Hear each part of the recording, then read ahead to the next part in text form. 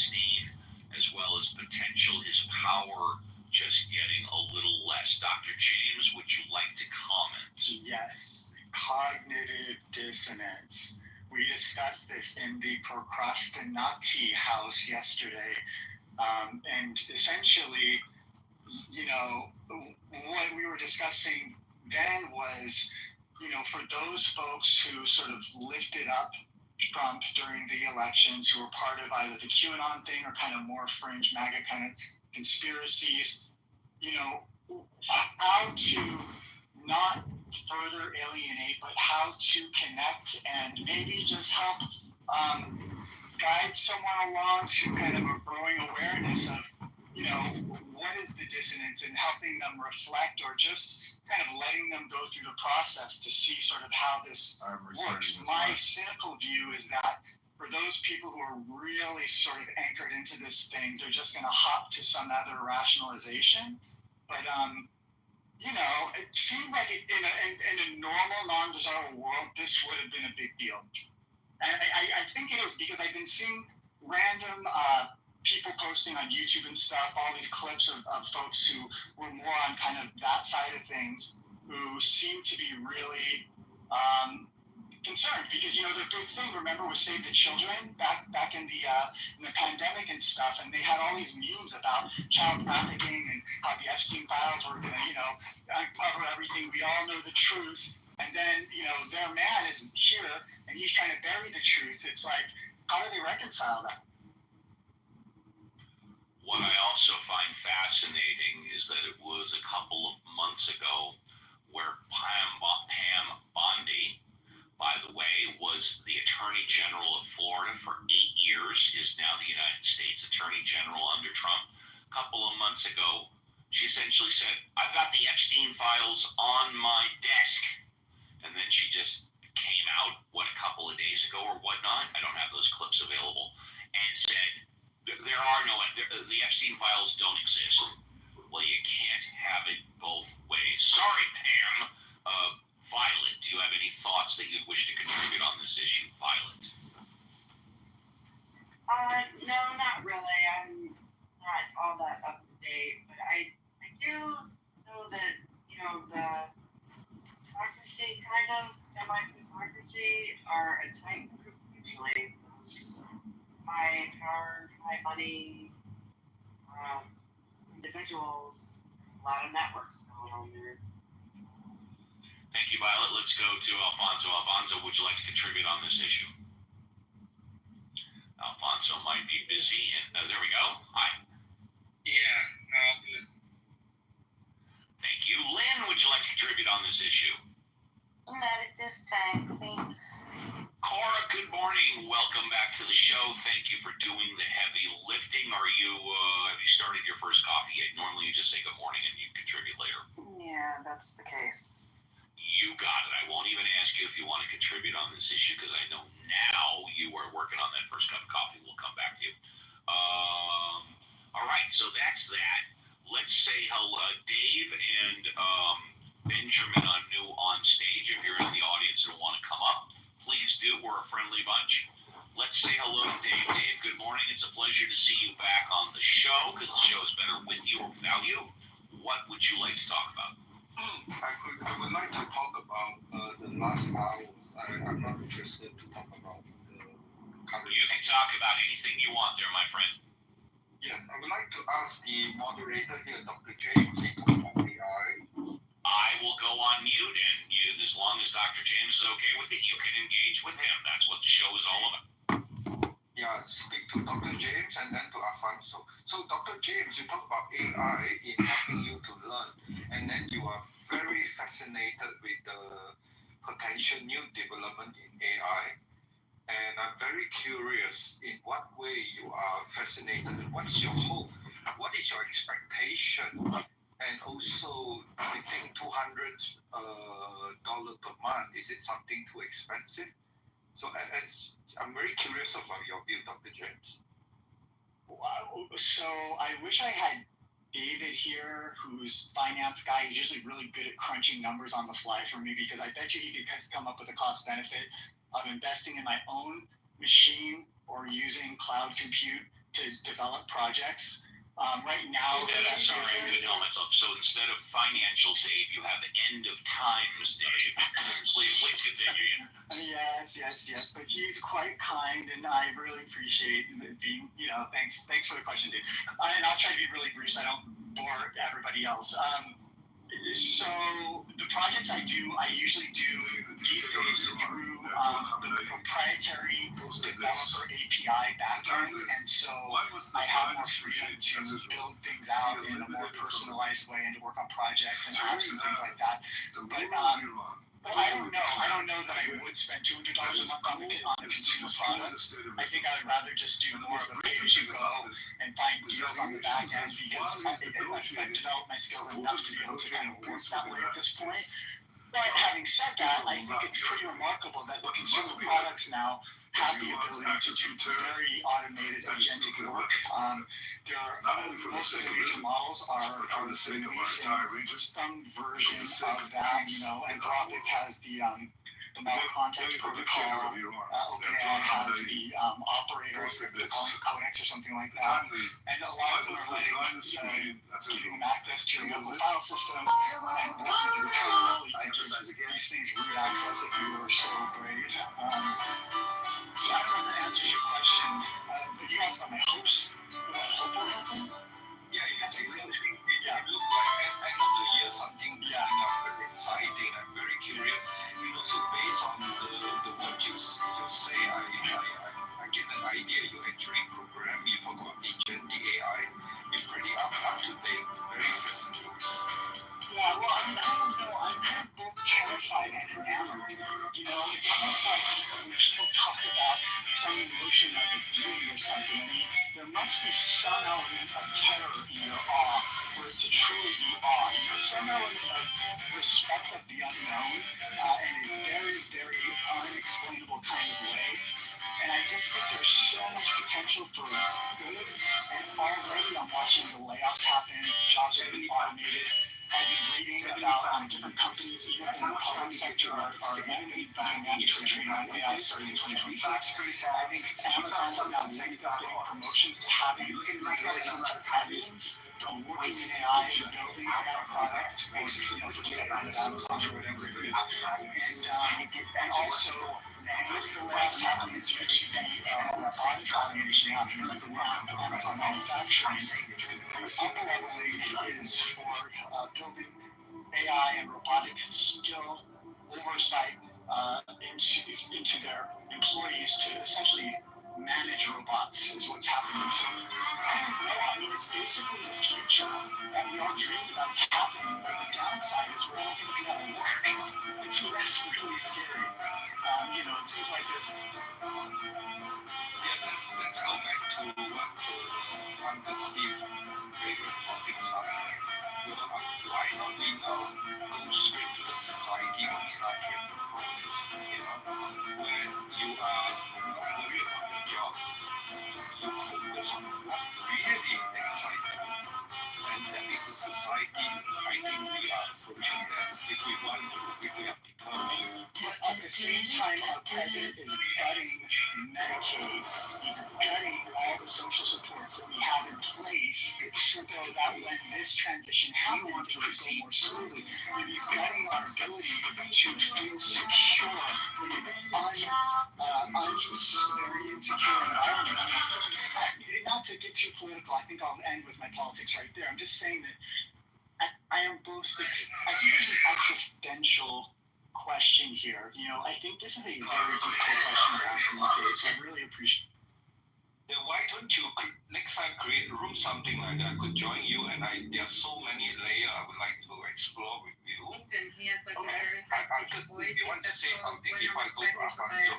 Sorry, I'm taking a lot of time. No, you can go to Alfonso right now. Can you guys still hear me okay? Yes or no? Yes. And you can go to Alfonso right now. Thank you. Alfonso, are you there? I don't want to interrupt you if you are onto something. Alfonso? Maybe he's here. Alfonso. Yeah. So you talk about depression, you talk about grief. And I wonder, seem often I hear you claim to be atheist. So I wonder, in your perspective, grief and depression, who will deal this mental problem better, atheists or religion? And then maybe next time with Dr. James, how could AI help in this case for customers who are atheists and customers who are... Well, we can come back around. We can come back around to Dr. James in hour number 3, but I'll let you finish up with Alfonso now.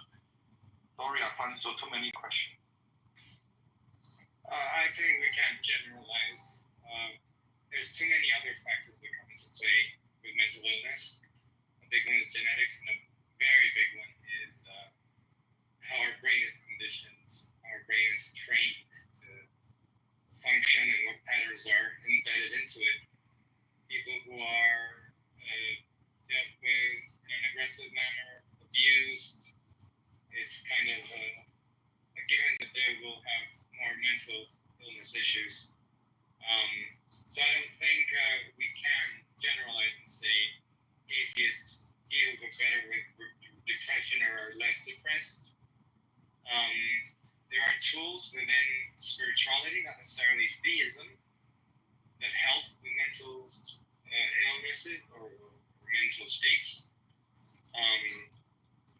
But I would never claim that it's better to be one or the other.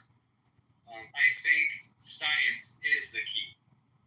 Whether you believe or not or don't believe, take it from the experts who study these things, who are actually tracking what works and what doesn't to help people cope.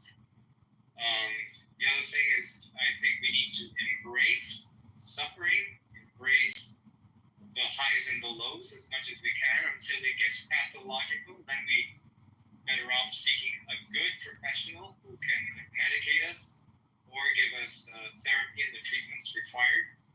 So I think a combination of all the coping mechanisms that humanity has would be a good approach for people to overcome grief and depression, right? I wouldn't discard going to church if I found a community that didn't discriminate me because I was an atheist. And I wouldn't discriminate, and I also go to a demonic temple if I had found community there and if I resonated with them, right? I think what's advantageous of non-belief, not having a belief, is that we can open ourselves to any practice, whether spiritual or non-spiritual, from one side of the aisle to the other, from one spiritual path to the other, Eastern, Western philosophies, to embrace what it means to deal with all these issues that life brings upon us. Dave, thank you very much. And if you want to follow up with Dr. James, you absolutely can do that in hour number 3. Before we go to Benjamin, I wanted to talk about very briefly the other side of the coin to AI. Of course, the big take these days is AI is putting people out of work. AI is putting people on the unemployment line. However, the Workers' Rights Radio show was mentioned. I read this story as one of the 4 stories on the Workers' Rights Radio show from CNBC this week. Okay, check this out. For all its perils, artificial intelligence appears to have helped alleviate a long-standing problem in American business since around 2017. Other than the brief spike in unemployment during the pandemic, there were far too few workers to fill the available jobs in the U.S. Let me repeat that. Except for a brief spike in unemployment during the pandemic, there were far too few workers to fill the available jobs in the United States. In other words, unemployment is becoming less and less overall. But in April of this year, according to the U.S. Chamber of Commerce, the nationwide labor shortage pretty much ended.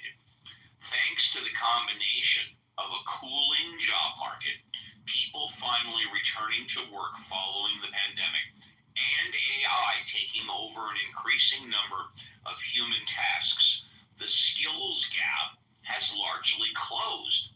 The Chamber says As of May this year, there were 7.2 million workers available to fill 7.4 million jobs. While that still represents a modest shortage, it is a far cry from 2021 and 2022 during the so-called Great Resignation. And remember the Great Resignation? That's when people quit. They weren't fired. The Great Resignation is when people quit, when the shortages routinely totaled in the millions. That is not to say that the United States does not still have a people problem. Worker shortages are still severe in some states, and economic development experts say the workforce is still a key consideration when companies make decisions about where to locate. The base of employment here is just not sufficient in the U.S., said Tom Stringer, a principal and leader of the site selection and incentive practice at Grassi Advisors in New York. We need a whole of government approach. It doesn't read right. We need a whole of government approach. Okay, that's what it says. To start getting folks technical skills and training and out into the workforce, and that's in every location. Some states are meeting the challenge, according to CNBC annual study. America's top states for business. Workforce is one of the 10 categories of competitiveness on which we rank every state about 13% of the state's total score under this year's methodology. We consider the educational attainment of each state, the workforce, and the concentration of science, technology, engineering, and math in each state. And then they go over the top 10 states for employees. I'll just read the states very quickly, and then we can go to Benjamin. And if you guys want later, we can go into the details. But the top 10 states for employees: number 10, Tennessee. And by the way, I know a lot of people that are moving to Tennessee. I really, really do. Number 9, Utah. I don't know anybody that's moving to Utah. 7, Colorado. 6, Arizona. Of course, Grand Canyon State, Dr. Francine. 5, Washington.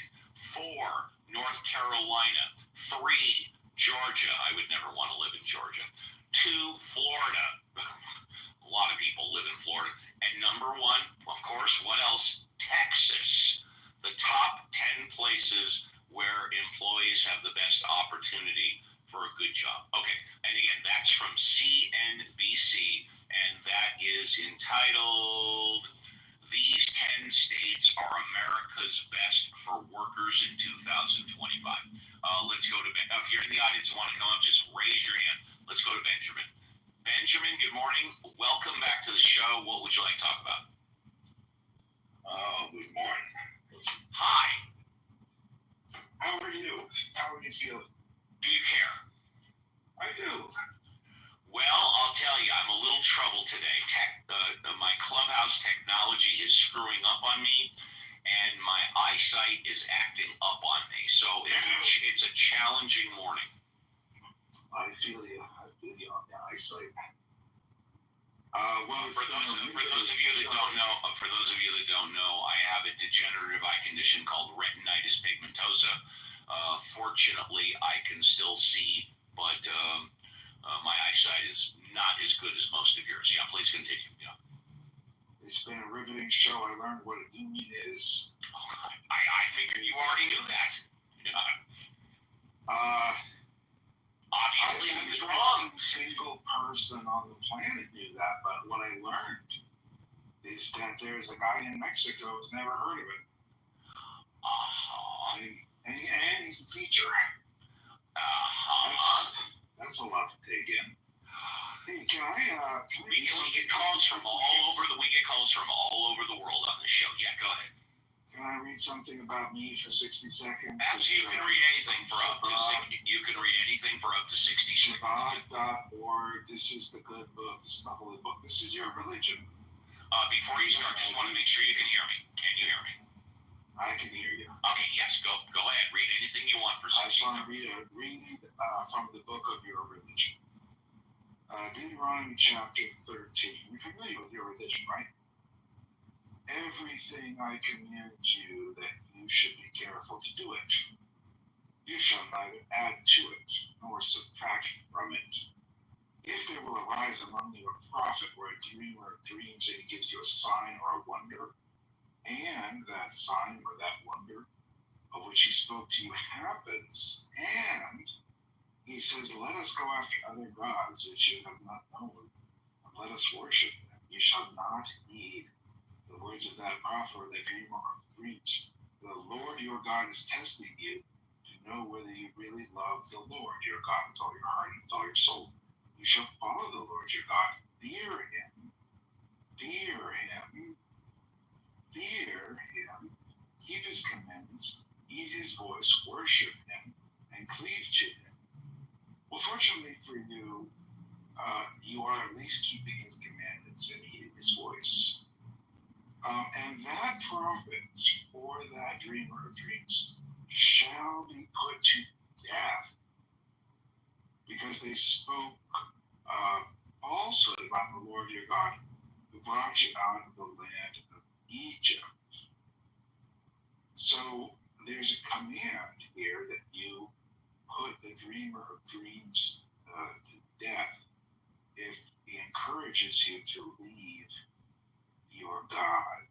And Steve, I want to encourage you to leave your God this morning. And that would be my first pleasure, be to completely violate that verse in Deuteronomy 13. Steve, will you please leave the Lord your God? Oh, I thought you were done. I'm sorry. Oh, no, just getting warmed up. Yeah, I'm a false prophet. I know. Here's another false prophet. This is kind of a false prophet after the spirit of Alfonso. There's a cancer lab at Wake Forest that's in North Carolina. And, $2.8 million. Cancer research produced a couple papers, 3 retractions, for highly similar images. And this is medicine, right? This is like research that saves people's lives and money that was intended to help people save people's lives. But it looks like these papers had all used like the same image over and over and over again. Meaning they weren't really doing any research. They were just recycling some image over and over again and pretending to make papers. But don't let that bother you. Just close your eyes and imagine that when people publish signs and they're experts and they have a little asterisk in their name that says they're an expert, you can know that they will give you the right information, because really, if anybody has a certificate that says they're an expert, it makes it impossible for them to give you the wrong information. It's amazing how that works. You should just know that. You are safe with the experts. Alfonso's is going to be just fine and safe with his experts. So, and you should ignore the fact that sometimes experts lie. In fact, they lie so often that I can find a story like this every single week to share how the experts are wasting millions of dollars on bullshit papers. But, yeah, Trump is certainly helped creep it out of power at this point. It's getting fun to watch. I hope it ends well for everybody involved. And Steve, are you ready to lose your religion? Okay, I just want to make sure because of the clubhouse technology. Can you hear me okay or no?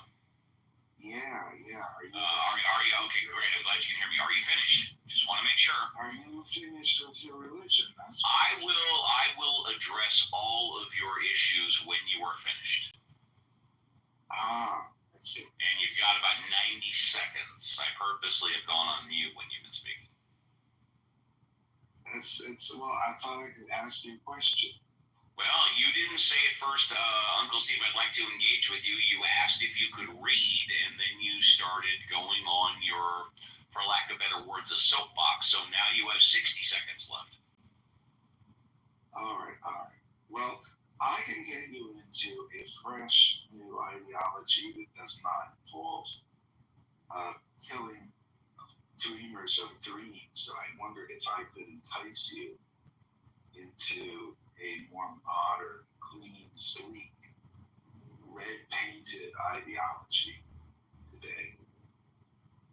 Would you be interested in taking it for a test drive? There's no killing of dreamers of dreams in this fresh. And thank you. Please go on mute, and I'll be happy to address everything that you said. My response is that A, I've never killed anybody, and B, my religion does not endorse killing anybody today. So the answer is no. No, absolutely not. And we're OT for the bottom of the hour break. Good morning, everybody, and welcome to another edition of Ask Uncle Steve with the Mod Squad. I have assembled the best Mod Squad in the history of Clubhouse. They have a wide variety of fields of expertise and knowledge, as you just evidenced. You are encouraged to be bold, brave, courageous. Come on and talk about anything you want. You can ask me to go on mute and go on a narrative, or you can engage with me, or my Mod Squad. Just have a take and don't suck. What does that mean? That means even if I completely disagree with everything that you're saying, just have some cogent points, and be respectful. And today, if I'm not mistaken, everybody has, before we go back to the Mod Squad, another article that I read on the Workers' Rights Radio show from CNN, and this is the other side of the coin, about employment and places to work. Battered by multiple years of high health care costs, employers are planning to shift more of the expense to workers in 2026. Sorry about that, everybody. A new survey released Wednesday of this week found over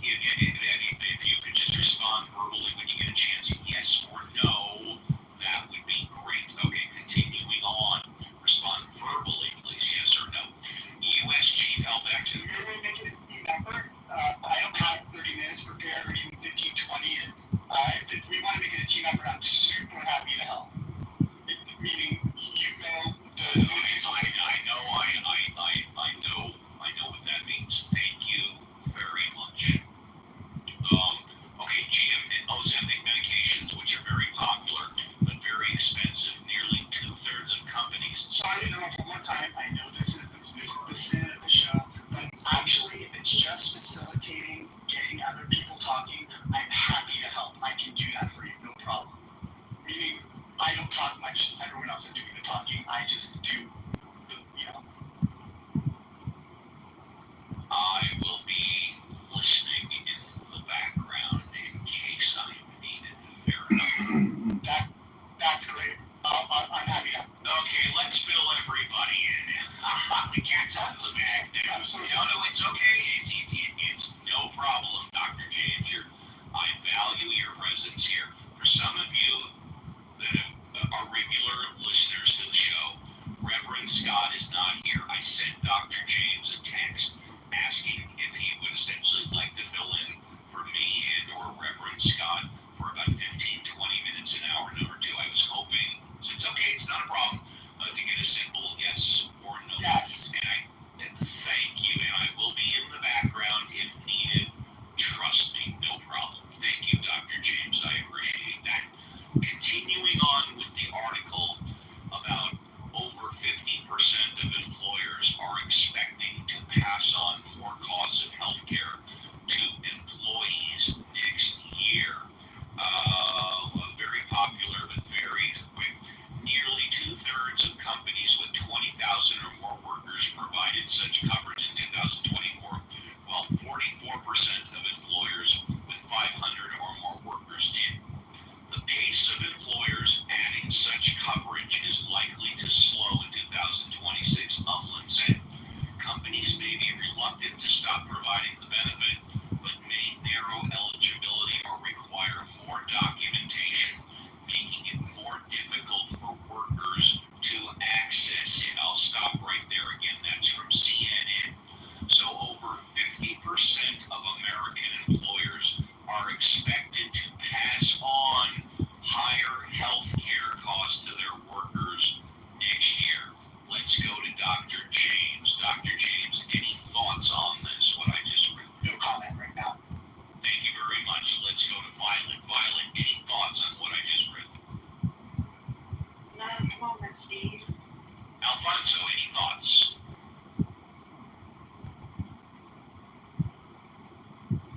Lynn, any thoughts?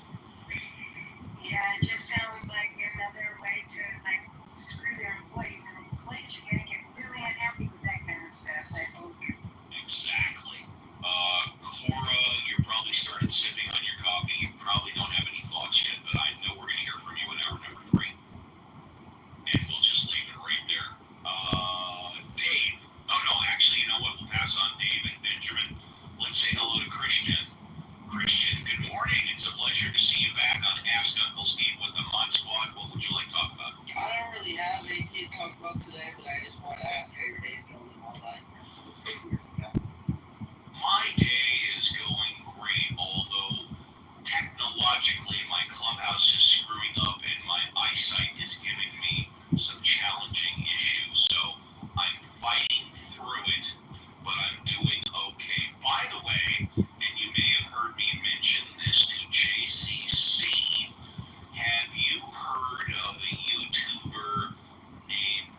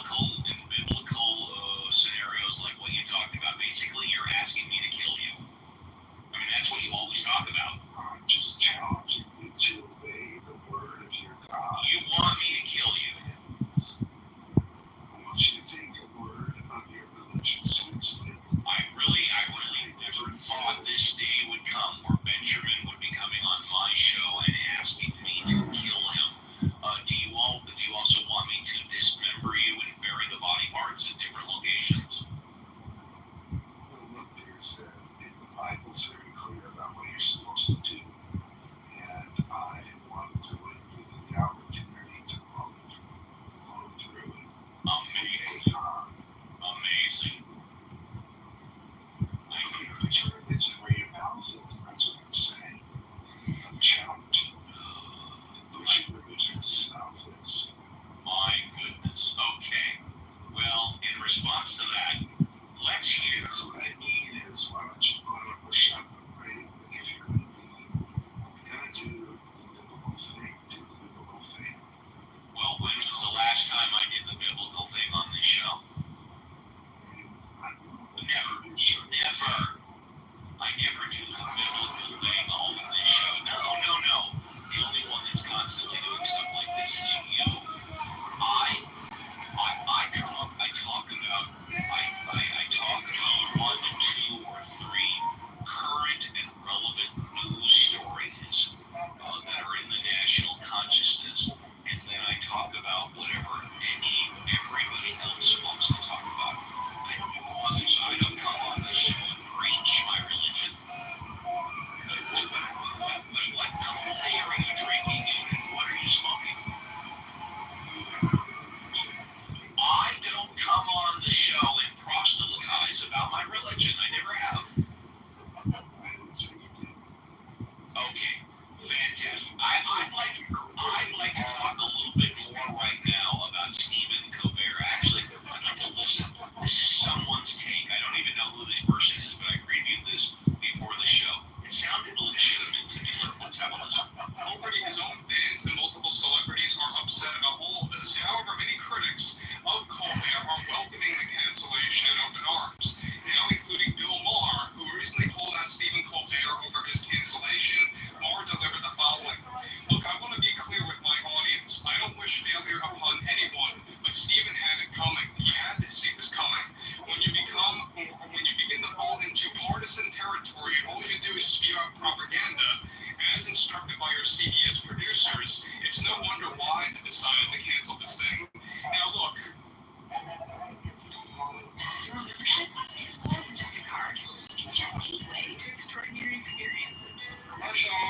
I do find it interesting that this happened days after their settlement with Cheney. There's no question about that. Yeah, it's interesting for sure, but we just don't have enough proof yet to say this was the cause. Look, many Americans grew tired of Stephen Colbert's shenanigans and turning every single damn moment and turning every damn thing into a Trump rant or a Trump political talking point.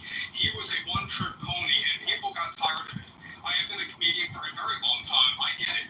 But when you are doing political humor, it has to be good-natured. When you begin to get nasty and you make it personal and you project your own issues on live television, people see through it all. And people on both the left and the right, shockingly I know, are just flat out tired of it. It's just so. So I think a level-headed person would at least go out with some redemption and change his ways before his show goes off the air next year. Even if it's not authentic, at least present yourself as a normal late-night show host, Stephen. Maybe the CBS producers will wake the hell up, and ABC producers should too, by the way, with Jimmy Kimmel. Do I have my issues with Trump? Sure I do. I'm very open about that. Do I have issues with his politics in certain areas that I don't agree with? Absolutely. But to see Colbert doubling down on things like DEI and illegal immigration and all this nonsense, it makes Americans sick. And it actually offends them, and they don't want to be lectured in their own homes. This is why people are heading to other forms of media to get their news from different commentators, and it's working. Legacy media, as they like to call it, is becoming a thing of the past for this very reason.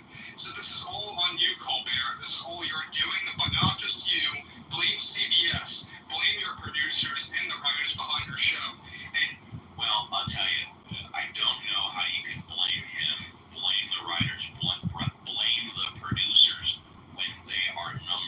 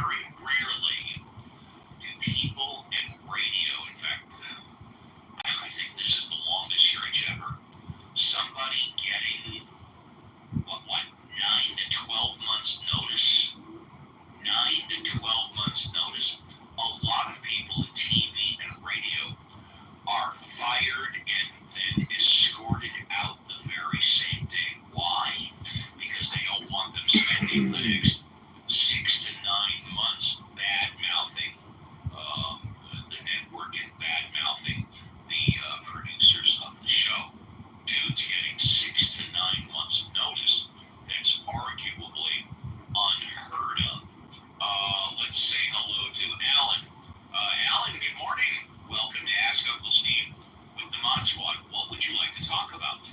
Well, on that very subject, if you haven't watched it, watch a channel on YouTube called WDW Pro. Because of, I don't know, a week ago, Colbert started criticizing Skydancer who was buying CBS. And they said that Colbert's putting out the time. And within the week, he wasn't back. What they talked about is that Skydancer has it's the Skydancer deal. They've considered it a done deal for a very long time. So Skydancer is the one that actually pulling the strings because the woman, whoever it is who is in charge of that, doesn't want to be a bad guy.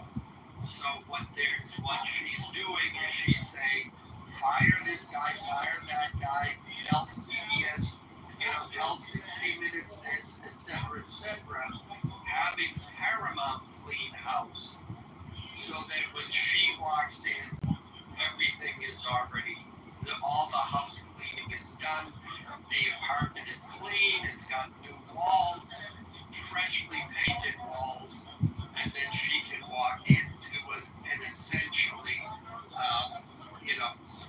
new operation. But it's their take, he isn't going to last. CBS told him, you've got until the end of 26, but it's their opinion. He's probably going to be canceled, maybe by Christmas or after Christmas, and then he's up. And on a personal note, yeah, I used to love him too. I mean, when the Colbert Report, his sarcasm was great, but now, yeah, he just became a full-time Trump bad guy. There was nothing funny about it. I want to go to Daryl because Daryl's field of expertise is Wall Street and finance. Of course, he has over 15 years of experience. He's now doing other things. But Daryl, I heard you talking yesterday about the Colbert issue. Did you want to give us your pearls of wisdom before we take the break? Yeah. You know what? If you want, you can wait 5 minutes. Dr. James is going to help out. Like in the first 15 minutes, he can go to you if you want, like 5 or 10 minutes to prepare. And then, if you want. Well, yeah, if we could do it without the break. Absolutely, we can. And you got Norma and Mojo that just showed up. I was going to say I was going to go to Norm, but let's go to Mo.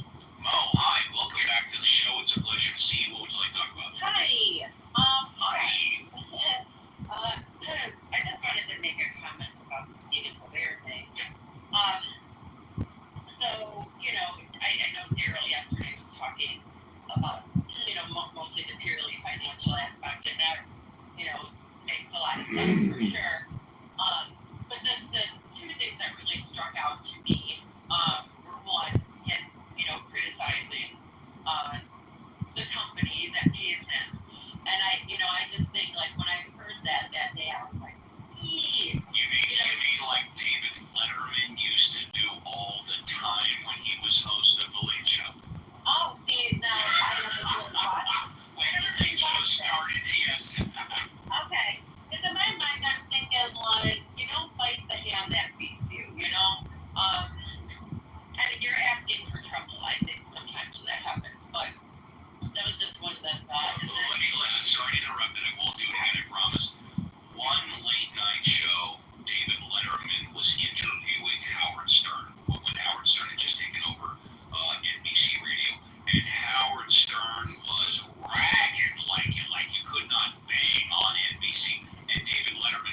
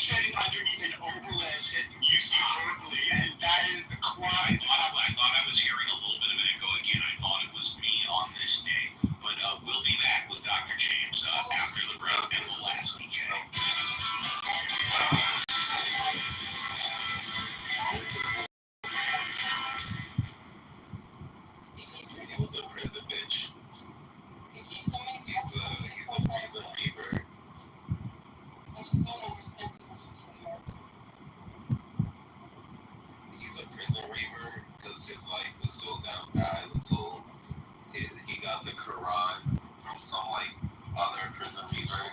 So yeah. I think he was when he was talking about cocaine. That was like definitely projection. It I know. definitely was. I'm 100% sure he's sexting for it. It's kind of funny how like cocaine addicts. It's like just talking about it and thinking about cocaine like gets them stimulated because they're used to that cocaine stimulation. So just talking about it like gets their brain producing dopamine to like amp it and spike up the conversation. So how was the debate? Did Diogenes crush D'Angelo? Actually, it was so boring. He was supposed to be on the Turkish side, and Diogenes was going to be on the Russian side, but they agreed with each other. So I was like, oh wow, this is so boring. But next time I'm going to arrange Diogenes being on the Russian side and Eliyahu, if he wants to, on the Ukrainian side. Let's see, because I know that Eli is very pro-Ukraine. And he thinks Ukraine is winning. At least he always thought. Maybe he changed his mind in the past 2 weeks, but I don't know of. So yeah, I'm gonna arrange that debate. He should be there. Well, Ellie's smart, so I agree with him. No, Ellie is smart, yes, but he's very biased.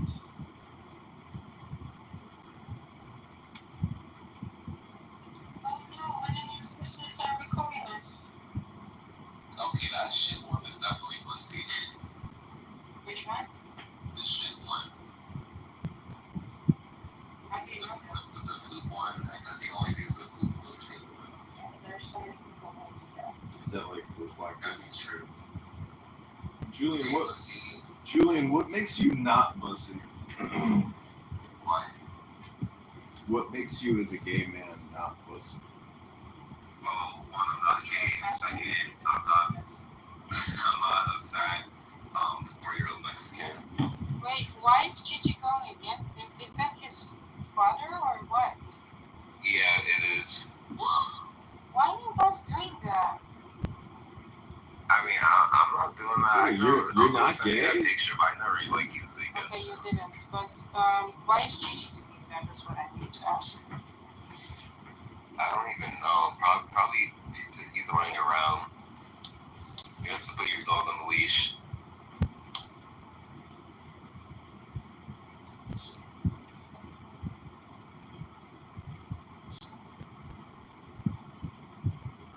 Hold on, what did he do to Gigi? I don't know. I was just saying he's probably running around the app. I was just saying you have to put your dog on the leash. But why does Gigi do this? Like, why is he going into this extent?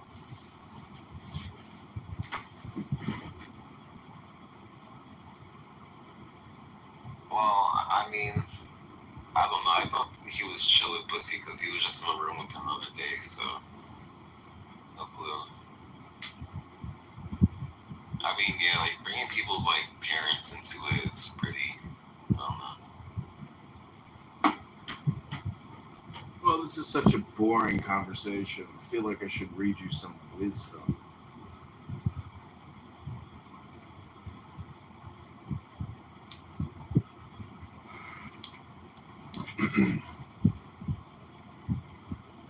Okay, pick a number, Abby. Okay. Between what and what? 1 and 80. 17. Damn. Winner, winner, chicken dinner. Let's go. It says the highest type of ruler is one of whose existence the people are barely aware of. Next comes one whom they love and praise. Next comes one whom they fear.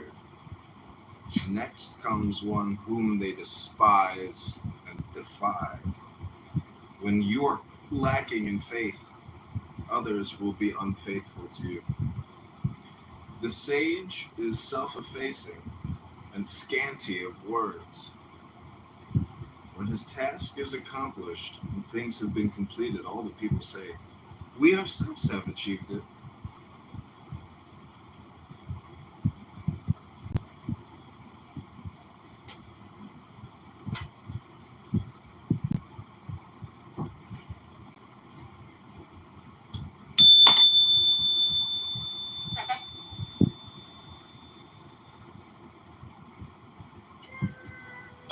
He's back, Abby. Gigi, why is this Lucy's big father? That's to talk about the fact that, Wait, why you are know, you like mentioning? unbeknownst to a lot of people, Paramount Global has been struggling since 2017, 2018, and CBS is part of Paramount Group. You know, also part of the Paramount Group is our television, our networks like MTV, VH1, Comedy Central. Weird platform. There's another one I can't think. You're a weirdo. Hello, I would like to No, you just. ever seen it? You ever seen it film? Girl, something else?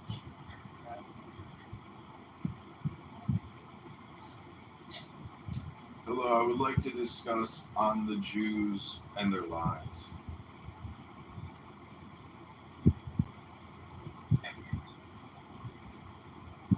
Oh, please go ahead.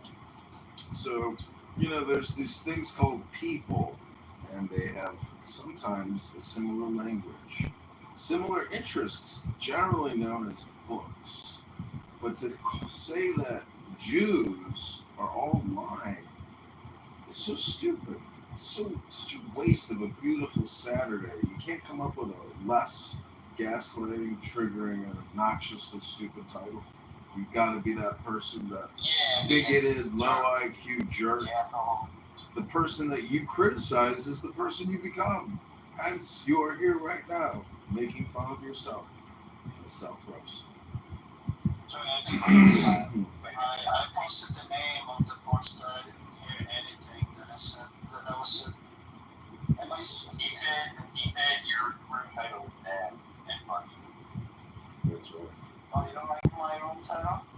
No, I mean, you've got a lot of self-reflection to do because you're stupid and your life sucks, and thus you have a stupid clown as a PTR, and you're wasting your beautiful Saturday on this stupid type of content creation, which is really just hate speech because you have no intelligence and you're an immature man.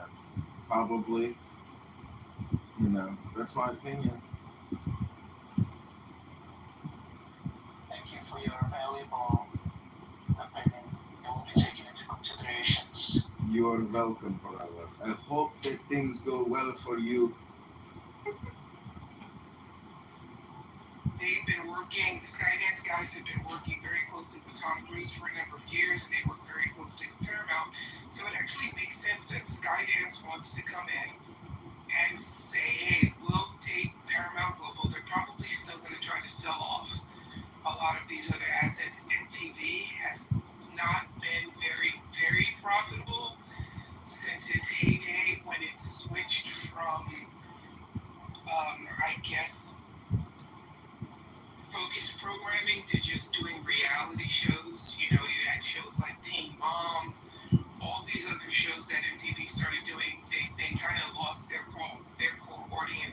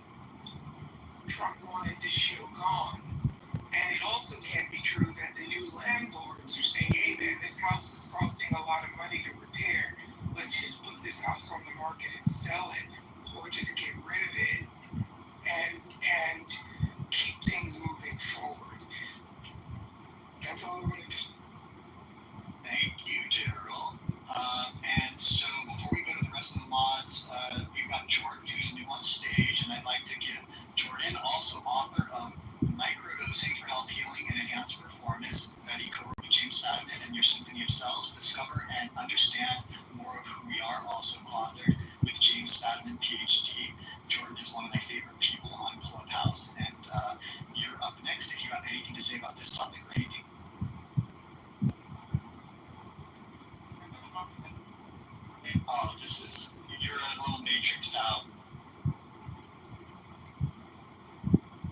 Okay, Jordan, we'll come back to you when you're out of the matrix. We've got American Indigenous You're Not is up. You have any? I'm not out of the matrix now. Oh, you're out. Jordan, let's go back. Yeah, sorry. I took a walk and forgot to turn Wi-Fi on when I came back to my house. So, yeah, thank you. You know, I'm a little bit intimidated by the seriousness of the topics you guys always talk about. You know, that despite having a master's in political science and a law degree, I don't focus in these sorts of realms very much, but I am happy to report in my area of expertise, one of my areas, which is psychedelic microdosing, that we had an amazing room on Clubhouse, Flourish Academy, where Connor Murray, that's one N, Connor, C-O-N-O-R Murray, is a neuroscientist at UCLA, and he had done 3 different papers, one in 2021, one in 2022, one in 2024, that have provided what I thought was, and we now understand to be, sort of undeniable scientific evidence. It was on a zero-controlled study with not only psychological survey, but with brainwave data, that for psychedelic microdosing, there is a sweet spot for what I like to call the peak efficacious zone, or the PEZ. And this is a very obvious point. What substance? In particular, well, they were testing LSD. They were probably testing a little bit too much at their lower dose, which is 13 micrograms, which is a little bit above what never good for most people, but it varies with everybody. And I'm about that. I know that for 13 anyway, but it's exciting because now when people say, well, we're still not sure if it's just a placebo. We had Connor a couple of years saying that we didn't really have to talk about that we had the data, but being a non-scientist, and despite studying his papers, it was one thing to read them, it was something else to actually have him in the Flourish Academy with my friends Wendy Perkins show up and Donna Harvey in Cultivate the Space. I was able to lead a discussion with him for 45 minutes where I got crystal clear about the science and what they found and what they showed. And I'm just very excited because even for real skeptical hard science geeks, we now have pretty good proof of verification that above a certain amount, this is not good. It gets worse. And interestingly, in March, a paper came out on 20 micrograms of LSD for ADHD. In the paper, they referred to that dosage, 20 micrograms. 10 times they referred to it as being a low dose. Twice they said this is very high for a microdose. Now, the standard formula for a microdose, the rule of thumb, is it's about 1/10 to 1/20 of a full recreational dose. So for full recreational dose is 100 micrograms. A microdose for most people, standard deviation for 3 is going to be between 5 and maybe 12. In the study, they tested 20. And the interesting thing was that every single newspaper and online organization that reported on this said proof that microdosing doesn't work for ADHD. In fact, they didn't test microdosing at all. They tested a low dose, and they knew it. And they said this funny thing in the paper, which was we decided to test twice what we usually thought it to be a microdose because we thought the results would be clearer and easier to see. So this showed that the folks who wrote this paper had a fundamental misconception and didn't understand that with microdosing there really is a peak difference. There really is a sweet spot. And it makes sense. If you get people who have 20 micrograms, ADHD 20 micrograms of LSD, they're going to focus less well. And some of them have to drop out. It was with all the ways that we normally think this guy knows how to microdose. Some of those things were happening. These people that they didn't test it. And yet, this company stopped their entire research program.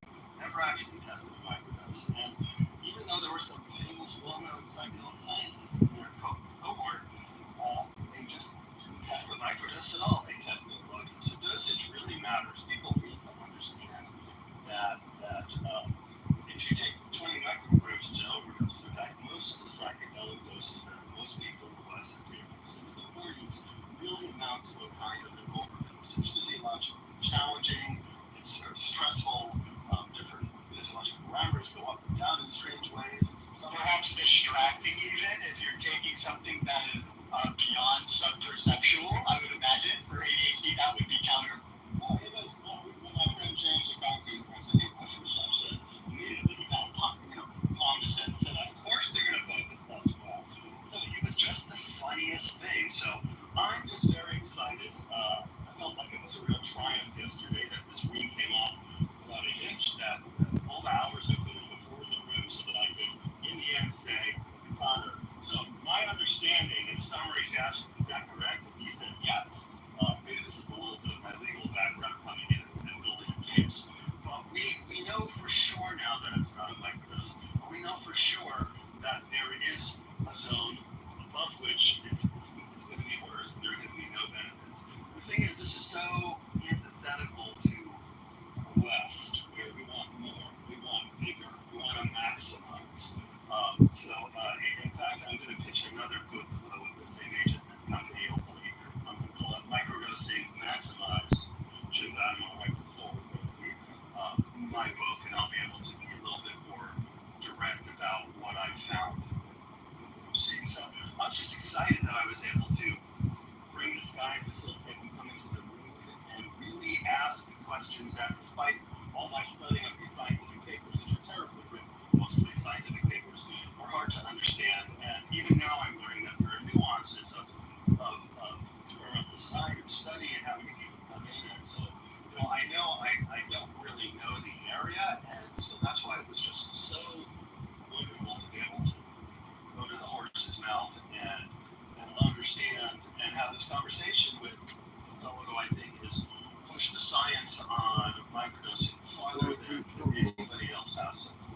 So I just really think about that. I wanted to share that. Well, congratulations. Thank you. So, Oh, I'm sorry, Dr. James. Go ahead, please. Congratulations, Jordan, and thank you, Jordan and Daryl, for making my job easier covering for Steve while he was out doing his thing. And Jordan, you may be familiar with this. I'm standing at the base of the UC Berkeley clock/obelisk right now. I've seen it from afar, but I've never actually just come up and stood right next to it. It's pretty epic here. And Steve, the room is yours. Hey, I just want to chime in quickly to say I have stood at the base of that clock tower many times, Dr. James. I can't believe it's in person. There you go. And by the way, Dr. James, it is the Q Amera first, and then Phoenix, or am I mistaken? Let's see, Phoenix has actually not spoken. A version of Amera, there's a version of him who has spoken, but you can give him another right. Since there's a version that's already spoken, we'll go to Phoenix. And by the way, if you're in the audience, we encourage you to come on stage and talk about whatever you want. Phoenix, good morning. Welcome to the show. What would you like to talk about, Phoenix? Good morning. Hello, everyone. Hope you're having a wonderful time. I came up just to greet you all. Well, thank you very much. We appreciate the greeting and appreciate that. Feel free to, we'll come back at you for closing thoughts and burning desires at the end of the hour. And for those of you that are in the audience and want to come up but don't know what you want to talk about, this is what I refer to as the best 2 minutes on Clubhouse. Breaking news: the massive prisoner swap freeing Americans held in Venezuela. The stunning news late today: 10 Americans and permanent U.S. residents coming home from Venezuela after a complex prisoner swap involving hundreds of Venezuelan migrants sent to a notorious prison in El Salvador. By the way, Mo, don't go away. I gotta give for you, Mo. Don't go away. An explosion killing 3 sheriff's deputies. Sources say the deputies were handling explosives brought back from a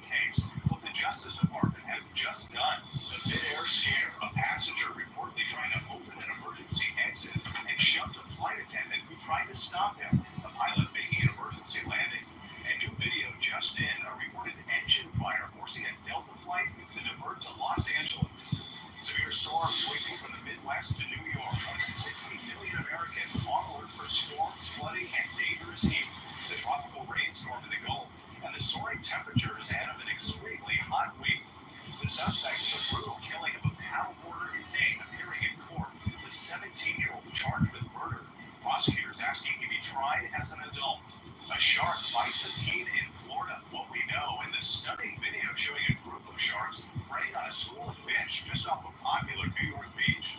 CBS canceling The Late Show with Stephen Colbert, the network facing criticism, calling it a purely financial decision, ending the program after more than 3 decades on the air. The Coldplay concert and the viral Kiss Cam moment seemed like tens of millions who are now learning tonight. And remembering a legendary Oscar-winning lyricist. So many songs from television and film we can't forget. And as promised, a little gift from me to Mo. Well, it's actually a gift for all of you. Johnny Carson from 1962 to 1992, 30 years, was known as the king of late night. Now, admittedly, generally speaking, for a majority of that time, no home computers, no streaming, no social media, and the late night was his. And then they started the Late Show with David Letterman on NBC as well. This is a little segment, a couple of minutes, when Howard Stern came on the Late Show, which was done by NBC, and started ragging on NBC. We'll play a few minutes of this, and then we'll move on. You, a lot of pressure on me to come out here. I want to ask you a question before we get into that. How do we get K-Rock out of that WXRK? Is that just they take the line? Let me say something before you get to K-Rock, because I have nothing bad to say about K-Rock. The people I'm working for now love this. This is the best radio station in the country. I want to say something that being back in this building makes me nauseous. I think the biggest bunch of creeps run this company. I think when I got fired, it was, and you know it too, Dave, it's something you haven't said to me before.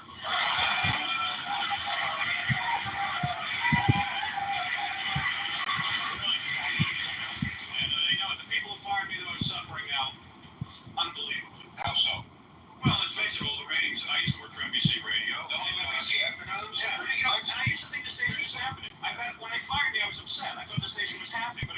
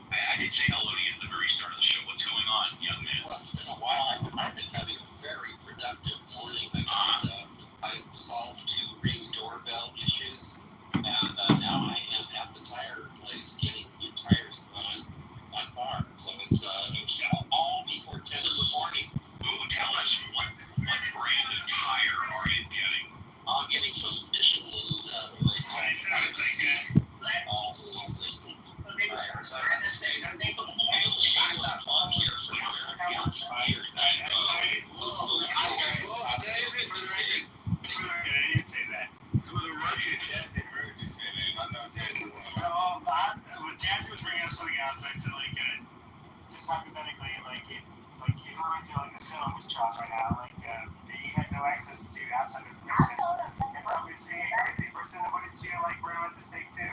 And we had Whoa, David.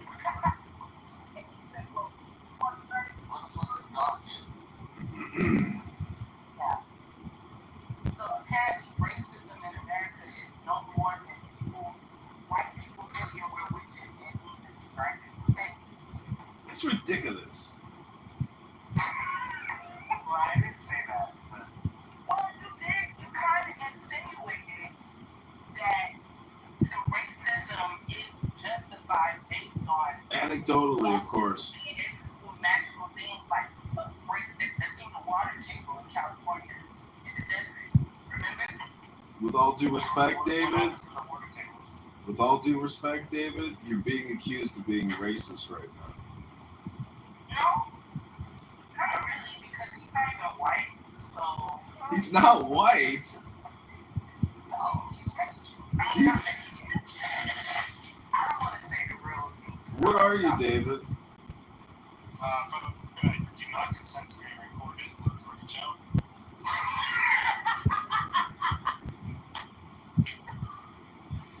I'm sorry, but I'm in a one-party consent state, David, and we're in a social...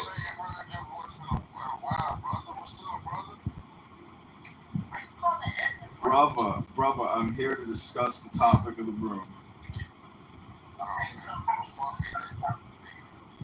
Yeah, it's always been a myth because people who like each other get along, they don't act racist towards each other, and then it becomes a question of a more important topic, which is, what are we going to do? What would you do?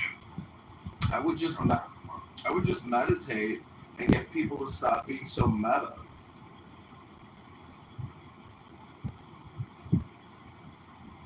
There's too much politics in the communication.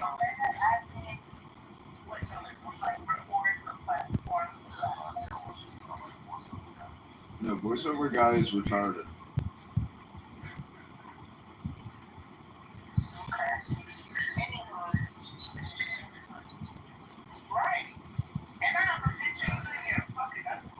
Well, I like the fact.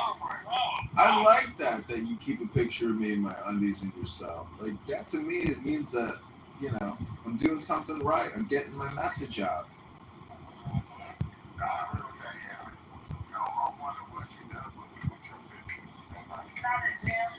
I wonder what a lot of women do with my pictures in my undies while I do yoga.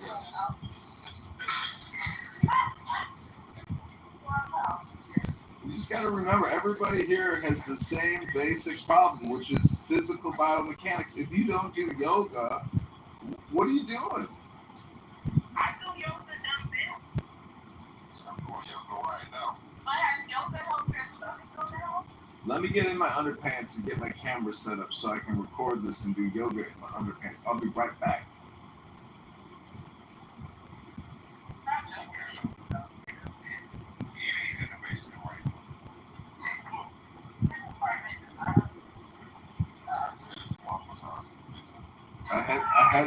I had to move back in with my mom because I hate doing laundry and I hate cooking for myself, and I can't find a woman, that wants to live in squalor. My mom is the best cook. She's unbelievable. Alright, stop right here.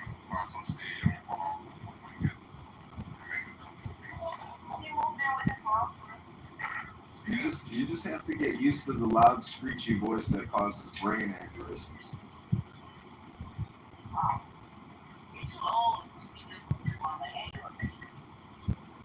Well, I'm drinking a Miller High Life, smoking a joint in my mom's basement right now. What are you all doing? What, are you making a BLT sandwich? No, I'm making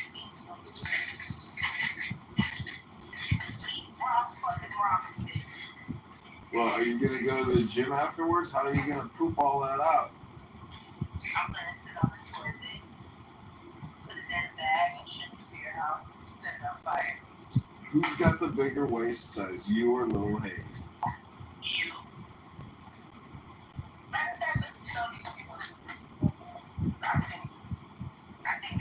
go back to July 2023 in the cloud, you can see the photo of my balls hanging out. I hope I have this shit. I pray to God I do. You know, the reason why I do it is because I want my constituents to be flexible, to have strength, to breathe, to get in the sun and get that vitamin D. Listen, if we were to compare my body mass index to your body mass index, you might have 300% more index than me.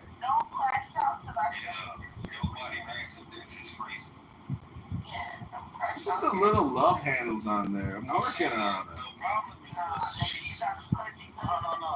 The problem is she's a black woman. So She is. is irrelevant. Yes. Hello? This is a white man. Hello? Take your nigger ass back to Africa. Hello? You mean to tell me that white people are the new N-words of 2025? That's fresh. That's real.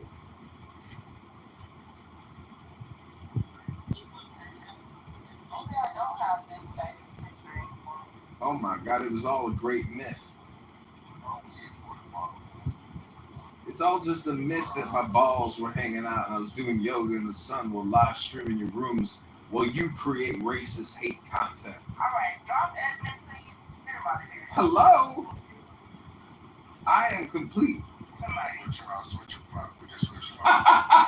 do you keep dropping people? Can't nobody talk on your stage unless you say so. Damn, I hate this. You be some power in real life. Switch them up. Everybody gonna be fucked up. I didn't drop Switch them up. You drop me. I didn't drop anybody.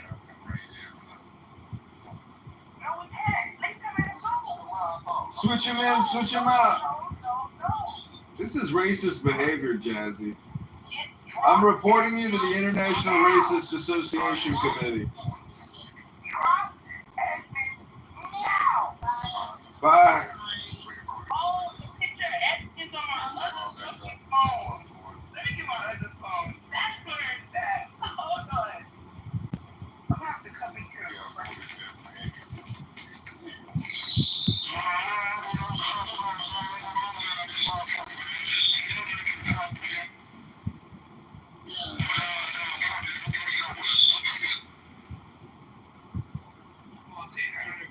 Yeah, I do. It was supposedly given to him by an Arab for some unknown reason, and he was investigated for. I forgot what he was investigated for. They literally found a gold bar in his closet. Yeah. But who has gold bars? You know what I mean? Like I said, just same thing with yours. You could buy gold on the market and literally request to have the gold transported to you or transferred to you. You could do that. And there are actually some really high-end properties in Manhattan where people have been paying for like these $1,000,000 condos and gold. That's an outlier. Who's walking around with gold? Nobody. Yeah, exactly. And if memory serves correct, please correct me if I'm wrong. About 15 years ago, gold was at about $500 an ounce tops. I think 15 years ago. Yeah, it was somewhere between 5 and it was like 5 and 7, and then you started to get these companies that they would buy the gold for you, or they were when gold got really expensive, people started buying companies that manufactured gold and processed the ore, or And it would pay you you'd have to pay them a monthly fee to store it, and I always figured if you wanted to invest in gold, the best, if you wanted to invest in gold, the best way to do it was to buy like.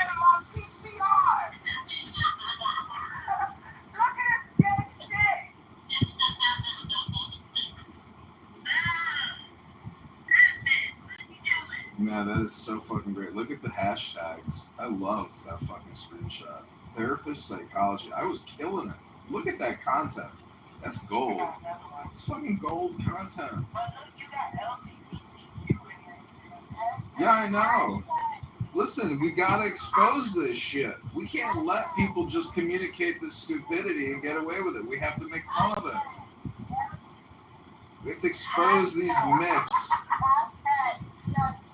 BLM, LGBTQ. CRT, BLM, LGBTQ, DEI, DEI, DEI. Oh man. See, isn't it amazing? See, this is why there's racism, because that content is so good, but yet the algorithm doesn't even reward the creator. That is not good content. You serious? Look at that. I'm gonna show the other one with your balls in the air. Hold on. Yeah. I can see a stain on those underpants as well. And look at the artwork in the background, how tasteful it is. The provenance and the patina of that incredibly beautiful and expensive art. What a collection.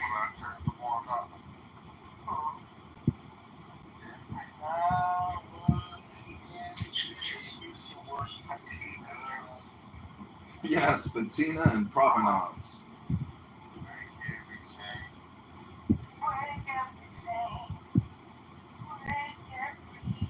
My people will be free as soon as Obama's museum gets built for $1 billion.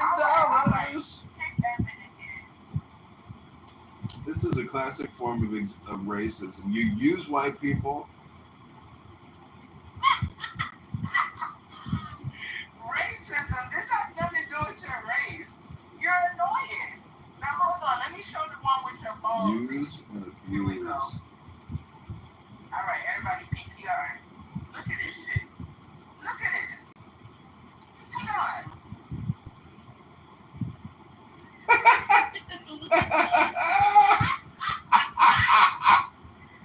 This ain't this man after look to them.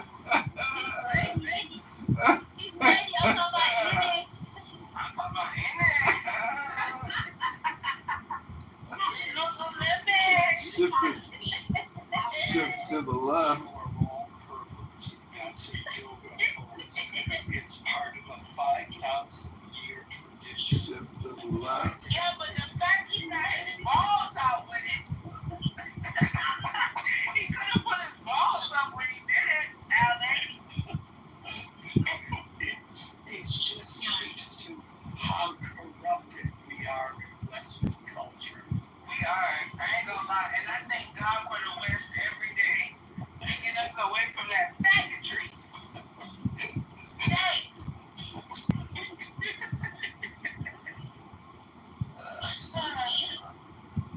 His nuts are huge, bro. You know what that means, right? Tight balls means he ain't get no walls.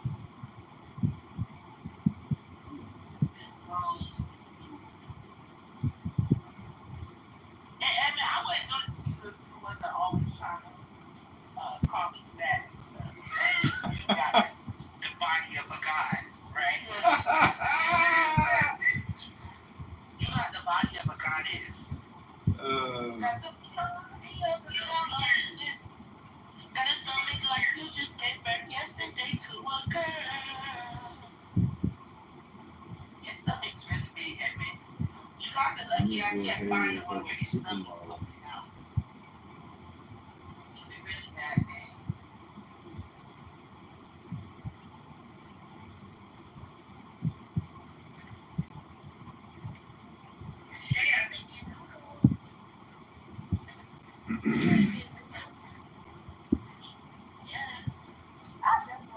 You know, those fake noodles are hard to digest. And, you know, how's your morning bowel movements, Dr. Jazzy? I shop in the Korean market. Exactly. You need to shut up.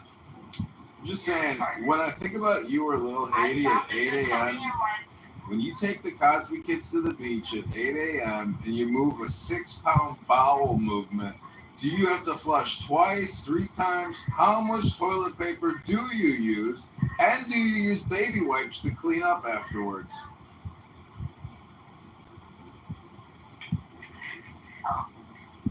I'm just saying, as a man living in his mom's basement, drinking Miller High Life, smoking weed, I find it amazing that my balls will live on forever in your cell phone. Thank you very little. You're supposed to cook them first to shave before you eat them. Yeah, I got 3 billion of them floating around in between my legs and those huge testicle sacks. The answer is no. The answer I got 3 billion possibilities sitting in between my legs right now. Percolate.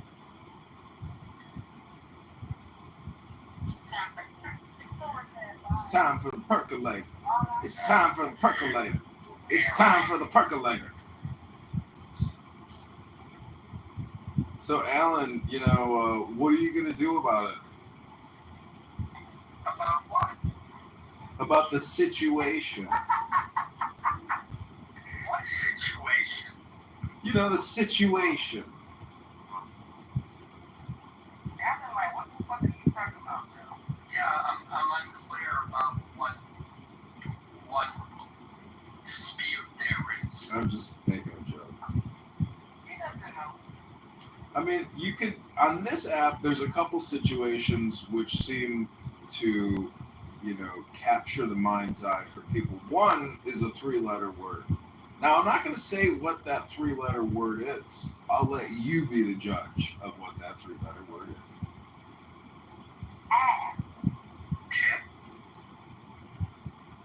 The word income, you can't really have a lot of cum in your life without income. Don't you agree? No. Income. A lot of people have no income. A lot of people have no income and they have assets like Jeff Bezos. Oh, Bezos doesn't have income, huh? He makes $80,000.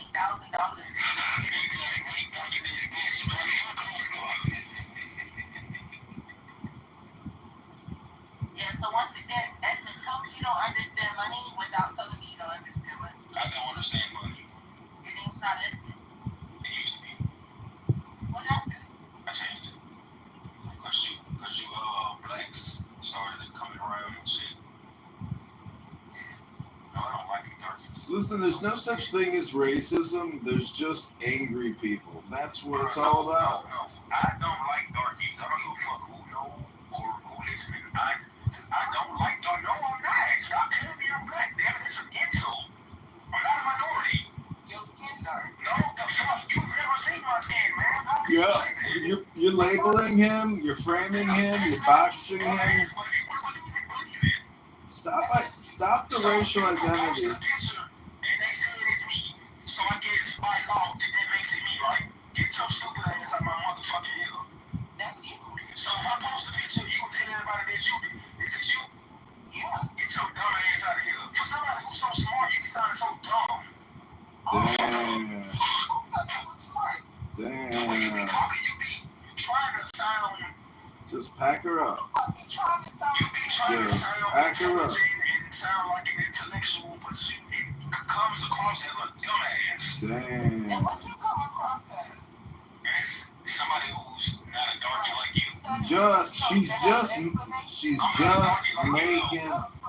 She's just making beef and noodles. Just let it be. She just making beef and noodles. Let it be. She ain't got no chives. She ain't got no spinach. She ain't got no leeks to put in that ramen. She's just gonna put a lot of salt in it, a lot of pepper, and just drink it all down and spray it all out. Explosive diarrhea.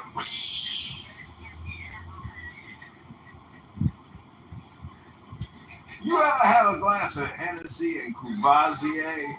It's called Tap That Ass. Tap that ass.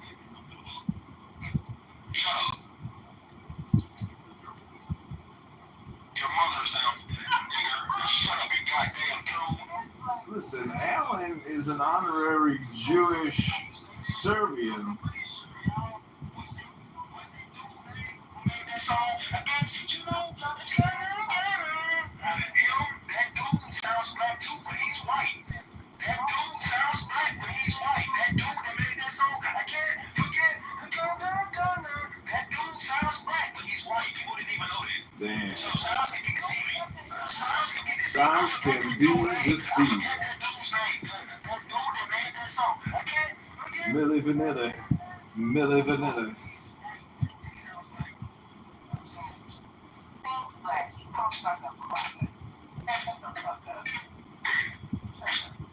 You know, Alan worked in the music industry for quite a number of years. Maybe Alan could illuminate us. Hey, Mountain Man!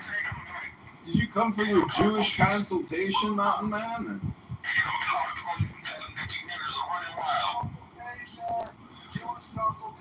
All right, everybody, just give Mountain a moment here. I think he could be in need of a free Jewish consultation. We're talking about the darkies. Heard about Talking about the darkies. And their French fried potatoes.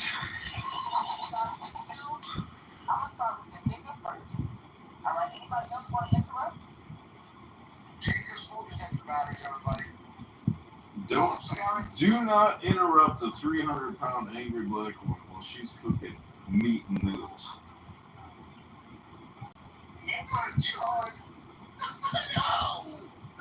Yes. Do you want to go with them, Cracker Boy? I mean, I am kind of a. Why not? Why not? You just say, just mind your manners. Jazzy, I'm gonna bring up a subject. Go ahead, Alan. Did you hear about the black woman who moved to Russia because she said America was too racist? Something she claimed she beat up the Kurds. Now she's in Russia. I just saw something. Yeah, she's been living in Russia. I just saw a video. She got beat up by her neighbors. So now she's claiming Russia is racist too. I feel a little bad more. I mean, they were locking her fucking. I mean, I don't know if they're her landlord or her neighbors, but then the fuckers were shutting her power off, bro. I can see they were. No, they were shutting her power off.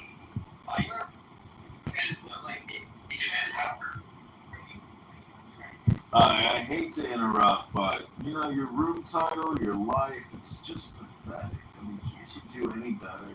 Any more creativity?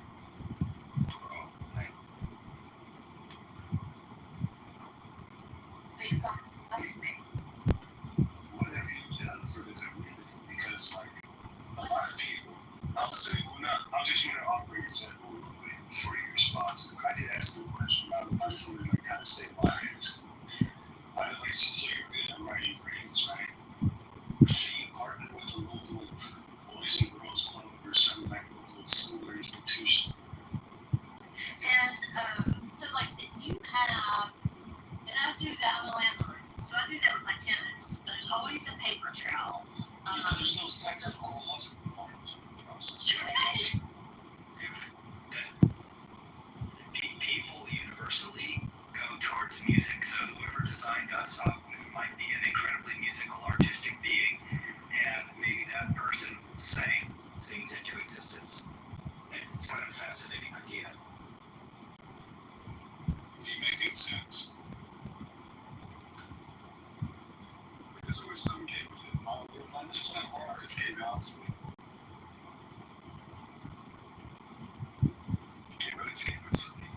The shot is like on this issue. Is it just like profusely and tremendously?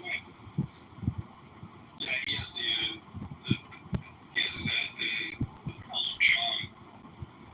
I regret this.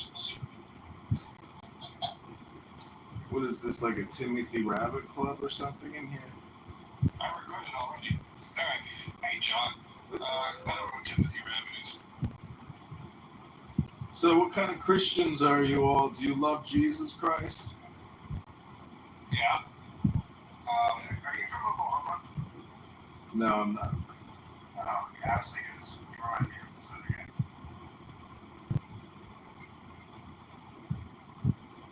Sounds racist.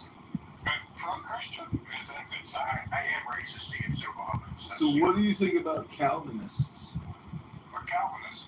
What about Calvinists? What makes a Calvinist a Calvinist? Believe in Calvinist things.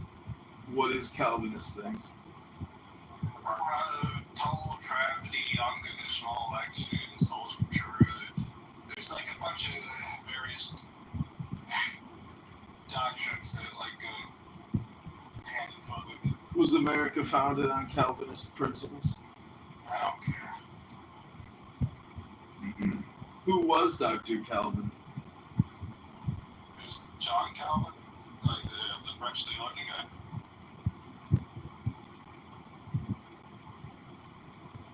Why are you asking the questions, John? Like, what's your goal here? I'm just asking some questions to figure out who I'm speaking with.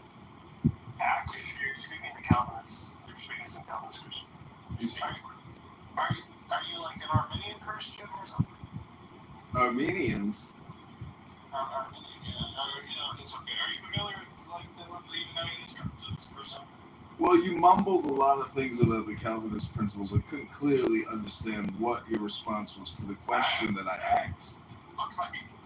You keep saying asked. Oh, this is weird. What did I mumble? I said unconditional election, told to pray. I gave you like that. What comes after unconditional election? Nothing if you don't want your order. If you want to, if you're talking about tell me. It's limited atonement. Limited atonement? There's limitations to atonement? Everyone believes limitations to atonement.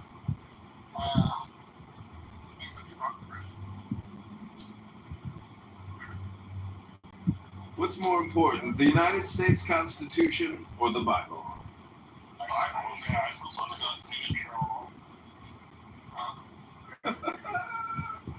You think I'm an idiot? I would say you're an idiot, but you can go back. Bill's got you offensive. Joshua is a wise guy. I get the feeling that I'm gonna be kicked like Jimmy. You say it loud, people think it is. I don't have to kick you, I just don't know what's wrong. Isn't that a you problem? No, it's kind of you. This TV shit is stupid. It sounds like you've got to have a big life now where you're like, oh, I'm going to get you. Oh, I kick you. It's like, I don't like, you're going to hang me now. Yeah, it's like you're purposely watching Tyson, so you have like a big mentality. It's like a kick fetish. Right, yeah. Well, I'm just asking, why did you call your room the day Jimmy was kicked? That's what happened today. That's why I started saying inside joke. No, it's not an inside joke. He was kicked today. Yeah.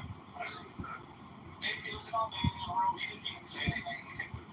Let me ask you another question. As Calvinist Christian, Why do you say it like that? It's like, I'm just asking a question. Are you from like a Slavian part of like don't take this out a lot. Are you from like a impoverished area of an inner city? Yes, I grew up in the ghetto. Any other questions you want to ask? Yeah, he's obviously. I don't know. Yeah. It's not going to work. We're more abused of you than you are of us. Are you an atheist or something? No, Jesus Christ is King, Savior of mankind, and the future King of the universe now. Is he God? 100%, he's the Son of God. There's a Trinity of God, Father, Son, and Holy Spirit. He died for sinners? He died to redeem mankind so we shall inherit eternal glory. Okay, it's not too pretty after Thou must repent and be baptized to enter into the kingdom of heaven. 100%. Without a full immersion in the laying on of hands, thou shalt not inherit the glory. I belong to the Church of Christ. Oh, he might be Church of Christ, but he sounds like the way he sounds, it's like he's making fun of his own doctrine. Is it true that Calvinists have no sense of humor?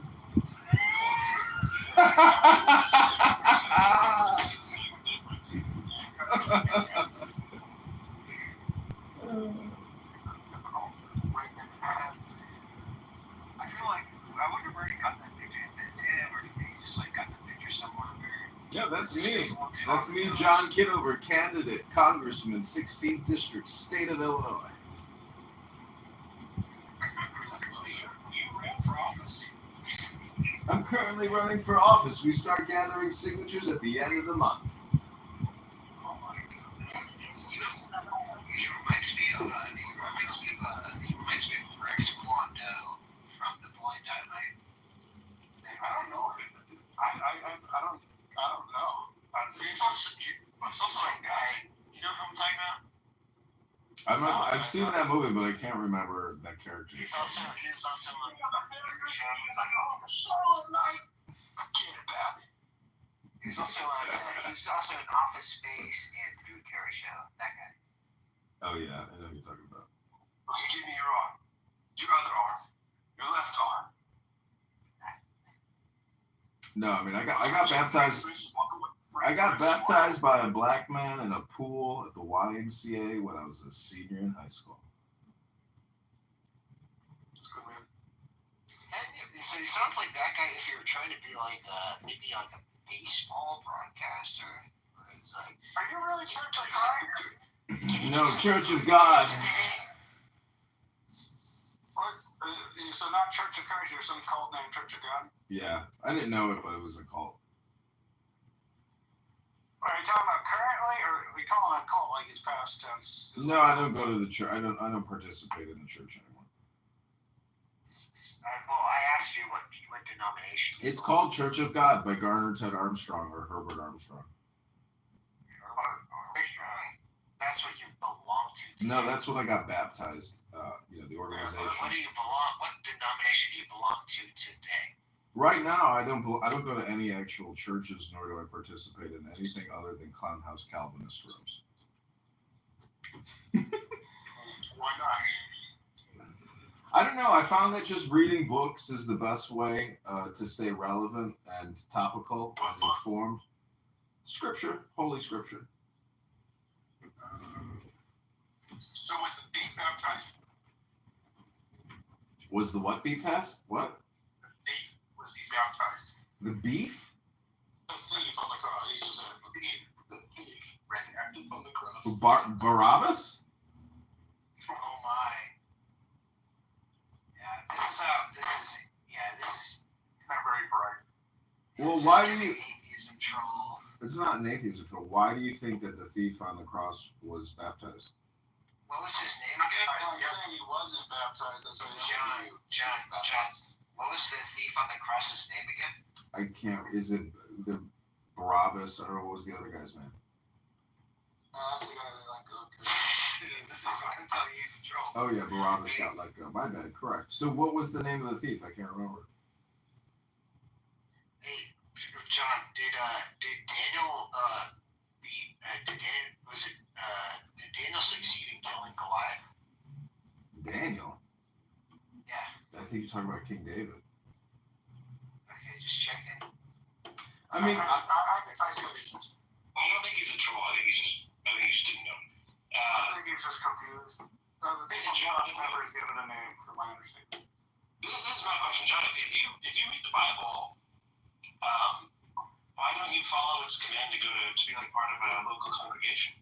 well, I just want to quote Romans 8:28 when the writer wrote, "We know that for those who love God, all things work together for good, for those who are called according to his purpose." So how do you answer this question? How do you really love God if you don't go to church? Well, let me just quote John 6:35. "I am the bread of life. He who comes to me will never go hungry, and he who believes in me will never be thirsty." Still haven't answered this question. Like John also says in his baptism, he says we know that we love Christ, that we belong to him if we love each other. And he's talking about people who are going to church to be together as part of a local congregation. Well, unfortunately, all the rainbow flags and trans activist mothers and fathers that voted for Joe Biden and Kamala Harris, I just can't congregate with those people anymore. Still haven't answered this question. Well, I just want to quote Philippians 4:19. "God will meet all your needs according to his glorious riches in Christ Jesus." Yeah, the way he did that in Christ Jesus is true to the local congregation, bro. Well, let me just quote Philippians 4:13. I can do all things through Christ who strengthens me. Yeah, this guy's like take a verse out of context. Do you guys believe that God committed suicide for your sins? Jimmy, I'll let Schroeder off. Why are they out of time, Felix? So sorry. I really think that guy's a troll and would be answering according to his quality to keep going. Well, I just want to quote Philippians 4:7. The peace of God, which transcends all understanding, will guard your hearts and your minds in Christ Yeah, Jesus. yeah. I was trying to do that. Or what do you want? Suicide question? Well, Jimmy, before we move on, I just want to quote Proverbs 30. Too stupid to be a man. Are you guys a red pill or something? Have you taken the red pill today? I don't know. Go on the question. New question. Okay. Do you believe that God committed suicide for your sins? Yeah. Depends on how you define suicide. Yeah. Is this troll king? I think he's just a Muslim. Suicide is dying intentionally. But are you Muslim? You won't die. And Did Jesus intentionally ensure his death and so sins get out? Yeah. No, because think about the mental transition and get out from shit. That's what I'm saying. Like, when I just watched that thing film. that movie. Yeah. And I was like, how? And it was exactly.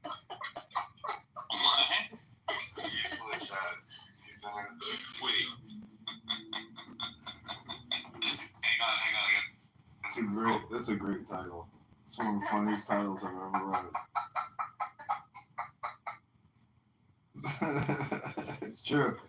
People in the YouTube, they're like, who is this guy running a content farm, or is this just someone who just doesn't want to work anymore? This is the perfect example of somebody who just doesn't want to work anymore. I listened to your room last night, Mr. Kitover. Well, I don't know. I was out last night. What was the room about? You made one in ultra derecha. Oh, yeah, I did. Oh, you were listening to that, huh? What was I? Was I out at the time? Could you, like, hear me out? You know, what was We it? were going to Taco Bell. Oh, yeah. Yeah, I had a burrito. God, I had a stomach ache this morning. Stomach ache is another word for I gotta take a dump. It's a great PTR, Diego. Are you now a Saturnist as well? You know, the Kaaba in Mecca, it's actually just like Saturn, the black cube of Saturn. And they're just rotating around it like the rings around Saturn. Rotating and rotating. A little bit like ultra derecha. You guys are just in this perpetual motion of rotation. Constantly rotating. You're in our orbit. That's right. I am here rotating with you at this moment. One might right call now. you a beta orbiter. Yep, beta orbiting. But it was your room title that drew me in. Yeah.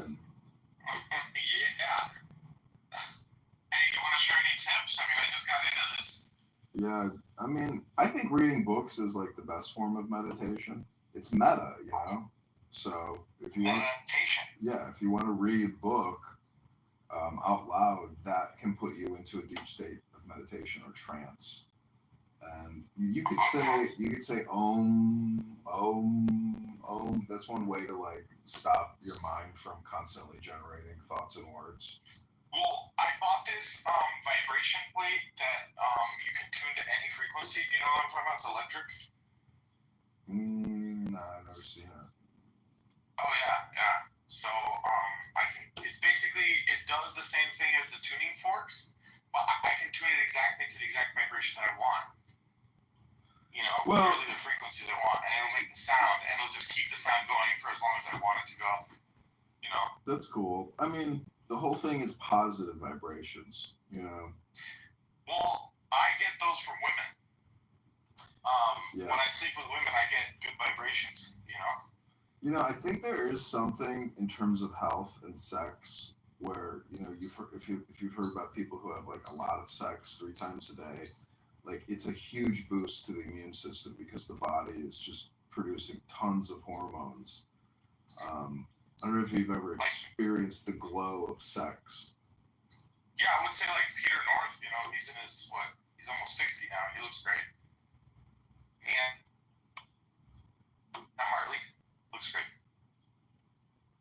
The only problem is it's just like any addiction, it can become problematic. Addiction? Well, how does sex become an addiction?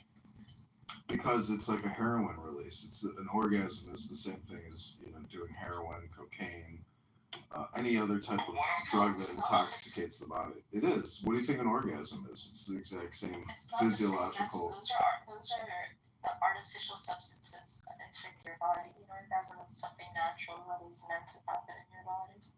No, well, the point is it's catharsis. So it's a release. And just saying you can make it natural, like through sex, or you can do it artificial. But, everything has its downside because it's an opportunity cost. So if you're going to just do natural orgasmic sex all the time, that can become the same addiction as somebody with heroin. It's the same problem. I think women can, if you jerk off to like a woman that I think she can feel it. So you think that through sexual activity, you can do telekinetic, communication or like mind projection.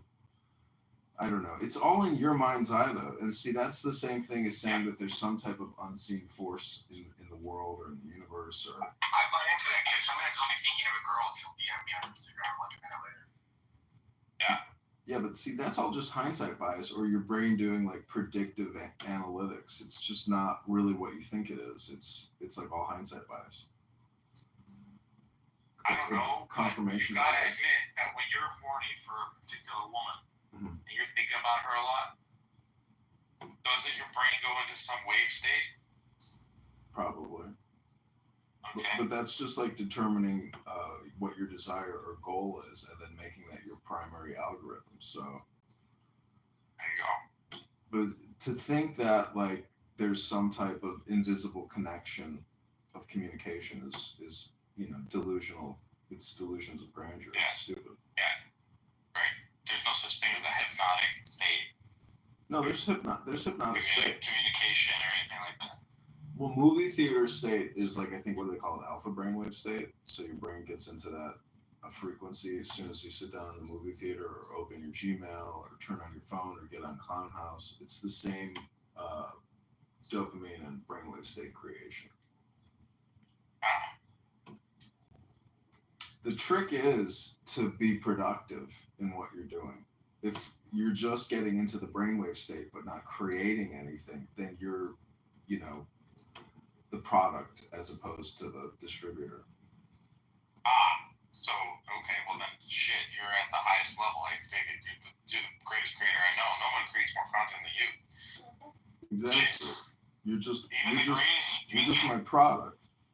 Michelangelo had to fucking rest, you know what I mean? He could be at the fucking chapel all day. Although I did hear he would take naps on the scaffolding. You heard that one? Like he would like sleep up there? No, I've seen the photos and it's like unbelievable, It's unbelievable. You can't actually go in because you might melt or whatever, right? But I get it, yeah. Yeah, that's real luxury, Just live streaming yourself on YouTube is like the ghetto of 2025. Well, you're my ghetto dealer. You're my homeboy. Well, you're the one who bought the rental property. It's time to meditate. Well, dude, I'm gonna be renting to wealthy individuals, I don't have any rental space that is less than $5,000 a month. Oh. Oof. That's a lot of money. That's in Chicago, dude. So it's good stuff. Chicago is more affordable than that. I think I'm gonna move if I don't win this congressional seat or get on the primary. or get on the ballot in March, I'm gonna probably move from Chicago. Oregon has its name all over it. I've lived there. It's horrible. There you go. That place is an Horrible? absolute depression. Yeah, that place is terrible. Why? I like the beach. I love being, I'm gonna move to Florida. I mean, that's where I'm moving. But Oh, okay. Oof. I was sweating a little bit and thinking we might run into each other again. Goddamn. no, I've lived in LA. I wouldn't want to move back there. That place is fucking horrible too. I want to move where there's conservatives. I just can't stand fucking all these purple hair liberal Democrats and their never-ending fucking organizing bullshit so they can keep mutilating children and talking about abortions all the time. Like, there's just fucking, it's a clown show. Yeah. Yeah, it's bad. Bad, but they're on their way out, dude. Look at that. The Colbert Report just got canceled. Yeah, Or he's not the Colbert Report. worst. How am I calling it? The Late Show. Yeah, it used to be the Color Report.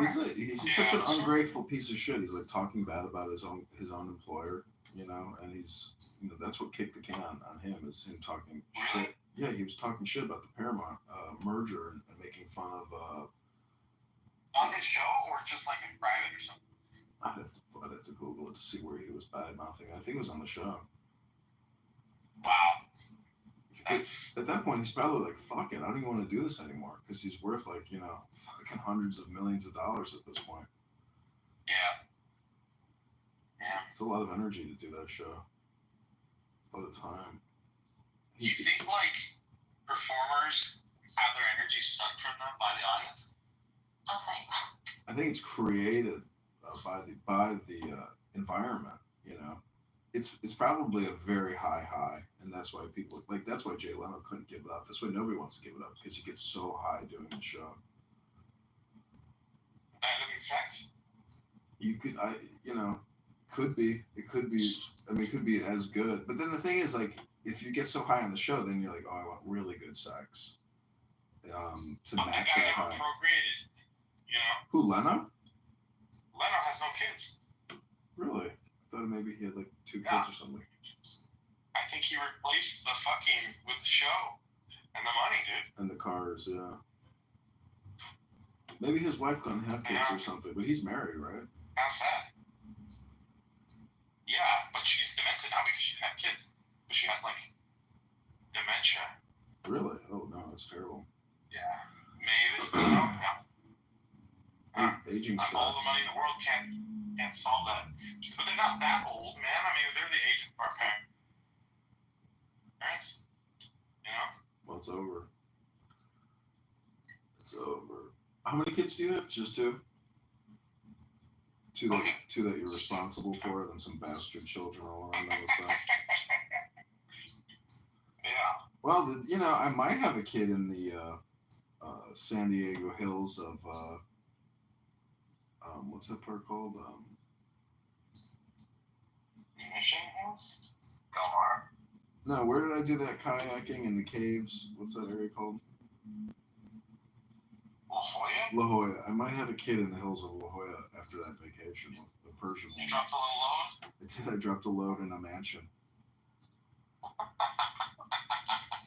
This Persian chick invited me over. She's like, well, I don't think we'll have enough time for a date. I'm like, what date? Let's just get it started right now. It's crazy. Yeah. She just like invited me into her house, like this multi-million-dollar house to have sex with her, and then she like kicked me out. I was like, oh, I guess I just made a deposit.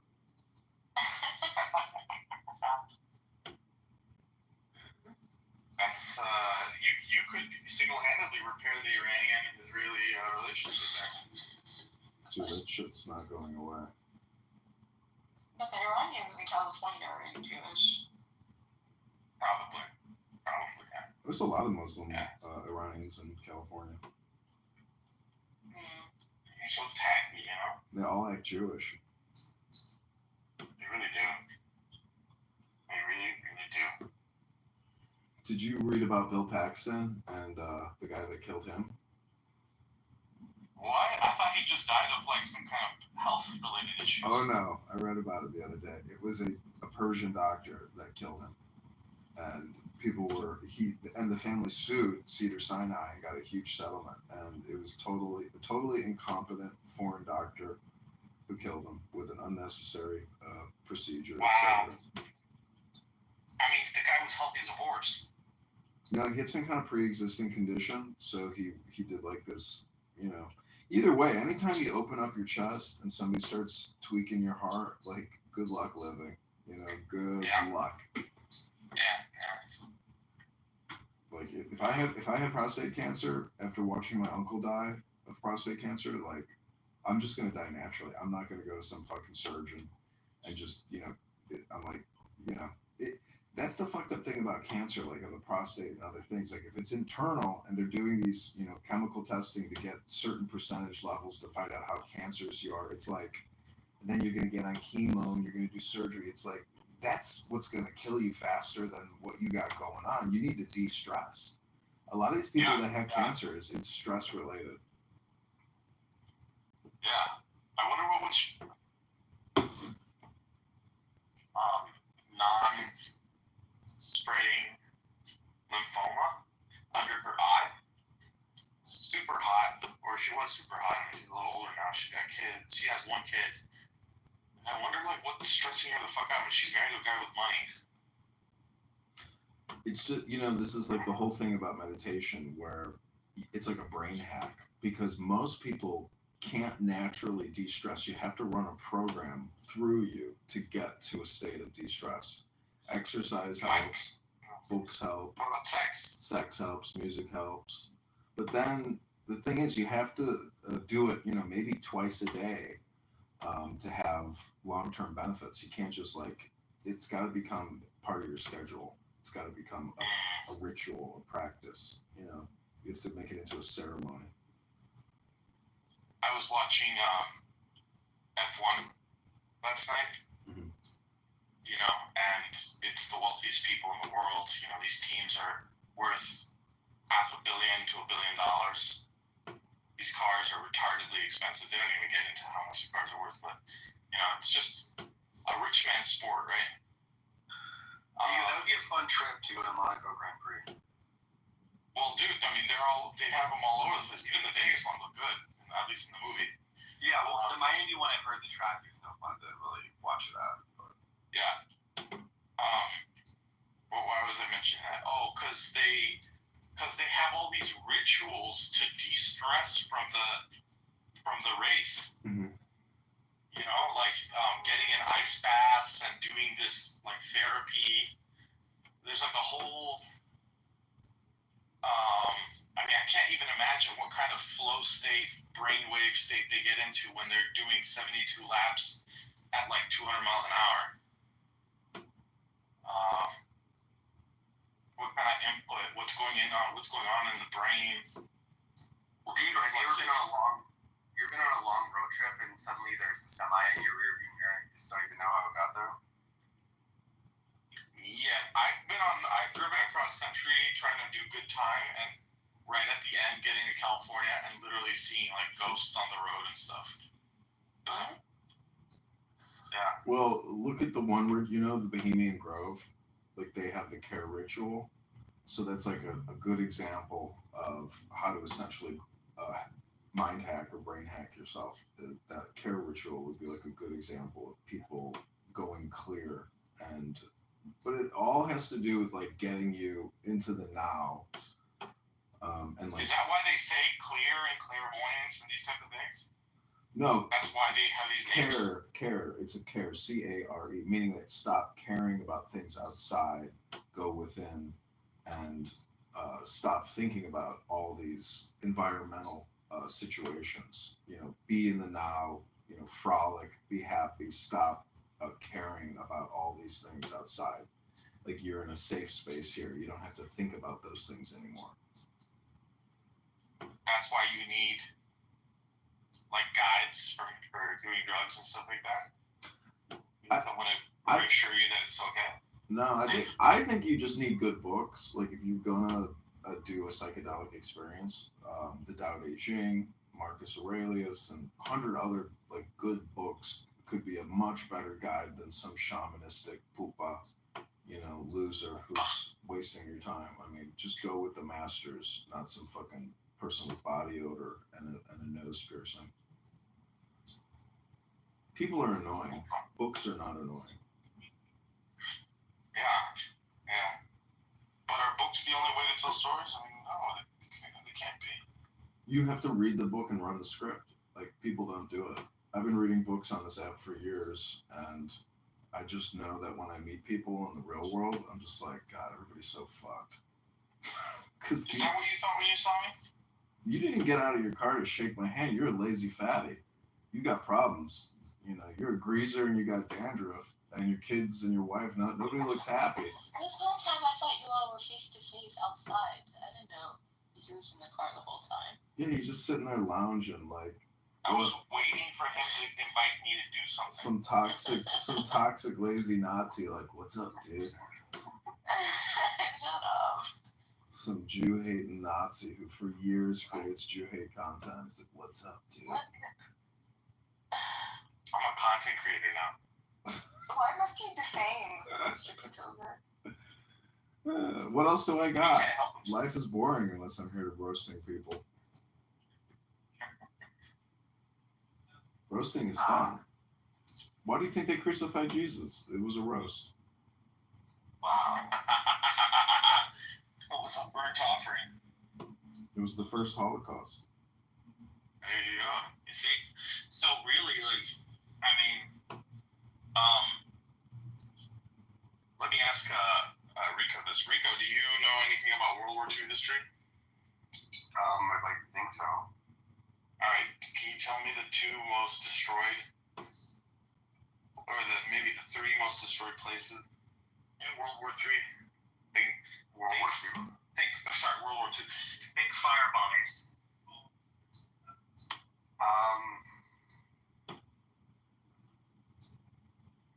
I don't know. Dresden, Hiroshima, Nagasaki. Oh, okay. Those are the Holocaust, bro. Those are the burnt offerings. Those are the, you know what I mean? Yeah. It was a Holocaust, but it had nothing to do with Jews. They literally burnt the only major Christian city in Japan. Have you ever met a low-class German piece of white trash? Yes. Like a ghetto German, where you're like, damn, like, what happened to you? Holy shit. Yeah. So I'm just saying it's an index. It's a bell-shaped curve, and over here on the left, you're going to meet trash no matter where you go. Whatever the population is, whatever country there is a subset of the culture which is trash, and they suck. And, their education sucked, their parents sucked, their life sucked. And that's... Don't you think that Illinois is higher on that list? Oh, yeah, Illinois has a very large trash population. I mean, just the way that they self-inflict them wounds on themselves with the taxation and the this and the rules and all that stuff. That alone, no? Yeah, it's bad. We've got really bad leadership. Chicago's full of trashy Polish girls with tattoos that are vulgar and kind of have this masculine mindset. It's hard to explain. Yeah. So I'm just saying, but why do they do that to themselves? Haven't they had people kind of like California fleeing for decades now? I don't know. I think this internet culture is pervasive in the mind's eye of so many people, and that's where that's the primary distributor of the woke mindset, the woke mind virus. And you can't get it out. You can't root it out because it's like a satellite. Your cell phone is a beta orbiter around you, and it's just constantly connected to you. You can't disassociate or break the connection. So there's no point in even fighting it or resisting it. I don't really suspect that I will ever meet anybody who is deprogrammed or was never programmed. I think everybody is essentially already programmed. Do you think I'm programmed? You have. I thought you were saying You have a Jewish derangement program running through you. Yeah, but I thought you said I'm doing the programming. I thought I'm the one making the programming, the Jew hate stuff.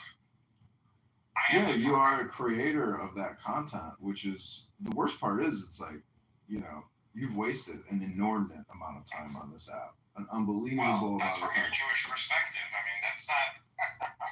It's not a Jewish perspective. It's just an observational perspective. No, I mean, I have enough hours of you on here wasting your time to know that you're actually a lot dumber than you think you are. Well, believe me, I don't think I'm God's gift to intelligence here. I'm just doing my best, sir. I mean, I saw you do your little speech, you know, at some event where you're like, oh my God, it turns out that communication is hypnosis. You were like so happy. You're like, I couldn't believe it when I figured this out. That's all communication is a program. Yeah, when did you figure it out? I bought this book, and in the book it says that in 1985, the Society of Neurolinguistic Programmers declared that all communication is hypnosis. And when I realized that, and I was working at the IRS at the time, I was like, oh my God. I was like, this is a fucking program. I'm like, everything management says is just them hypnotizing us to do this and that. And we're wasting money, and we're destroying the population by being parasites and vampires. And they need to just basically inverse the IRS and make it like a startup incubator organization, as opposed to like an asset stripping vampire parasitic organization. It's a shakedown. It's a debt collection shakedown business. It's sick. I didn't have to work there to figure that one out. I mean, I knew it prior, but like once I realized all communication is hypnosis, I was like, oh. You were working for people that did, but you needed the money. It's true. I thought you changed your mind that all communication is not hypnosis. I've given it like 5 other terms. One is politics. One is, you know, propaganda. One is spam. I think spam is probably the more accurate. Better to have as many in caps in IRS as possible. In caps? And vocabulary and Still can't understand it. What? John doesn't know what that is. No, you're like mumbling. I can't hear you. You're talking about it doesn't read books.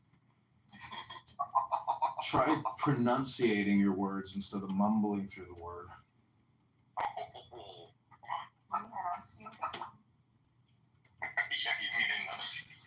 Enunciating. It's English. Yiddish is his first language. You know, that's the fucked up thing about World War II is that Germany was amazing. And it was amazing because of the diversity and because of the Yiddish speakers. Like, they brought a cultural element to the society, which was fantastic. And, Here we go. You know, the thing is, people go, oh, they were so depraved. They had all this pornography and trans philosophy. And, you know, it doesn't mean that they self-destructed and they fucked it all up. Probably World War I, because I don't even think there's such a thing as World War I and II. I think there's just the World War, and it's one successive experience. You know, from Hitler running through the trenches, delivering mail, to blowing his brains out in the bunker. You know, like that. It's the whole. It's like the story of Hitler, basically, or the story of what is it, the Weimar Republic, or who are the famous Germans? You know, that fought France and were 15 miles away, and then they were like, all right, we're not gonna take it, you know. And then supposedly that was the great treason to the people of Germany. So all I'm saying is, you know, live your best life right now, because it doesn't look like America is gonna stop providing weapons overseas to anybody who wants to participate in this insane game that the United States is playing. And, you know, your rental property in Manhattan, I hope it doesn't get radiated by a dirty bomb, you know, because that would really lower your rental income. What kind of talk is that? What, you don't think that these words coming out of my mouth could be theoretical possibilities in our lifetime? some way I've put vibrations out into the universe that make it so. But if I say no, I protect myself from that possibility. Oh, so you're a wizard. You're a wizard now. Okay. Dr. Wizard over here. Hey, it's a battle of hypnosis, right? I mean, this is why I like playing music as a form of meditation, because like then I stop using thoughts and words, and it like creates a new baseline, literally. So like what I'm saying is there's no such thing as a bad omen. You just have to do the meditation work to essentially save the world and save yourself. You have been better at hypnotizing Nora than I have been. Yeah, I just keep saying go to the gym, Fatis, and read a book, because there's no better advice than that. And she literally goes to the gym and she reads books. And that's when I tell her stop the chaos, become a classy, Catholic, so you can't do that. You know what I mean? So you have something there. It's just pragmatic advice. You hypnotize me more than Kitover. Let's come on. If not in her Arabic DNA. No, you literally went out with your books at 4 a.m. I can't get you to do stuff like that. I say don't go there, you go anyway. No, Kitover's winning this hypnosis war. I'm aware of it. It was a fluke. No. There are no coincidences, right, John? That we can agree on. I didn't say it was a coincidence, I said it was a fluke.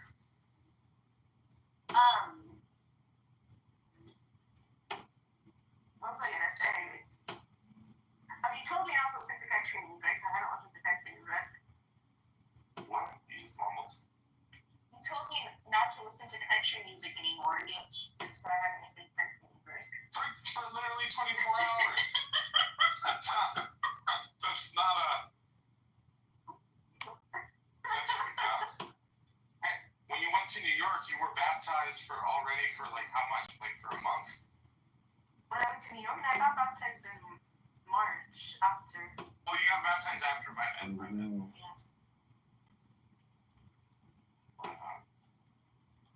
Yeah. No, I gotta work on my witchy skills. Right now, John's winning. Oh, so I actually have a good example of like magic last night. I go to the bar and there's this girl there who's a very pretty girl, and I filmed her doing a dance like a couple of years ago, and it got a lot of views on YouTube and Snapchat, and I actually geotagged it on Snapchat with the name of the bar, and so she literally got her friends to complain and report it because she was so embarrassed. But it was getting a lot of views for this bar, and she was just doing this Willy Wonka dance. It was like a funny little Irish jig. But anyways, her health after that dance, I could tell she like got old real quick and fat and ugly. And so last night, to break the curse for her, I gave her a Caldag ring. Do you know what a Caldag is? I bought this like a bunch of these Caldag rings. They're these Irish rings with like two hands holding a heart with a crown on it. And if you face it in, that means you're taken. If it's outward, it means you're single. So I give this girl the ring last night, and I said, this is a gift to break the curse. And I said, health, wealth, love. And she like hugged me and was like very happy. And then I see her sit down next to this guy, and she's like having this conversation with him, and she starts like busting out crying, like nonstop crying. So that because like, all these guys just use her and abuse her. And so now that she finally had this like magic ring on her finger, it just like it cracked her egg, and she just broke down in tears, and she realized this like, yeah. So I was like, there you go, that's magic. I was like, I just literally performed like an exorcism on that girl. But you were the one who cast the curse to It's not really an exorcism, it's more like I was doing it. Yeah, I was doing it also to like, rectify maybe the evil that I did by like filming her and putting it on the internet. this dance which attracted people to her maybe in like a negative light or something. You know, it's all about conscious awakening. Like, how can I do something for her psychologically? You know, how can I transform her consciousness into a higher state of being? Do you remember the movie Awakenings? Yeah, it was a good movie. Yeah. But That's based on a true story, you know that, right? But even that movie is, in a way, obnoxious because you're watching fucking an actor. Like, this is the thing about movies. Like, I think even in a room you were in the other day, somebody was like, you do realize it's just a movie. It's not reality, right? And that's the fucked up things about movies as, like, a program, is, like, you can watch a movie and, like, you're literally experiencing it as if it was real. And you're running it through your brain, and you're like, this isn't real. This is like a spam that's taking my time and making me run a simulation through my mind, and it's to my detriment. And somebody's making money from this, and it's not me. When they beheaded Ned Stark in Game of Thrones, I was devastated. It was real to me. Yeah, right. That's the power of film, and that's why it's like, it's not like new technology. The new technology would be to get people off of that simulation and get them into a simulation which allows them to take action and have more mind control over yourself, because that is them controlling your mind. Like, so how do you essentially reverse engineer and get your mind to achieve what your dreams and your imagination, you know, can conceive? And what about someone like Randy, Randy is in a subculture where women seek to be controlled. They volunteer themselves to be his object. That's your opinion. That's your opinion. Have you ever seen the Jenny Rogers gangbang video? No. Where she's all like smiling and nervous, but she's giving a genuine smile, and then they just cut to the like after the gangbang, and she's like trying to force a smile and saying she might do it again. No. I mean, so that's like the total obliteration of her, you know, existence, and then at the end she just can't even give an authentic smile because she has been destroyed as a, you know, a soul, essentially.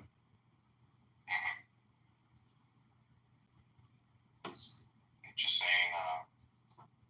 See, what I'm saying is, if you just do Jew hate rooms all the time, like, it's to the detriment of your soul, because it's not wisdom. It's a really low quality form of content creation. It's childish, immature, and low IQ. It's not intellectual and it's not educational. So, like, you're fucked doing what you're doing. That's why I think I'm on a higher path and a better path, and I'm sharing, you know, that path. I mean, you could come on here and read books. You could come on here and, you know, play content. Like, you don't have to have this neurotic, schizophrenic, casual conversation about how Jews are living in the corners of your shadows in your mind. Like, that's like low IQ stupid. I really do think Jews should accept Jesus. They're not going to, because they have other philosophy and their own tradition, which does not include the belief that Jesus. Yeah, the Word. Because without the New Testament, the Old Testament is pretty terrifying. It's not. Psalms, Proverbs, Ecclesiastes, these are like profound books that are never going away. Deuteronomy, Samuel. Wait, let me ask kind of a side-related question. Have you ever seen the video Experiments on Nina Kulina?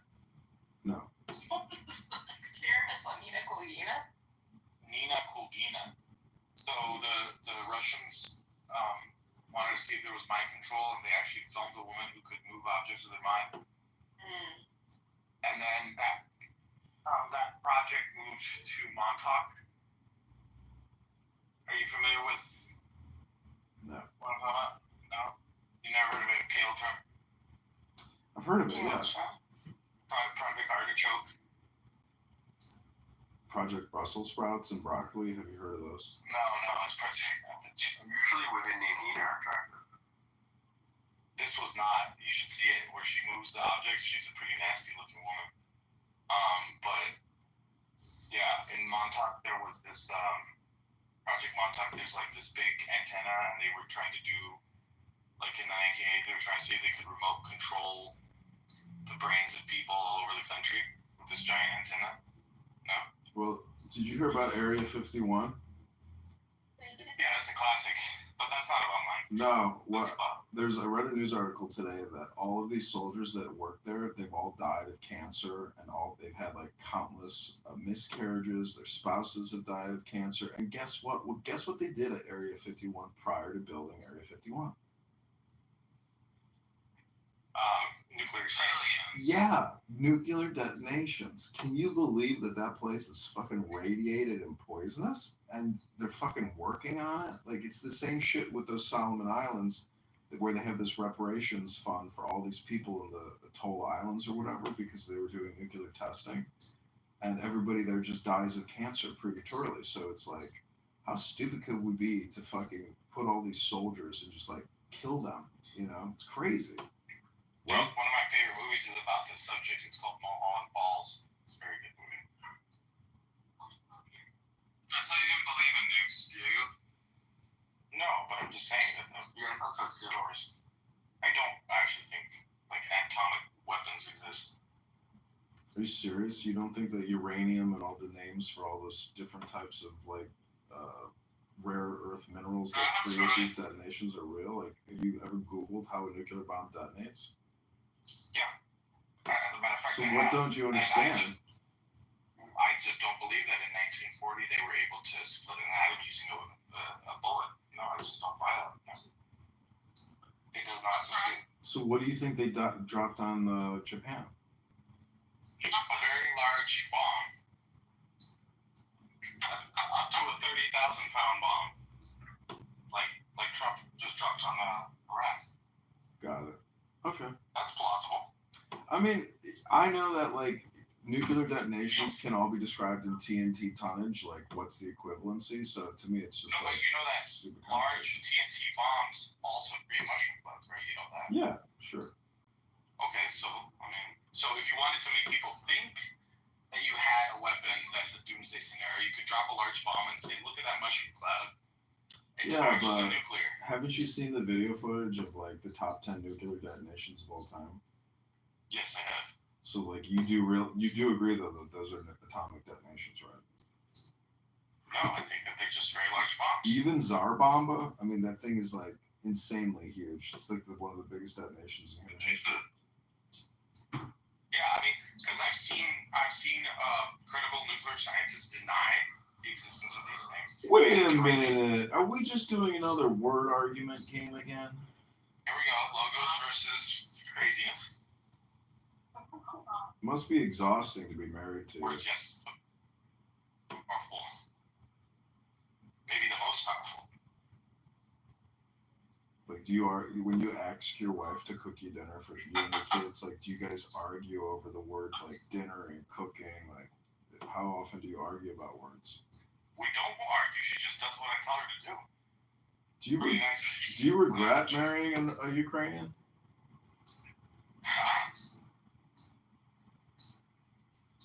It's pretty nice. Doxing him. Doxing him? Are you fucking shitting me? This isn't a dox. Even saying an alleged name that's not even his. Roberto Taylor? I'm gonna fuck up your campaign, bro. Listen, you've already been fired. You didn't even get hired. Here we go. Listen, you can't work on the campaign to elect John Kitover if you're incapable of not having a conversation. If you just talk over people all the time. I trademarked your campaign logo. Fork it over. So I'm gonna sue the shit out of you, bro. You know, there was an article that came out yesterday that said nobody has copyright enforcement anymore. That's nice. Except for YouTube. Listen, they have, because I'm running for Congress, I think that YouTube isn't taking my videos down, and they're not agreeing with the copyright claims of these people on the app, which is unbelievable. But honestly, the conversations are so repetitive and so boring at this point. Like, I would love to be able. I would love to have the willpower to give this up.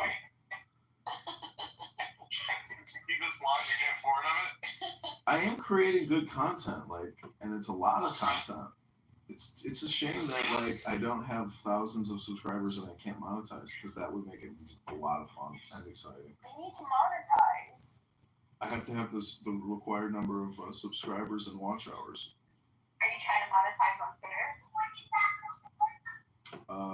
I just signed up for like a premium account that could get monetized, but honestly, I don't think X even pays much out. Like, it's so fucking low volume compared to Google, YouTube. They have no advertisers. Did you don't use those? No. I just want to monetize on YouTube. That's the platform to get monetized on. It might not happen. Nobody here helps me. Nobody here cares. Everybody here is just like an individual spammer, you know? Like, you just live for the dopamine spam creation. Literally providing you content.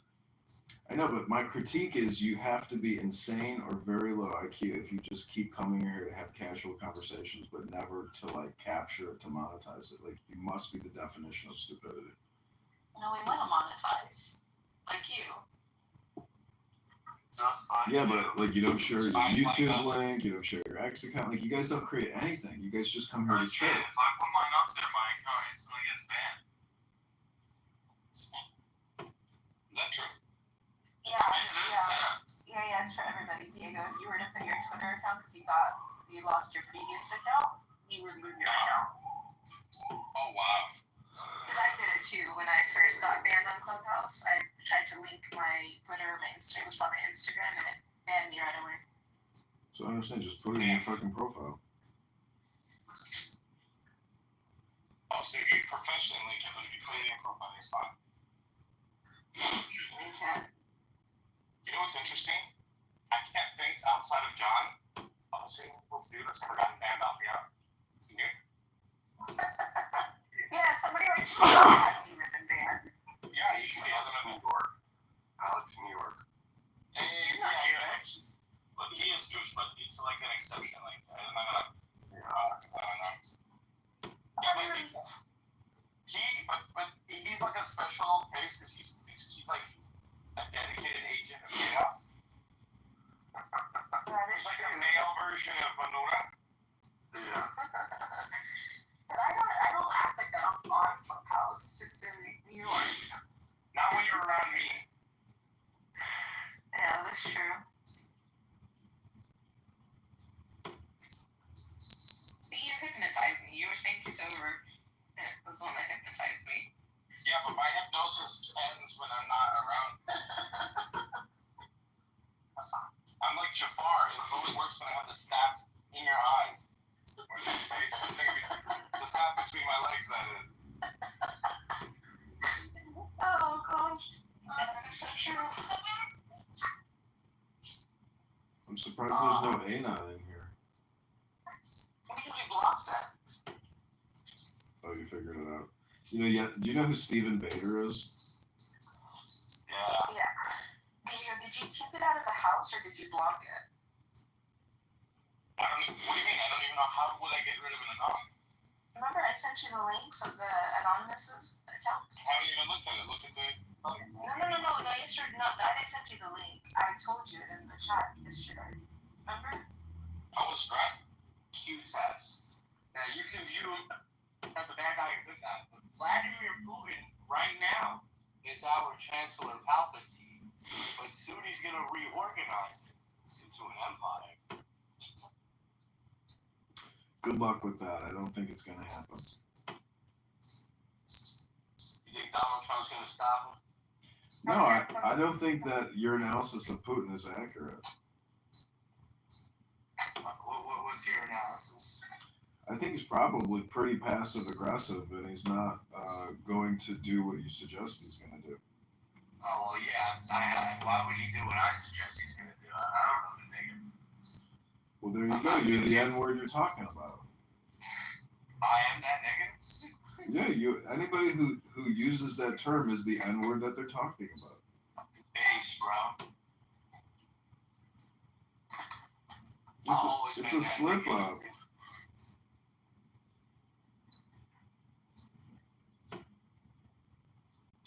So welcome back to Julian SeaWorld, a place of fantastical imagination and epic voyages.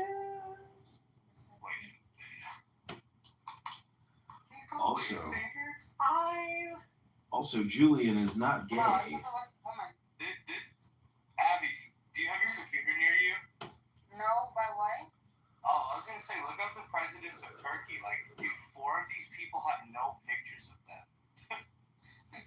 Well, the laptop is in the living room. They're visitors. Look at this. This is no. Let's ask my wife.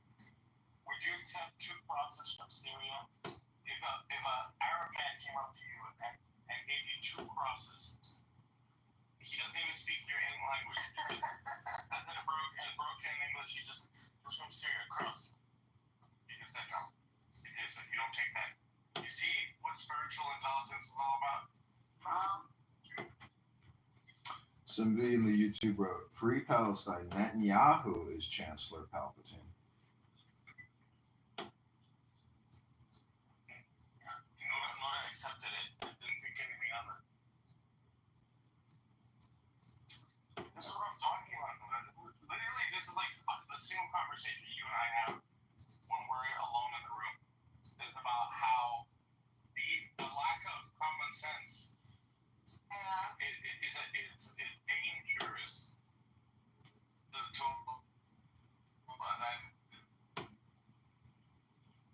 Matrix. 4 years after the incident, there is no public report facing any public maybe on this. I am a flower. That's the horse. Hold on, let me watch you so you can regulate the room. While I'm doing this.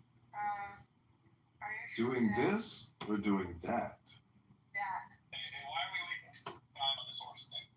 No, have you heard what? We are literally beating a dead horse. Have you heard Yeah. what he claimed? Yeah, I heard the claim, and I also heard having had or hosted so many religions, and until today, Muslims and Christians. No, to be honest, no, bro, I don't agree with you on that. Completely. Why?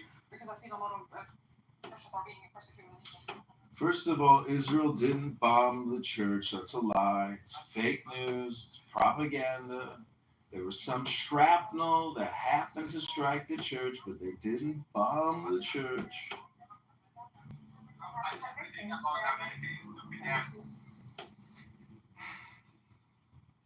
Why don't Jews never have like My grandmother is older than America, little Joy. no manners at all? I'm sorry, but you're putting out fake news. It's all lies. Put the link in the chat. Pin the link to the room so we can do a thorough analysis. We don't need your spoken word bullshit opinions. You're a bunch of liars. You're lying all the time, creating fake news, trying to gaslight people to hate the Jews. It's a sick world that you live in. Get a life. Do something with yourselves. Go to the gym. Read a book. Have a nice dinner. Get in the sun. And stop with your lies and your propaganda. You're making a claim, and the truth. You're making a claim. You need to back it up with some evidence. Don't just say it's a lie if you don't have. Go ahead and pin the argument link. that is Pin the link and stop with your fake news. The evil people never die young. No, dude. They just bring like pain.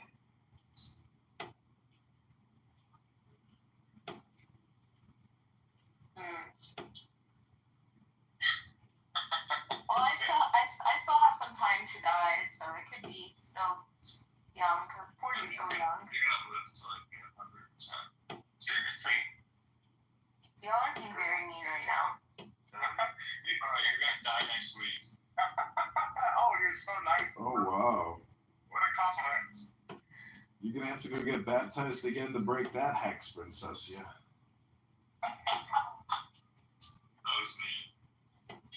How does that mean? What you said was mean. You said that There you you will never go. die and you're going to live to 110 years old.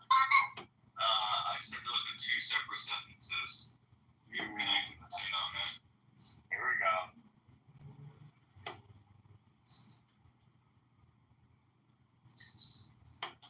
Well, I'd like to read a little poem to you low IQ vermin who keep coming here to have casual, never-ending, stupid conversations. Why do you keep leaving, Kitover? Pick a number 1 through 80 and I'll read you your destiny. That makes sense. 69. Listen. All right, Kitover, I want you to read a random, 76. just flip through a random passage. Okay, this is number 76. When a man is living, he is soft and supple. When he is dead, he becomes hard and rigid. When a plant is living, it is soft and tender. When it is dead, it becomes withered and dry. Hence the hard and rigid belongs to the company of the dead. The soft and supple belongs to the company of the living. Therefore, a mighty army tends to fall by its own weight, just as dry wood is ready for the axe. The mighty and great will be laid low, the humble and weak will be exalted.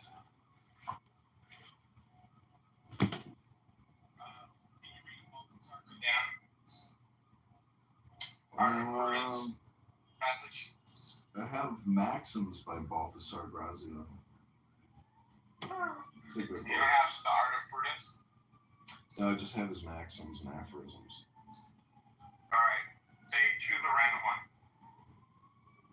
I guarantee you it'll be beneficial for Nora. I don't know, the book is somewhere around here, but I'm not going to look for it right now. You see, he doesn't want to give you those stuff that's good for you. I just read you Especially when something. you have the I bet you can't even repeat back one word I just read, because you probably have no fucking attention span anymore. There we go. Go ahead, give me a summary of what I just read. I bet you can't even repeat one fucking thing, one concept. It's a dichotomy between death and life. No, it's about humility, being humble.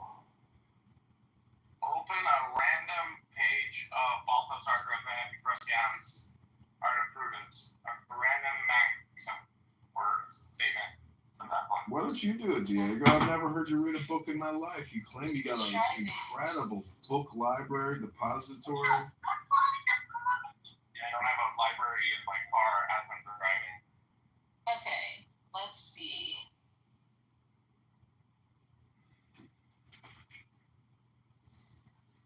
Somebody wrote, the shrapnel you're talking about killed 3 people trying to shelter in that church.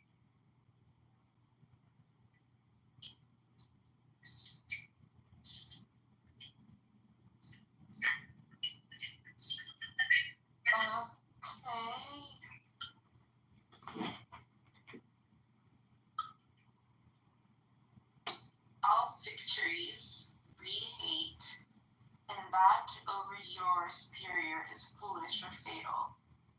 Superiority is always detested. Superiority over superiority. Caution can gloss over common advantages. For example, good looks may be cloaked by careless attire. There be some that will grant you precedence in good luck or good temper, but none in good sense, least of all a prince. For good sense is a royal prerogative. Any claim of that is a case of lies majesté. They are pride princes and wish to be so in the most princely of qualities. They will allow a man to help them, but not to surpass them, and will have any advice tendered them appear like a recollection of something they have forgotten, rather than as a guide of something they cannot find. The stars teach us this finesse with happy tact, though they are his children and brilliant like him. They never rival the brilliancy of the sun.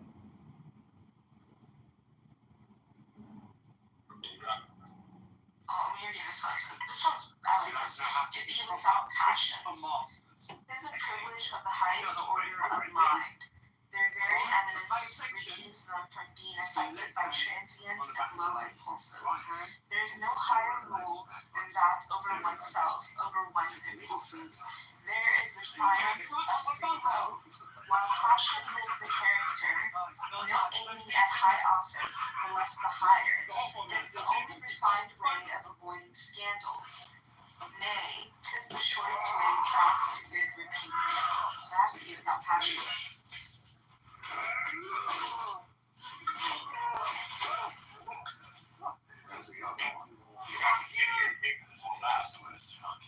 I'm a very passionate person.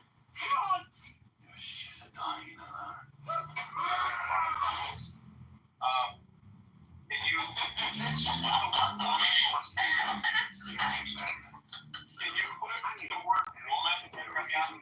They're all men. They attacked a nearby sect. Woman? Woman. Same reason. They killed a friend of mine. You got friends. Not anymore. Not mine. It's the Brotherhood's good name. You need to learn how to read. Your name, not mine. Nobody wants to fall in that in. Happy to do it Let's see, again. woman. Got that arrow, you bloody girl. Tougher girls than you tried to kill me. Periods I never want to read. Two. Okay, we'll try again. An active or refraining when you're not. This one has something about a woman. We give you 2, 3 out of respect for your loss. That's generous.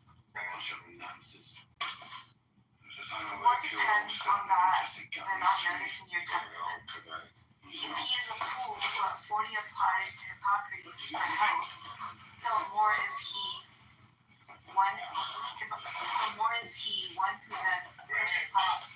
You gotta start over. You're reading too quickly. You're not paying attention. You want to join us? I tried joining. Okay, let's start again. This one, are you in the Matrix still? You take a failed drunk priest the power to bring it back. Be back? We are about to something urgent in ourselves. You're reading too fast. Bullshit in this world. Okay, I'll try to read better. I'll try to read it more. You're stuck like to your words. Okay, let's try it again. It says, so this is called an acting or refraining way your luck. Why? More depends on that than on noticing your temperament.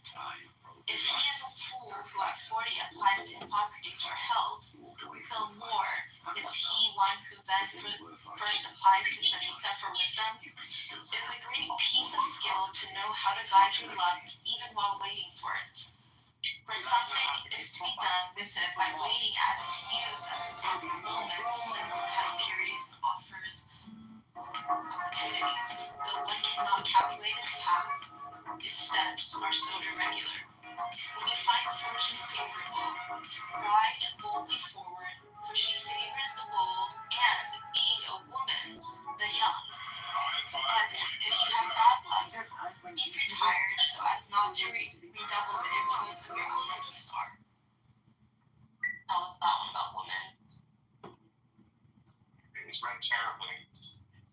Well, I don't win. What can I do better? Slow the fuck down. Okay, let me try it again. Let's see. This one is. You have to just read slower. Okay. You need to absorb the words. They don't mean anything to you. You can tell that they don't mean anything to you because you're not. My synapses move fast. Okay, let me do this one. This one has woman. Do you want me to try? I can try to read it, but if I'm reading too fast, I don't have to. Read slower. Okay. Neither belong entirely to yourself nor entirely to others. Both are mean forms of tyranny. To desire to be all for oneself is the same as desiring to have all for oneself. Such persons will not yield a jot or lose a tittle of their comfort. They are rarely beholden, lean on their own luck, and their crutch generally breaks. It is convenient at times to belong to others, that others may belong to us.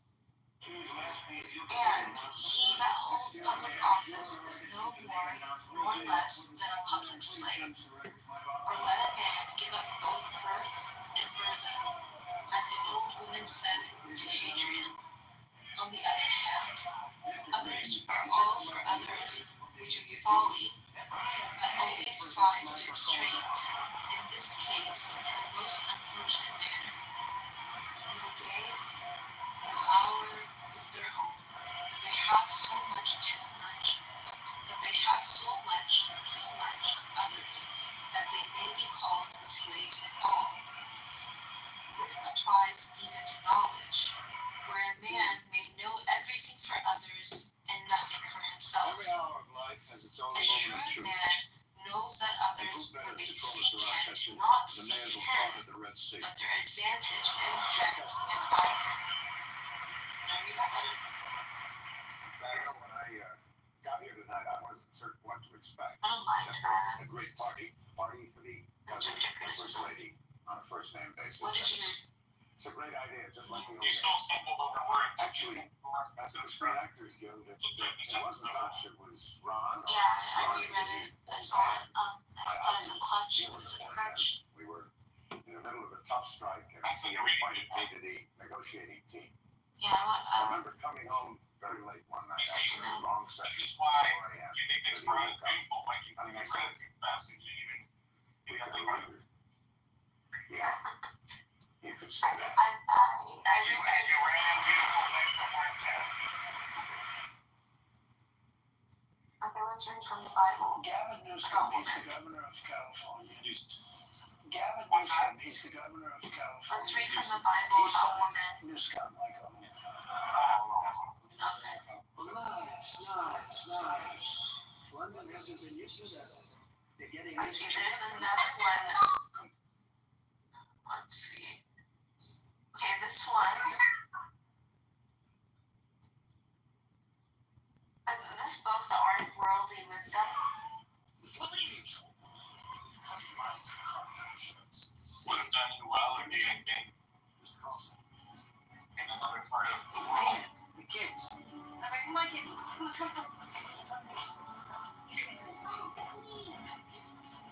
Anything else you want to extract from this? Some water, some coffee, whatever. Is there someplace else we can go?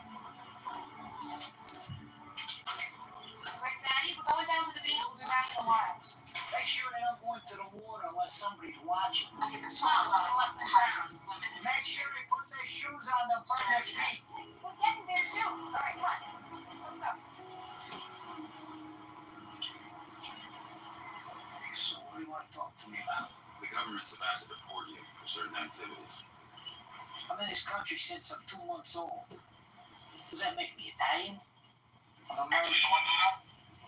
They're trying to send me Why back. don't you just They could have the deportation order for you. Just go around. Classified as highly sensitive for national Here's how it's security. supposed to Take the government off your back if you can help us. Usually the guys that scare me. Great job. You the people that make big Or moves. how about I just try? Now we make sure the wars are small ones. Mr. We think John is such a good reader. Maybe this is something. We Italians, we got our families and we got the church. The Irish have their homeland. The Jews their tradition. Even though I want to try They what got their they're doing. music. What about you people?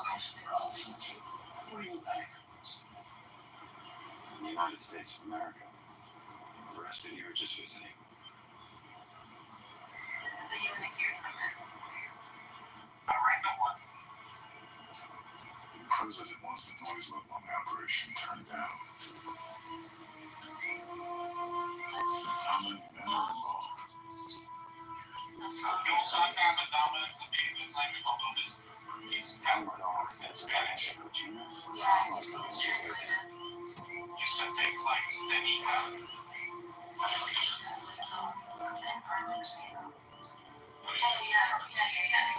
do you like that? It's like it was capitalized. It was like a place, but it's like how do you pronounce it? Then next up, in English.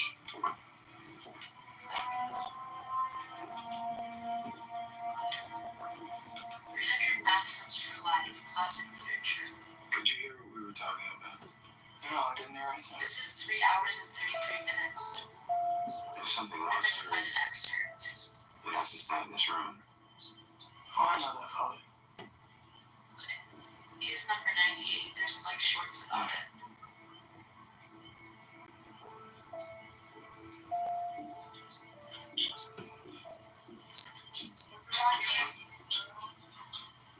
What's that?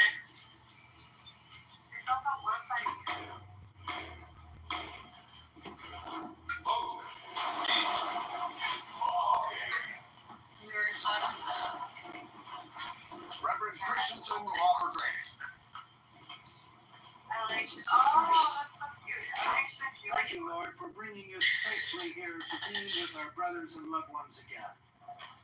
Our prayers are with our brothers whom God has seen fit to take into his gentle arms this year. The Honorable Senator John Russell Sr., Mr. Stephen Loomis,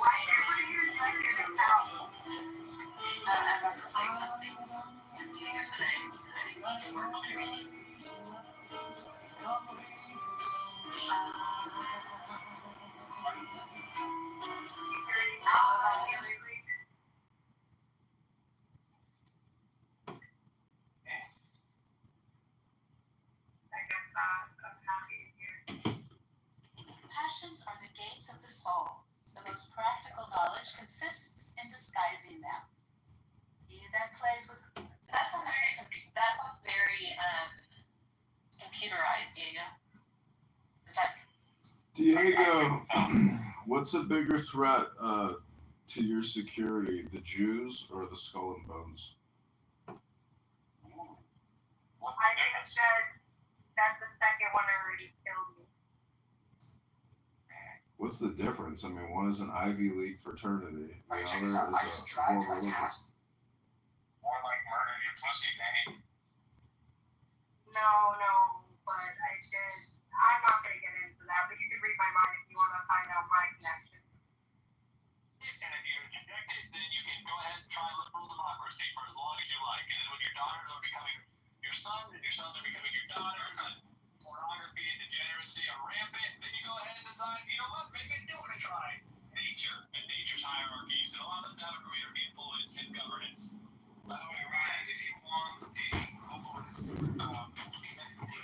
fascism, you can just go for the Soviet Union model, you know, with their The irony here is that Eli is a Zionist, and as a Zionist, you know, he's a part of the only state that is allowed to publicly check your fucking bloodline for participation.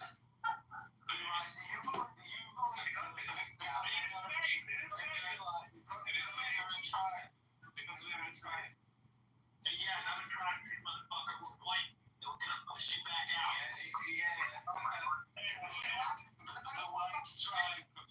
Only people who managed to do so far for a very long time were the Ottomans, so.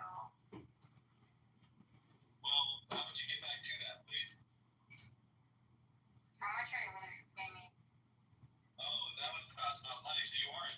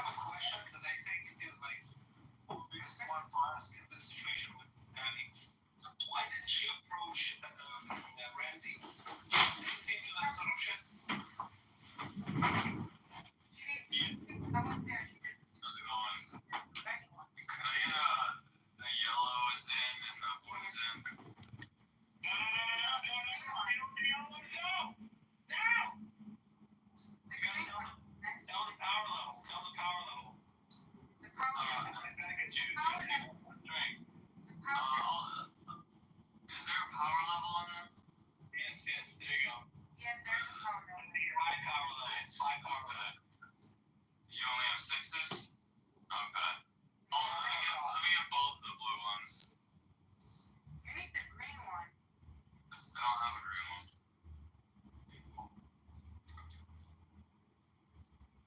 What the fuck are you talking about? Damn, Edmund is so brown. I didn't even know that. Edmund? Yeah, he's perfect. Wait, is he still around? Yeah, he's next to you. I'm gonna go find it now. Which Edmund? John Kitover.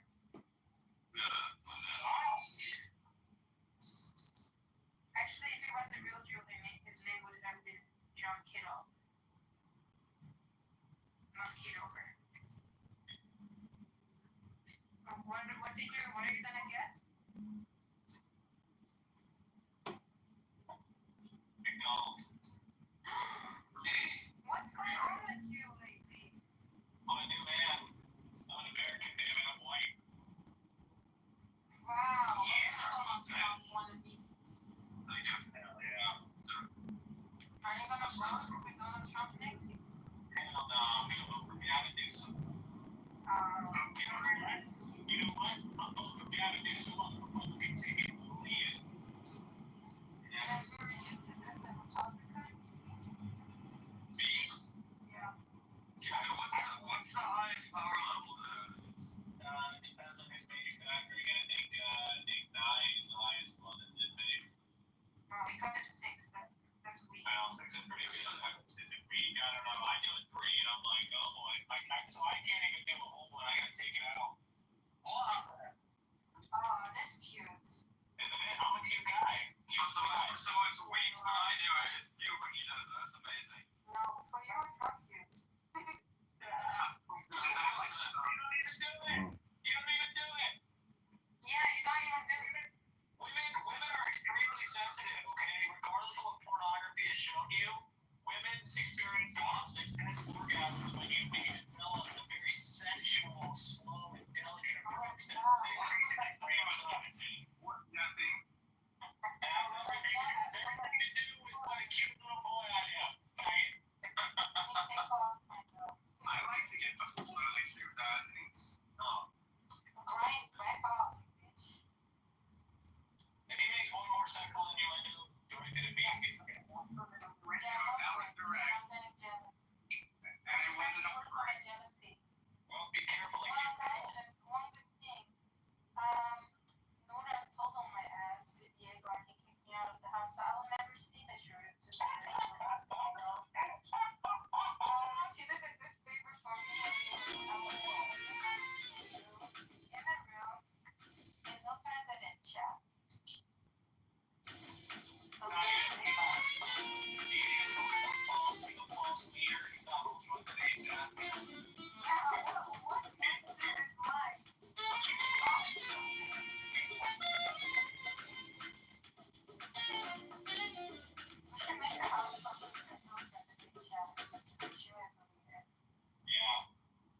I'm gonna do that.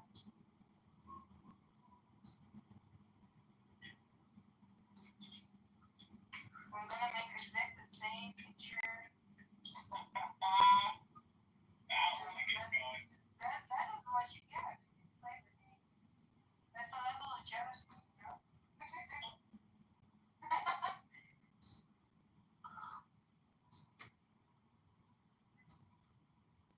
Anyway, guys, Turkey is gonna win the war. That's the conclusion of today. Unfortunately, yes, we cannot have Erdogan as leader. We need. That's the good news. The bad news is Turkey is going to be a tiny little speck on the map. Okay, anyway, my part where my family is from Israel, part of Israel. We have left my father left me and two cars. They're building new houses there, so we were thinking about building a cemetery since there are a lot of people who don't buy. That's the best day of my life. What's that? Making a Mr. Edwards joke. I always wanted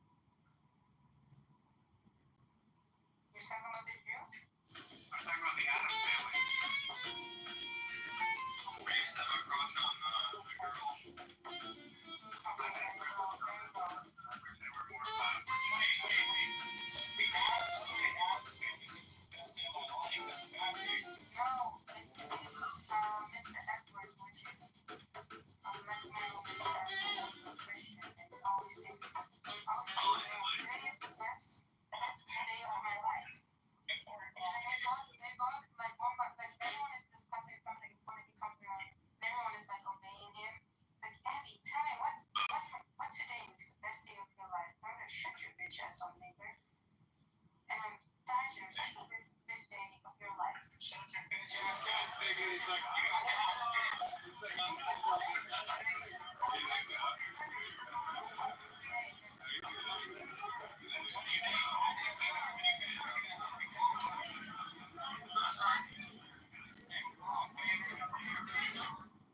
of names, I'm thinking it was last time I lost it.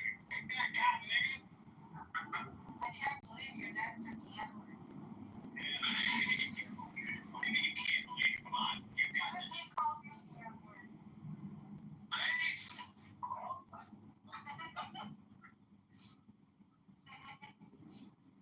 Why did you not say nigger?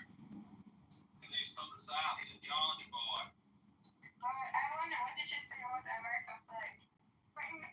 Yeah, we'll talk about it. I thought I already covered that. No, you said you did.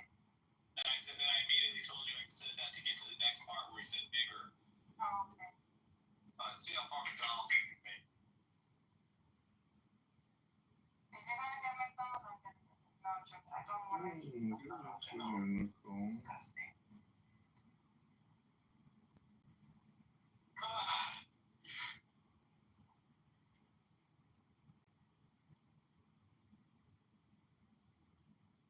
Are you driving to your dad? Abby, when I thought you were coming out here, I was dieting. I was like, I gotta look my best. I came down to 185 pounds. I had my abs back. I was, put on my jeans from fucking 17 years ago. Man, it was, Yeah, and then you bailed on me. that's how you're going to do this, huh? Hello? And then, Wow. you know what's funny? I was trying to, Huh? Lou gave me the blame. Gio gave me the blame. Everyone who was your Yeah, you blamed me. You're wrong. who else is there to blame besides you? Right? No. I have some blame here, but I don't think we should blame each other. Abby. Who should we blame? We should just accept. We should Don. That's how No, you blame you just Don. accept the circumstances. No, I blame Okay. you blame Don for not buying you the ticket. That's right. There you go. Situation. I'm sorry. I forgot that. Let's blame Don. So driving home, I'd like to stop and get a burrito. I feel like I should have gone next to the restaurant and call it. Bartending Anthony Mexican. So we're gonna see how many people are in line, and then go over there and get a burrito. Because I love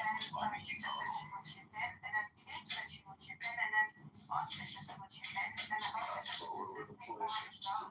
All of these people willing to chip in. How am I not getting a plane ticket? Q said he would buy the full ticket, return included. That's right. Yeah. Nobody did that. And the source killer You know what? scammed the ticket.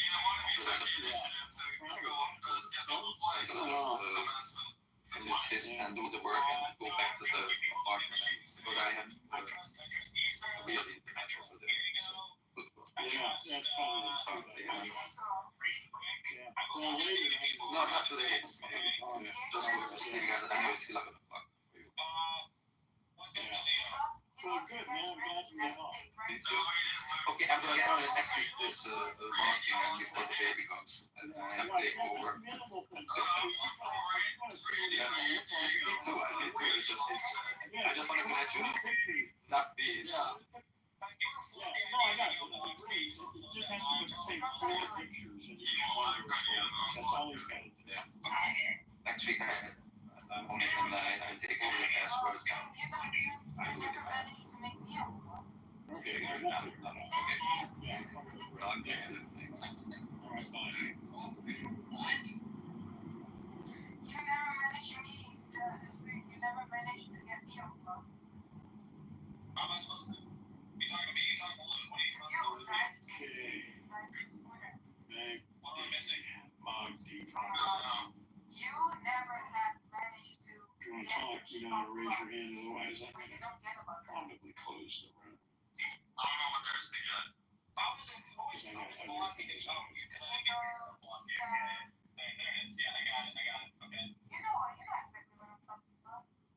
No, I honestly didn't, but You literally we send it this week or whatever. I'm trying. I wasn't calling those. Too much in it, girl. Too much in. It's what's in. Oh, yeah, so, man. Dude, what? Why did you do that? I'm so tired. I was tired tonight. Why would you put twos in it? But why don't you just do one and then do another one if you need to? There's some So I know I need to. There's some kind of bigger offer. Are you driving to your dad or what? Where are you going? I got this work. I got this one I'm doing. I got to Oh, take care of what's shit. that? I got shit to do today. You're driving to the Netherlands, aren't you? Yeah, my car jumps in the submarine. Now there's a tunnel. Elon Musk is building a tunnel between, I think, London. It's only for the Jews. Yeah, so good. They can come with the train instead of with the plane. Choo choo. And it apparently it's only 6 hours or something or less in order to be in the train because it's high speed. Have you ever been in a high speed train? No. I did. Oh my god, I got so nauseous at some point. It's crazy because you don't feel it, but there's like very slight fluctuations and apparently affects It must be feeling it. Huh? So you must be feeling it if you're getting sick. No, only certain people. I wouldn't want to be in the tunnel in the middle of like ocean, like. Yeah, me neither. I would be scared. Claustrophobic. I'm not trying to fall from the cliff. No. I'll scratch that. No. No, I don't want to be near. Okay, anyway, I will end up in the ocean. If the plane goes down, everybody dies. And see what happens. Stop complaining to who? You guys or No, to to him? him. No. Because I kind of have been parenting in other ways because I was told that would improve things and it really hasn't. You know? It just becomes this like. Danny, have you thought that maybe it's a you problem? Yeah, it might be a me problem. Have you also thought that you'll never be able to fix anything and all you can do is just let it go? What is your longest relationship, John? 3 years maybe, but I would say that I've always been rather independently minded. So we're not going to break this family apart. We're not going to have a Kramer versus Kramer situation here. So strike that out of your mind. You're saying I'm not allowed to leave the guy I had a kid with, or you're saying okay. Okay, well, you know, there's a lot of issues. He's a Greek Orthodox.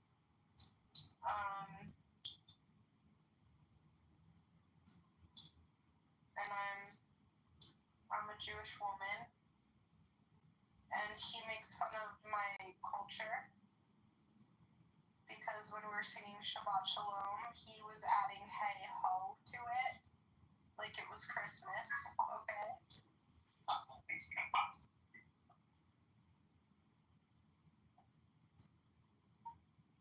So are you gonna go to the gym today and read a book, Danny? Are you just gonna come on here all day long and talk and listen and talk and think and talk and listen? What do you think about my brain, John? I think you should probably do what Princessia did. Go to the gym and read a book.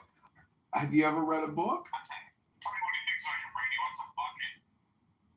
Oh, I can assure you, I'm not interested in fucking Danny.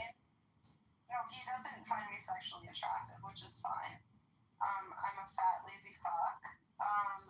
But, does he want to mind fuck me? Maybe.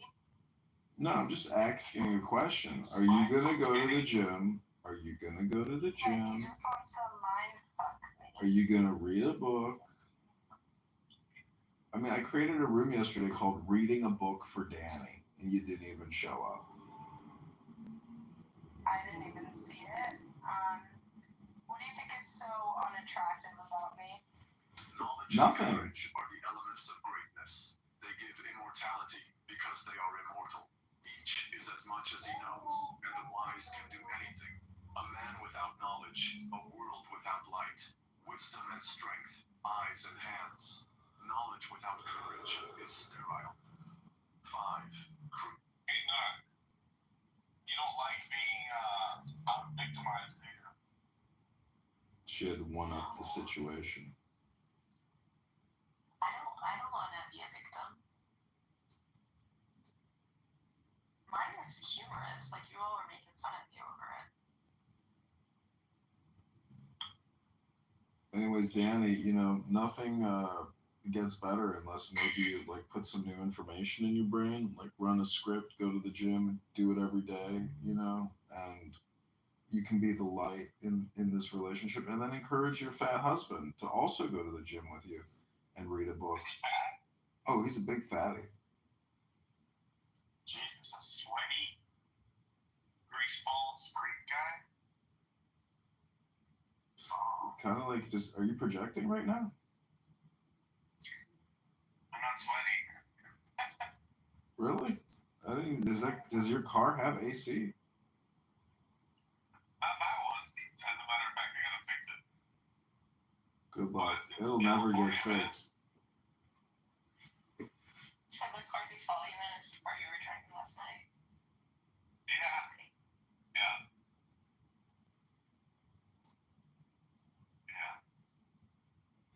See, Danny, things could always be worse. You could have no children and still be miserable, but at least you have a child. Most of these women don't even have children, so count your blessings and just wise up and hit the gym, because things aren't as bad as you might think they are. Things could be 100 times worse. Yeah, it's pretty bad right now because now he's telling me he's going to melt his cross, like that's going to fix all these problems, and the religion part really isn't the biggest part of the whole problem. It's just how I would just proceed in the future if I was to, be with someone else. And, like, I don't know, if I read a book, if I quit smoking weed, if I did all these things, my life would look so different. Well, I mean, going to the gym and reading a book would be two great things to work on. And, not smoking weed could also be a good thing. I mean, it will restore cognitive health and functioning. If you're not using the weed for a spiritual practice, you're really stupid. It has to be built into a ceremony or some type of ritual, aka reading a book, maybe. I used to love to take my Adderall during the day and then smoke weed at the end of the day to chill when the crash would come on, Yeah, it's some good chemistry you got going on there, real apothecary. That's what I would do. I would do my day, and I wouldn't smoke at all. Not in the morning. Not until I knew I was done.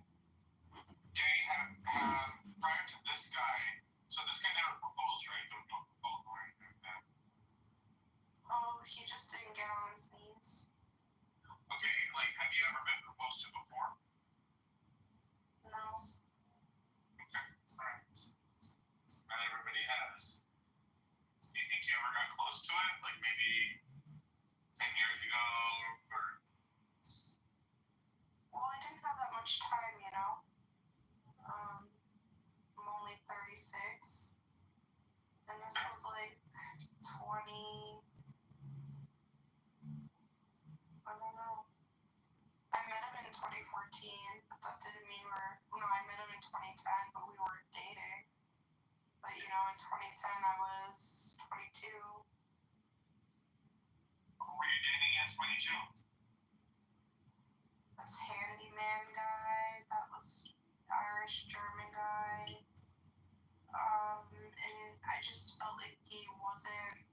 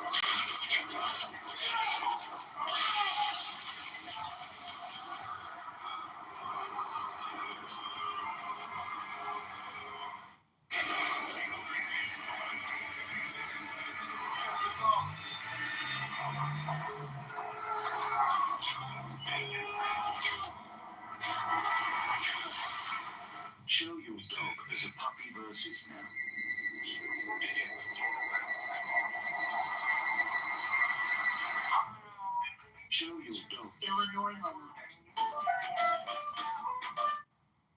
Oh, see, I thought you said something about your friend, and then you started talking about being in the doorway, and I was like, oh, you wanted to bang your friend. No, I met this man, this Greek man, and I was dating a guy, and he was like, oh, if you want to be friends, you can't bring your boyfriend around, which was bold. It's pretty bold. So you're like, okay, well. I was like, I don't like this guy that much. I like smoking weed more than this guy. So, like, I don't need this guy. The guy you worked with before they Yeah. Danny, you gotta get a life. You can't keep coming on this app and just having brain rot conversations with other brain rot sufferers. I'm headed to the gym. Good luck and God bless y'all.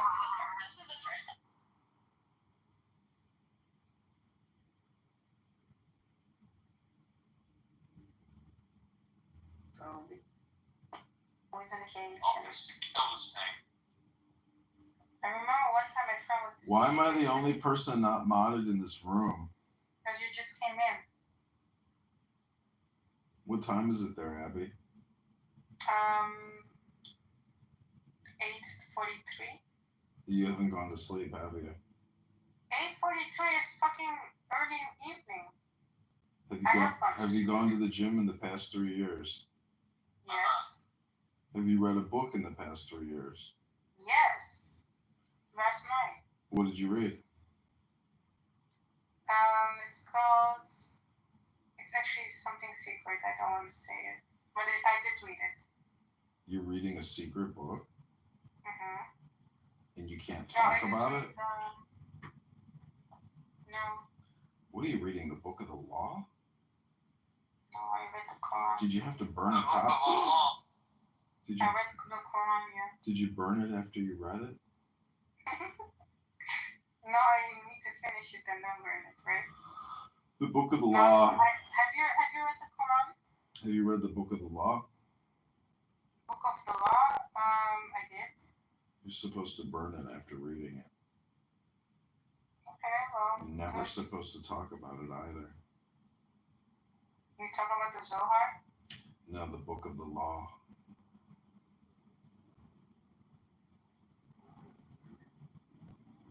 Have you read the book? I read Bastai.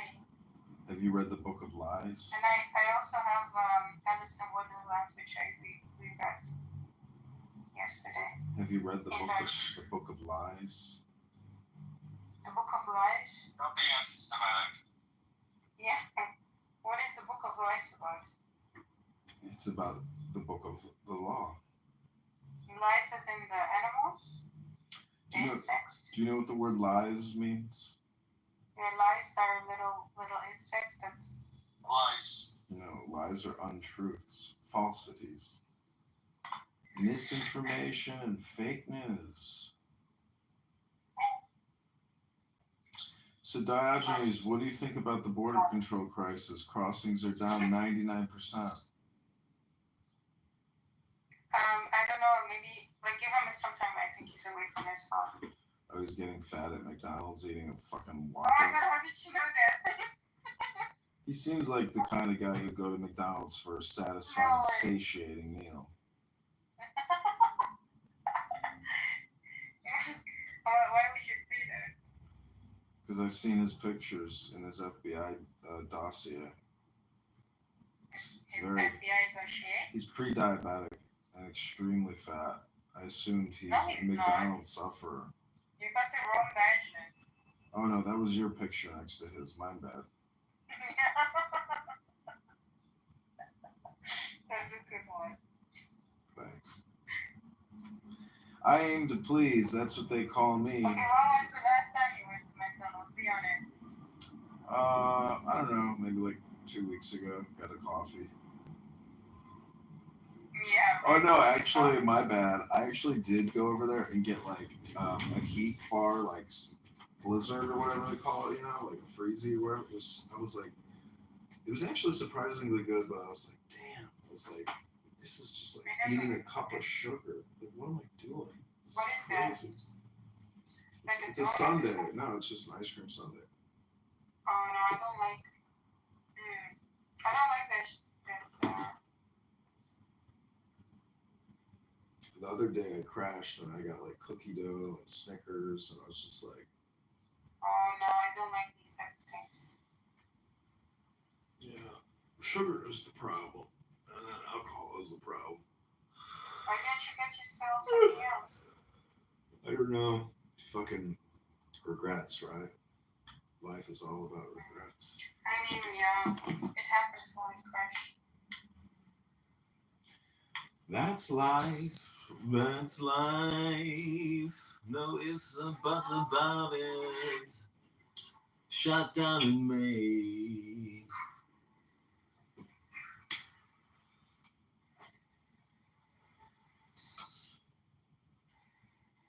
Do you know that Lisa finally paid her debts? She deleted the app? No, she paid her debts to $900 Wow. because she lost it. How come you're? You guys are still here?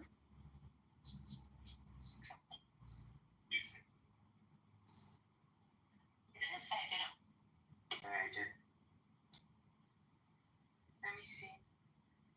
Okay, pick a number, Abby. Okay, I picked 17 earlier, so I'm going with 3. You want number 3?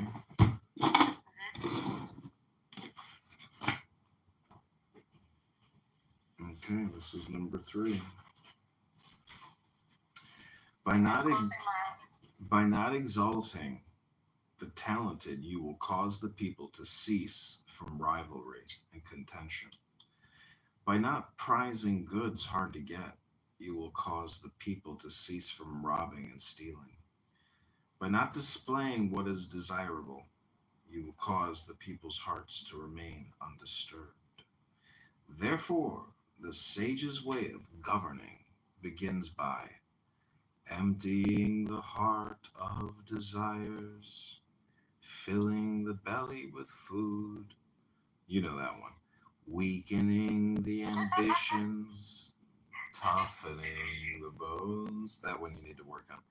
In this way, he will cause the people to remain without knowledge and without desire, and prevent the knowing ones from any ado. Practice non-ado, and everything will be in order.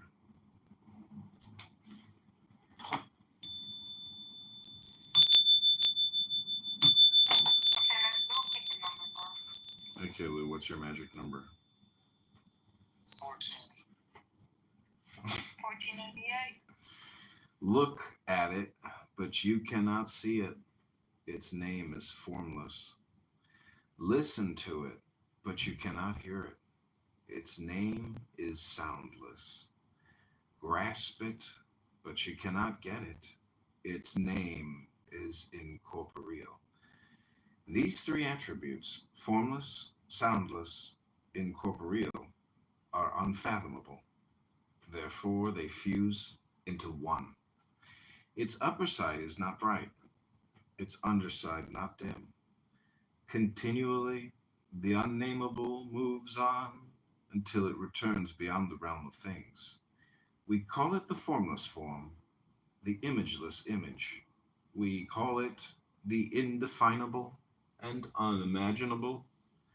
Confront it, and you do not see its face.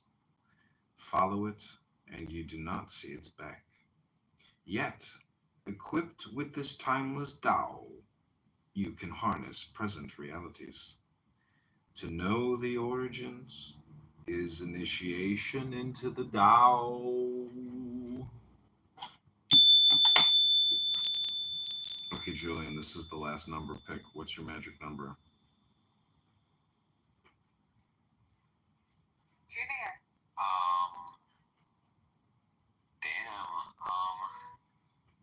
Well, it's just a number. 1 through 80. Damn, just give me time. 4. We already just did 4, didn't we? Oh no, we didn't do 4. 3. Okay, 3 becomes 4. This is the last reading. The Tao is like an empty bowl, which in being used can never be filled up. Fathomless, it seems to be the origin of all things. It blunts all sharp edges. It unties all tangles. It harmonizes all lights. It unites the world into one whole, hidden in the deeps.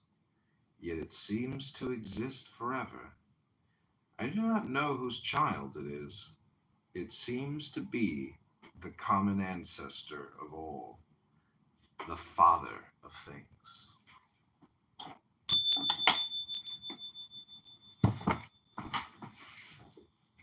Well, thank you for your wisdom, John. Don't thank me, thank the Tao. Thank you, Dal.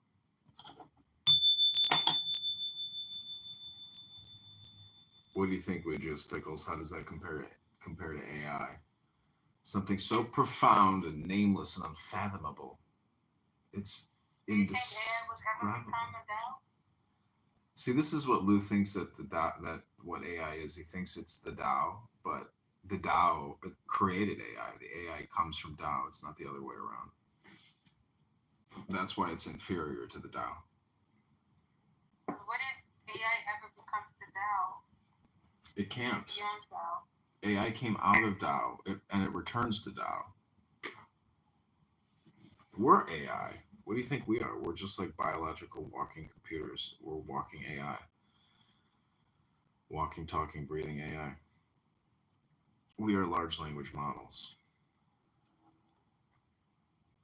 Some of us drool, of course, though, when we speak and stumble with the words, but with all due respect, AI is inferior to Tao.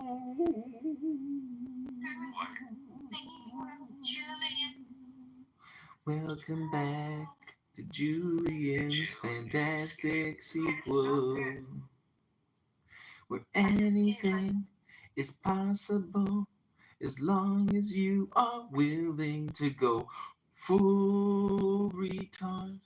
I find retards here on Clown House. Have you seen the X account? I find retards. I've come across it yet. Yeah, I was alerting them to Clown House. I said, I've been finding retards for 5 years and putting them on YouTube. I've done a thorough categorization of all retards. I have a retard index business. Did I tell you this? That I started a new... No? Yeah, it's called the Retard Database. And I have a huge index of retards. And you are labeled as number 665, Abby. Julian's number 786. And Lucius Tickles, you're number 325 in the database. Hi. Why not 666 for me? It's all just based on at like what time in the process that I met you and put you in the database. Okay. So. Well, we met that late. Yeah, Julian's new to the retard game. Congratulations, Julian. I know it looked like a ranking. No, it's not a ranking. It's a time capsule. Well, I want to let you all know that you're all fantastic, beautiful people. That you're so wonderful and intelligent and just, magical. Each and every one of you is an infinite starlight, a star in the firmament, here on Clown House, talking about nothing, wasting all your time. Growing fatter and older, dumber. And uglier. But not as ugly as Princessia, who now has skin condition. White people gave her a skin condition, unfortunately. Stupid white people. But I gotta get to the gym. No! Work out my body. Don't go to the gym. Go to the McDonald's. Blue Jizz Tickles, what's your zodiac sign, do you know? He is an Aries. He's Aries. No, are you sleeping? No, are you sleeping? Julian, what's your zodiac? Are you gonna sleep or are you gonna stay awake? I don't know. I think Aries. Just like Yeah, there are two Aries and one Pisces. And John, what are you? Scorpio. I knew it. 2 water, 2 fire. Wow. We go from being a scorpion And to a then snake Dionysus to a is a fire phoenix. too.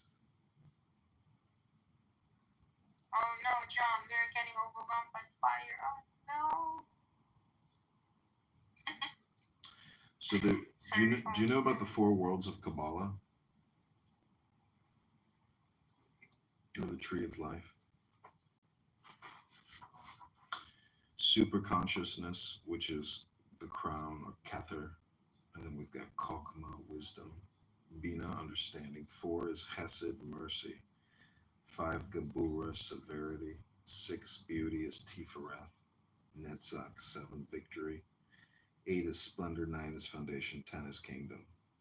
The 32 paths of wisdom. Jewish mysticism and holy magic. Kabbalah.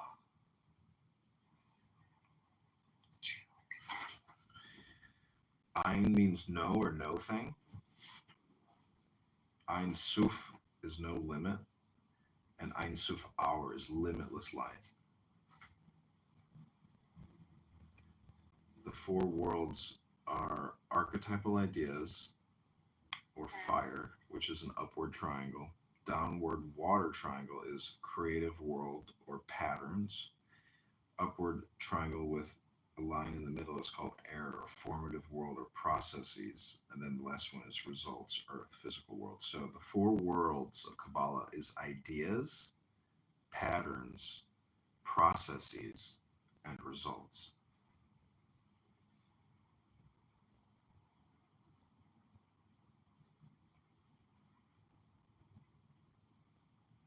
Amazing. The tetragrammaton is He, Vav, He, Yod. This ancient name for God is composed of 4 Hebrew letters, Yod, He, Vav, He. The original pronunciation has been lost, so it's anybody's guess as how to say this name.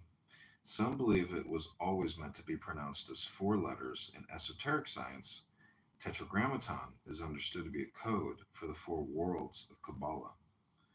A reminder that divinity extends through fire, water, air, and earth. Divine intelligence is infinite, eternal, and present everywhere. The name of 4 letters is often translated as that which was, is, and shall be. Further deciphering the code, we may deduce the following. God is all things in time and space and beyond. Everything is divine and sacred. You are holy, and so is everybody else. The tetragrammaton is also called a formula of divine creation. For related topics, review the 4 elements on page 53, Cardinal Cups. Exercise. Contemplate the tetragrammaton. Let your inner teacher reveal other meanings or correspondences. Write them down. Write about how this ancient code name applies to you personally today. Such a good book. What is this book? It's called High School Astrology, a textbook of ageless wisdom. Oh, okay. Is there more variants of this book or only regarding astrology? Zodiac, Greek meaning circle of animals. Many of the astrological signs are named for animals, a hint that astrology has shamanic indigenous beginnings. Yoga is Sanskrit for union, refers to conscious joining of the small self to the one self.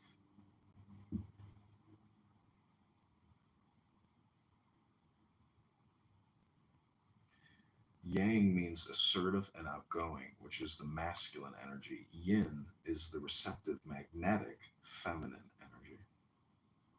Yang and yin. Yin and yang.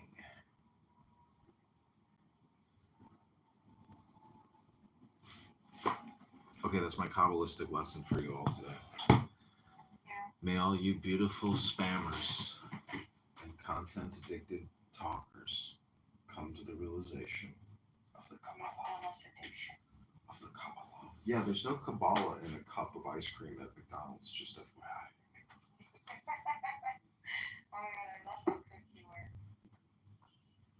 A lot of fat people go to McDonald's and they eat like 2 cheeseburgers, a large fry, have a Diet Coke, ice cream. Years ago.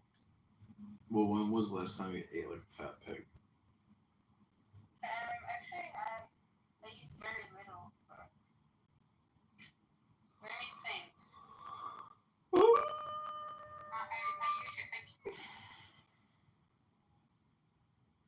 Okay, are you two retards ready to fix your brain rot? I know my brain rot. Diego's my fault. You don't have brain rot? Are you serious? You're horrifically suffering from brain rot. You're still here. So I'm having a conversation with Diego.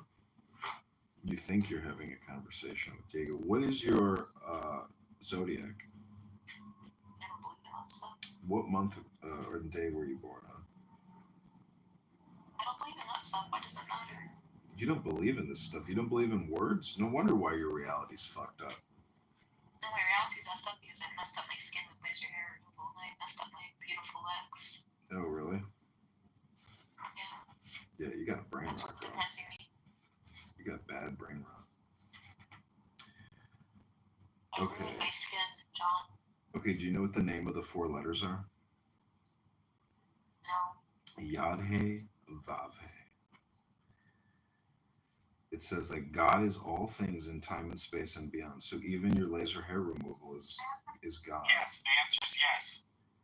Everything is divine and sacred. You are holy, and so is everybody else. The answer is yes. To your question. Super I consciousness. forgot it. What was my question? Cather Crown. Self-consciousness. Kakma or wisdom. Well, I mean, John started talking and then Subconscious is understanding. But Chesed is mercy. Diego, if that's like Severity is I think Gebulah, that you number would, 5. I think that you would accept the death Tifereth, of number Israeli 6. children Beauty. if it meant freedom for the Palestinians. no, Diego, Netzach is victory. Hold on, John. I actually Number 8 my is Facebook splendor. posts from Number 9 is 2005 where I, foundation. actively speak out against 10 anything is that kingdom. innocent civilians. That's a great alibi, but it doesn't back up what you told me on a video chat to my face. I don't remember saying it. You see, Amazing. and since I don't record you, there's that's how you're gonna get out of it. No. Ideas, patterns, You know what? Like, processes, maybe that was results. just so Ideas, out of my mind. patterns, I mean, I'm not processes, If results. you say I said it, okay, I said Fire, it. I said it. I water, remember that conversation air, with that guy talking and to you. earth. But I don't Ideas, remember saying patterns, what you're saying. processes, And you said results. I showed you the results, I'm not talking. processes, patterns, and ideas. That's it. Those are the 4 worlds of Kabbalah. Are you Ideas, okay, Diego, with patterns, processes, If I results. tell you that Nora told me she wants to kill Jewish children, do you think I'm lying? I mean, I don't think you would. I've never really caught you lying about stuff, so I don't. No, I think it was like a Why would I lie about that, Nora? Dare to love God without mediator But you or did say veil. it. Just assume you said it, please. Cast behind you all conformity and acquaint yourself at first hand with deity. Man is made of the same atoms as the world You is. said it, so it needs into your heart. He shares the same impressions, predispositions, destiny. When his mind is illuminated, when his heart is kind, he throws himself joyfully into the sublime order. Oh, what, in New York? Yeah. Oh, she said this in person. No, she just called me on Telegram and was screaming like a maniac and said, I want to kill all their children. I want to kill all their children. Yeah, she was having like a moment there. But Diego, was I the one talking to you, or was the man talking to you? You were the one talking to me. That guy didn't say anything.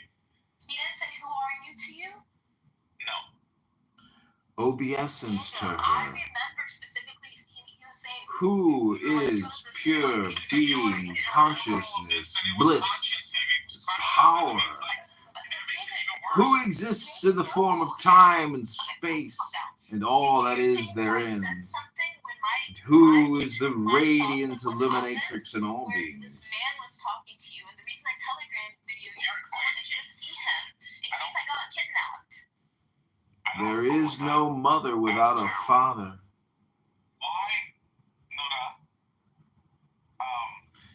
The universe is mental, held in the mind of the all. Oh man, oh man, know thyself. When he said, "Who are you?" to Our word man is derived from this word that means mind. The word man is a very ancient, generic term for human beings. Okay, maybe you're right. Maybe I did say it, and everything else I'm making up. The ultimate truth is realization of one's own mind. The ultimate truth. The ultimate truth is the realization of one's own mind. You see, the ultimate truth is the realization of one's own mind. In the cosmic mind, If these are the things that you remember of me. In the cosmic mind, the divine Because mother. I'm the only one that will, get you to confront the truth. Everybody else wants you to stay in La La Land. Okay. But how do I fix it? You're saying I said these things. How do I fix it? The only way you can fix this is through language. A mother, animal, human, or divine, gives birth to babies, Nora. She creates form using the substance of her own body. According to ageless wisdom, mind is a very subtle substance. This essential matter has been called mind stuff. Alchemists refer to it as the first I don't know matter. why you want to try to separate the personhood. It's you. There is no other. There's not a different person. Okay, so you see me as a person that has hate in their heart, unclassy, The devil is the unregenerate intellect. demonic. These are the things that you see of me. Ego literally means I am. You're just trying to manipulate me. No, There is a great divine I am. There seems to be a small human one, which is our intellectual sense of separation in the third dimension. The small ego is unregenerate when it sees itself as better than or less than others. The enlightened ego sees an underlying evenness because in reality we are the same. Although we are one, we each have an ego. Even the most highly illumined master has a sense of separation while still in the body. A good example is Jesus, who, as the Son of Man, Do not talk about Jesus in front was of me today. tempted by It's my the role, devil. dog. He put Satan behind him, which means he did not agree with his small ego or let it rule him. But he did not try to push it away or cut it off, because that is impossible. The ego is our shadow. It follows us everywhere. We can train it to become a helpful friend, a regenerated intellect that eventually gets absorbed into the divine I am. If there is an enemy, it is ignorance. Humanity is not innocent. It says humanity is innocent. No one is to blame for the aspects of life that we do not like, that our ego might judge as evil. Especially, there is nothing wrong with ego. It just has a limited viewpoint, ignorance, or what I call brain rot. So it needs the loving support of our unlimited multidimensional self. The ego fears that which it perceives as not self, anger, and hatred arise from fear. Each of us is part of humanity. When one part hates another part, it is like cancer growing in the body of humanity. This is bad, wrong, should not be, has no right to exist. I will resist and push away this person, thing, circumstance, part of myself. This judgmental way of thinking, prevalent on Earth for a very long time, creates tremendous pain in the psyche of your average clownhouse user in ultra derecha. Judgment is the unregenerate intellect rebelling against the law of love, saying it has a right to judge self or others as good or bad. This stance creates war in the psyche. Stay empty of judgment and be full of peace. When we oppose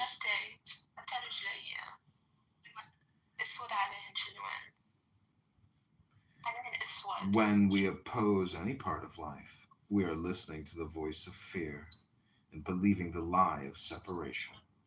This lie is the root of suffering. The devil is called the father of lies. You could also call it the controlling left brain ego. All hatred begins with self-hatred. When you don't like a certain energy in someone else, an honest look within will expose a similar energy in yourself. That which you resist in yourself gets projected onto others and mirrored back to you. That which you do not resist in yourself will not bother you in others. Resistance to life equals pain. All wisdom teachers down through the ages have asked us to accept and embrace whatever is arising. Yourself, no doubt. So it bothers you enough. When it is dark on one side of the earth, it is light on the other. Like God, we embrace both halves of the whole. When we let life flow easily, we are not helpless victims, but magical co-creators with divine intelligence as our partner.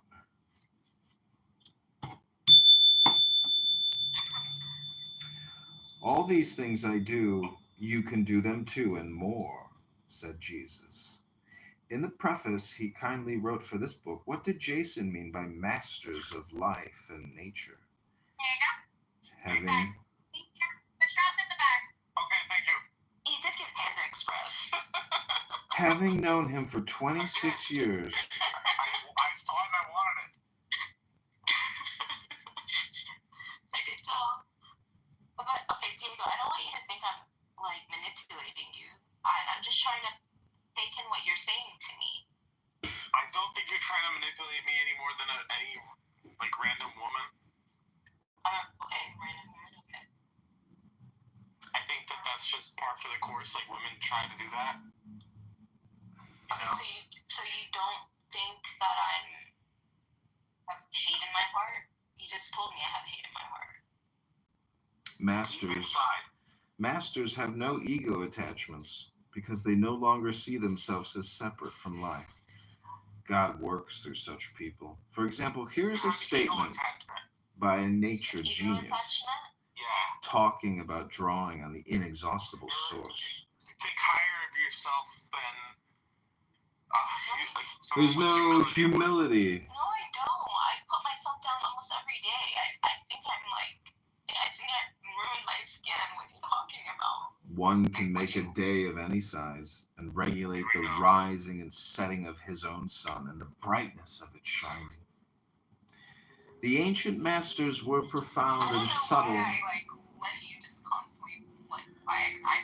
Their wisdom was unfathomable. There is no way to describe it. All we can describe is their appearance. They were careful as someone crossing an iced-over stream.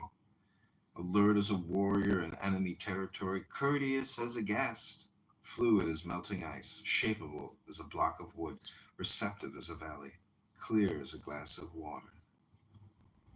Do you think you're clear like a glass of water? Good that you think of me.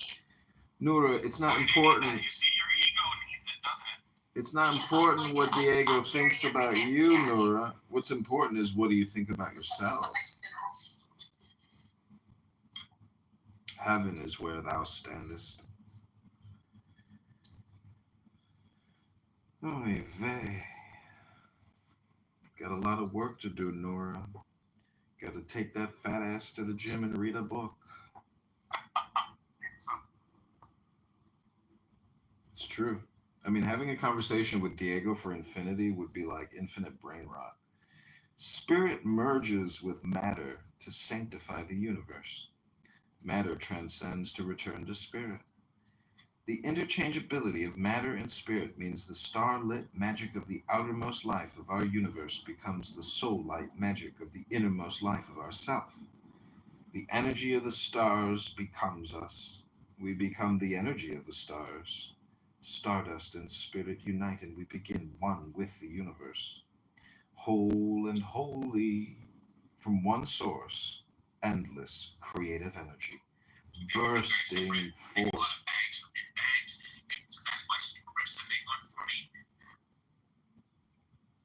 From one source, endless creative energy bursting forth, kinetic elemental.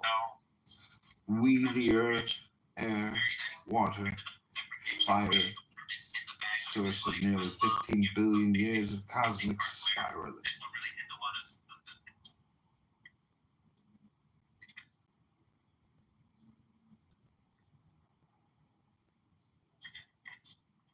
Meditation and divination.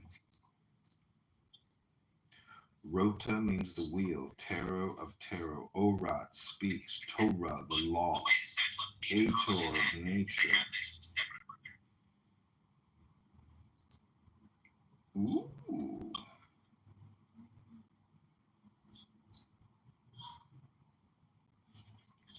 Do you get it now, Nora? It's a you problem. No, take that fat ass and go to the gym and read a book. You're far away from God, Nora, because Diego's far away from God. This man is an atheist.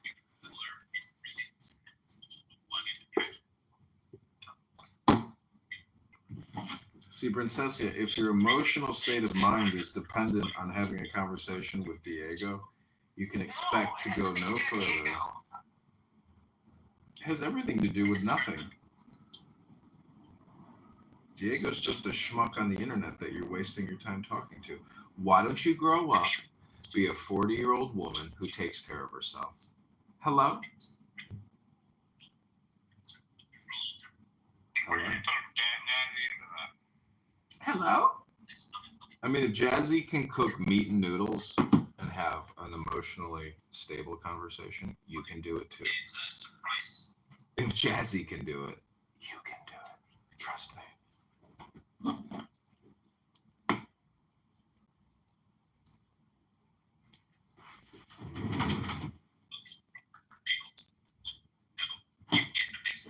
you have hate deep in your heart? Yes. Why?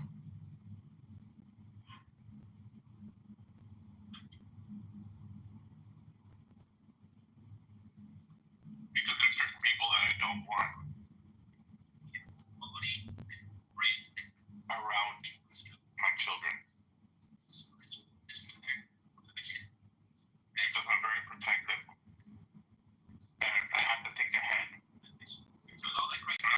I'm constantly looking for red flags.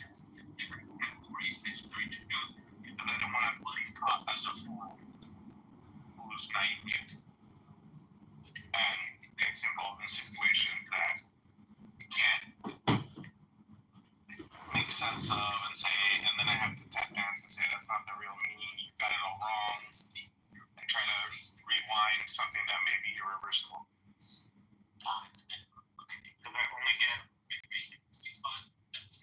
Creating downgrade their internet service. I remember it. The North remembers. You don't really figure out what the mistakes are. Some of these mistakes take time. Fire remembers. You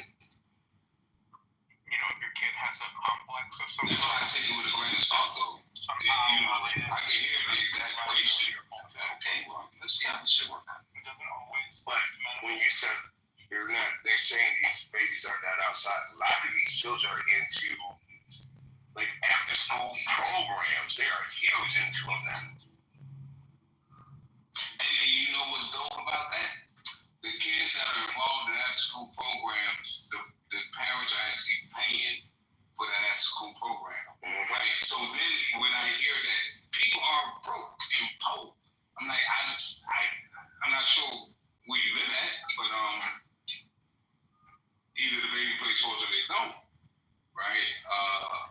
But if you, I'm just, it's the thing. But we was all in after school programs. That's how I grew up. After school programs and playing on the rec in the rec centers, basketball, football, and baseball league growing up, right? All those was free though when I grew up. Outside of maybe need shoes or some cleats or maybe something like that. Equipment if you played football, stuff like that. KP in the house. Yeah,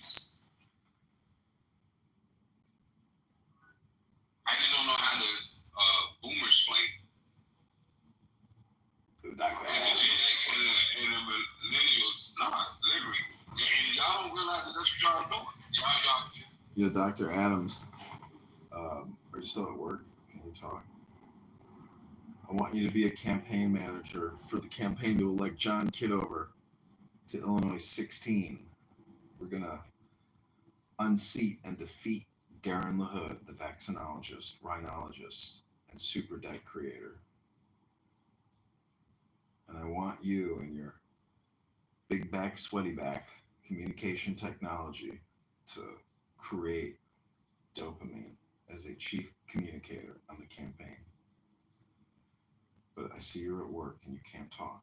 So let's go back to another exciting clown house room. For a fact, my daddy and my uncles was like, man, this ain't nothing gonna kill this old soldier. I gotta get back to work too. I'm gonna go to the gym. They just opted out. You're going to play baseball. Folks was in line 6 feet away with masks on. They was going crazy out there. As if that would change something. They was out there crazy. People was leaping into the cameras. See, can I just offer a little bit of insight here? You're both neurologically, neurotically wired together at this point. The best thing to do is to end the room, take your fat asses to the gym, and read a fucking book.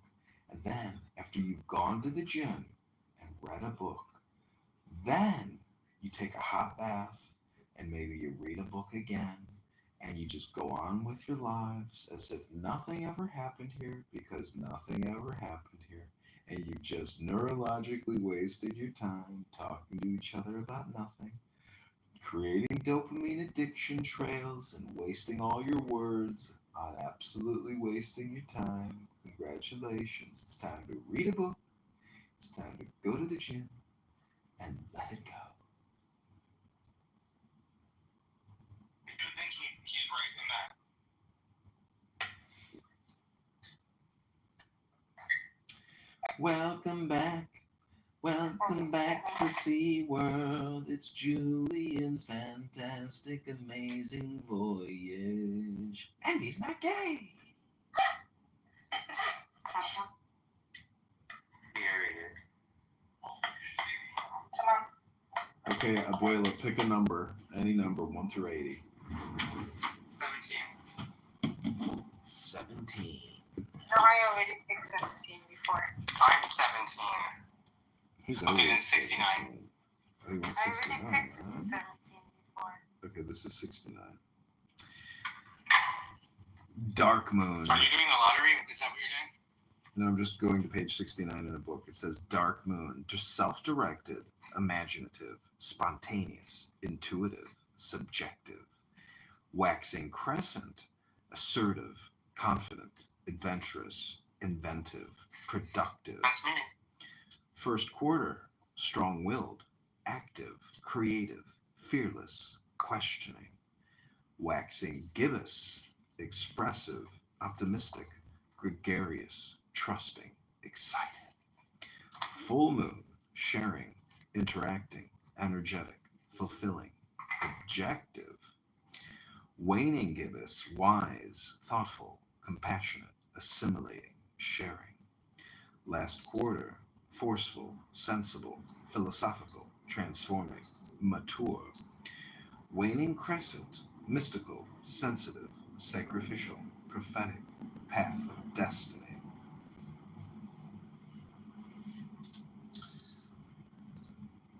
That's it.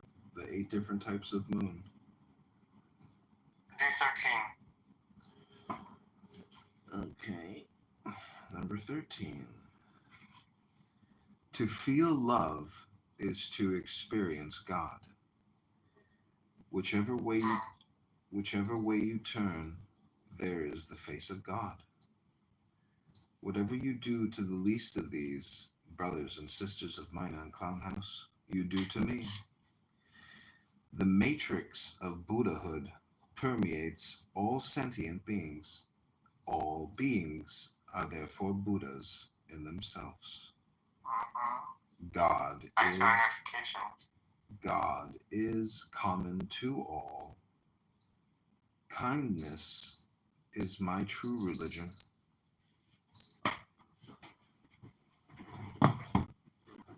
So I ask you, can you tell me the last time you weren't kind to someone? When were you last mean and nasty? This morning when I dropped something off at this girl's house and she had the wrong address in her Instacart. And then when I called her, she gave me the right address and she's like, oh, there's a pink flag. I said, oh, it's covering your house number too. Like, why the fuck do you have a delivery if you're going to cover your house number and not put the right house number on there? What are you doing? So what did she say? She said, oh, I'm sorry. I'm like, it's okay. Don't worry about it. Just be smarter next time. Yeah, just know that people are going to blow your phone up if you don't know what you're doing.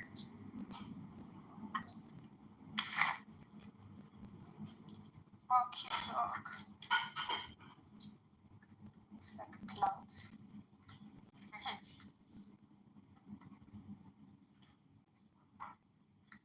My God. Never gonna wear this shirt anymore.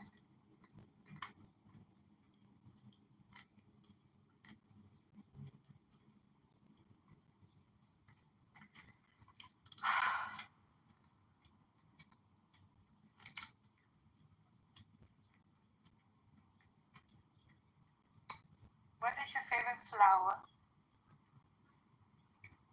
My favorite flower? A rose, I think. I feel like the roses, but I like sunflowers. My favorite flower is the gardenia. Okay. I love the way it smells. Are you more at than home? roses. Huh? You're at home right now? Yeah. Are you done with your Instacart? Yeah. And your road rage? Rage? I always get you with it. It's so funny.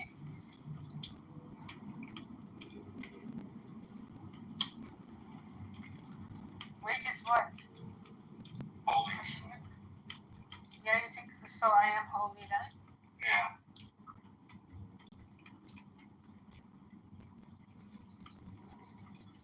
It's not even raining that much. What do you think about that, John?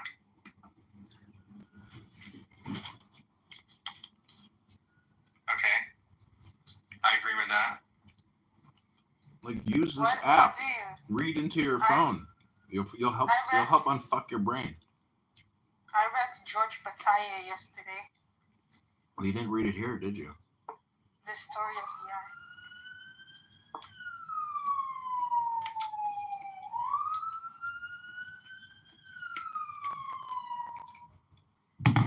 That's the sound of the police. That's the sound of the beast. So, John, what is the... Yesterday I got attacked by frogs here, so I'm not sure if I should walk. But if you hear me screaming, it's because there are 5 frogs. Well, you just gotta pick the frog up and kiss it, and then it'll turn into a prince, and you'll finally get married. Diamonds? Yeah, probably. Oh, maybe that's why. Well, if you kiss the frog and then it shits on your foot, that'd probably be more accurate for Diogenes. Why? I'm just kidding. It's a joke. Just a Like just the joke. front and then the border exists. I think that's more accurate. Okay. Okay, pick one more number, Abuela. Okay. Okay. Go ahead, Abuela. What's the magic? I'm walking past the street and next to the house, number 12. So. Abuela, hurry up. I got to get to the gym. Okay, I'm doing it for him. Okay, what's your magic number? When you ask, I walk next to a house, number 12. Okay, this is number 12.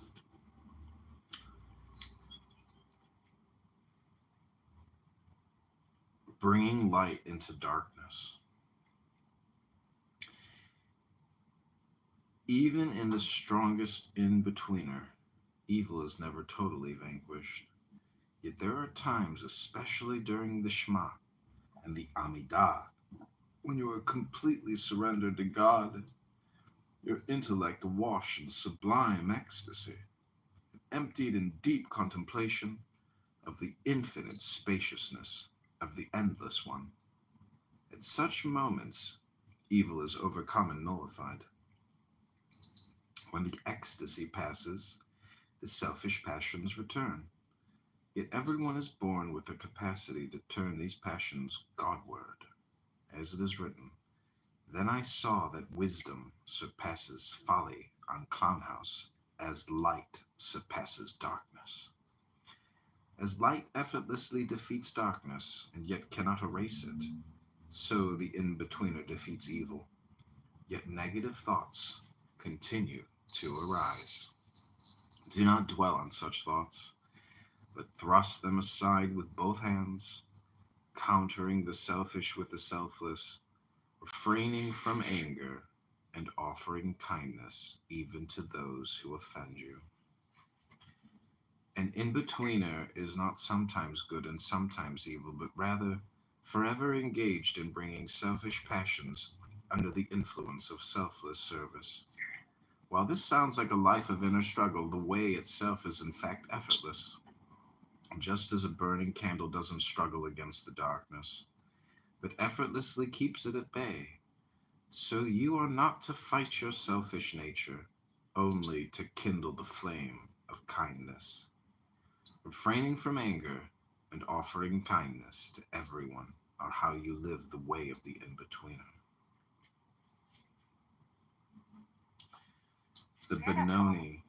The Benoni in-betweener always struggles with both sides of the heart, the inclination for good and the inclination for evil.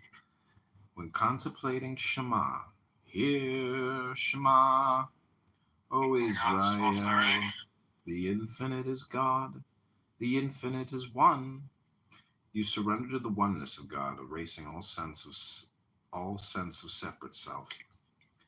The Amidah standing prayer is the central prayer of Jewish worship. During the Amidah, you stand in the presence of God and are annulled in that presence, the way a wave is annulled in the ocean.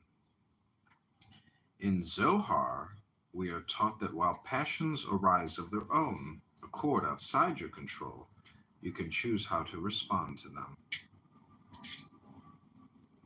Okay, that's number 12.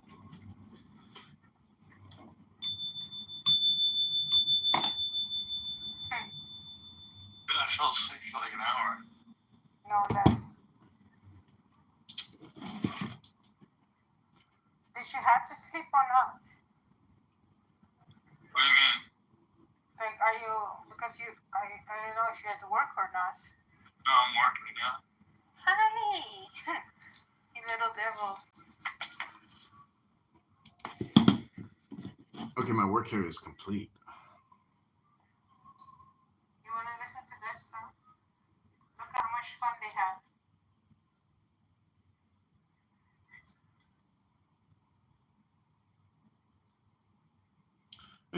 Are you two retards still talking?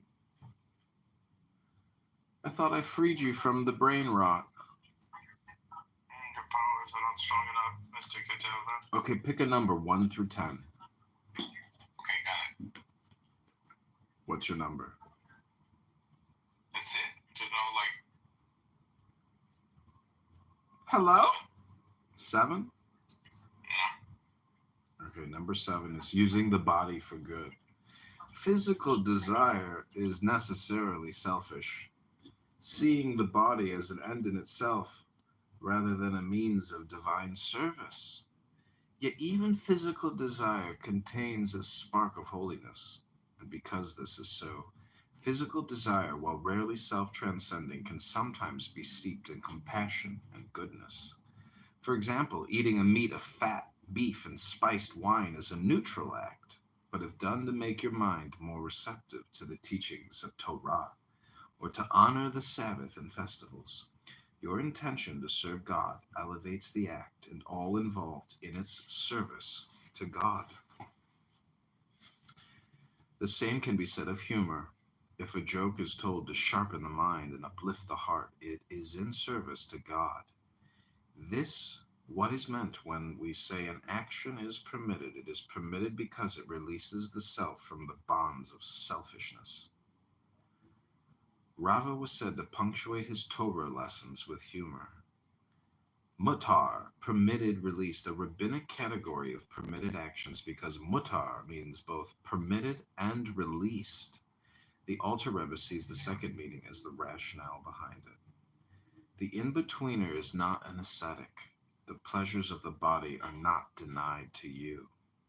On the contrary, they are there for you to hollow. For example, if eating and drinking are done solely to please the self, their full potential is not realized. When you eat and drink to sustain your life so that you can be of service to God and others, then the act of eating and drinking is hallowed. This is why permitted actions are called mutar, those deeds that release the narrow self into the greater reality of God and godliness.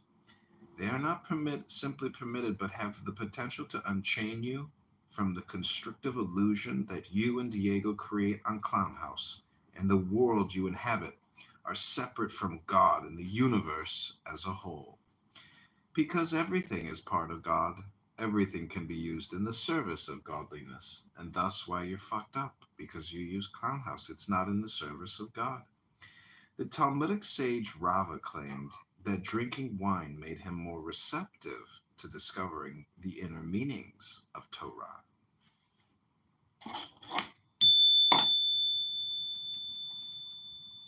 But what do I know? I bought a rental property in Chicago. It's time to meditate. Diego, even though I'm like sharing the events of what happened, I don't see that as actually, I don't know, I just wasn't sleeping.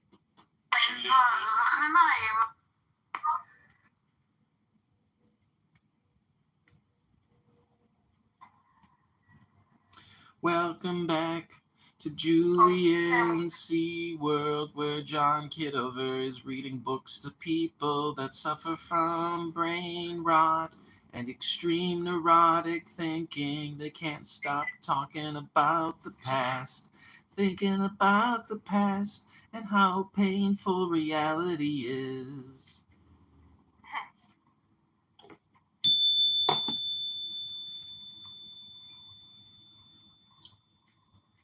This has been your meditation release of the day. I hope you've enjoyed this podcast. I hope you think it's fun. Did you hear the music? Mm-hmm. Where is it coming from? Music. Yeah. Where's your hot dog and spaceship? No. Where's that from? Is that right here?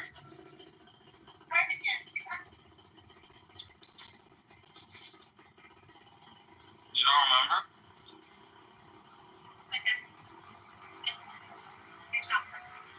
And then for your lunch. Alright. We'll remember that. Yeah, calm down. No.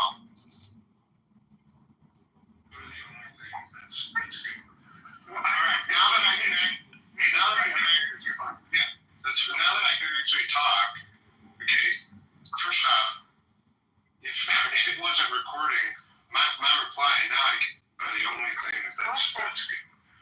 Stephen, he was roasting me. If that's all you want to do, and as long as they consent, go ahead. But who in the hell do you think you are to criticize women's deaths when all you do is see them as a release?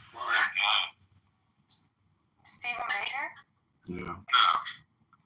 Isn't he following all types of OnlyFans girls? Or well, so is he projecting? All communication is projection. No, it's not all. When is somebody not projecting? Give me an example. When they're telling you a truth. Okay, well, when is somebody telling the truth? How do you know that? Because it's wisdom. Okay. So, for example, you have a character trait that I want to criticize for whatever reason. Mm-hmm. How do I do it with wisdom? You have to read wisdom. So, for example, may the Lord of peace himself give you his peace at all times and in every situation. The Lord be with you. What happened to the cross?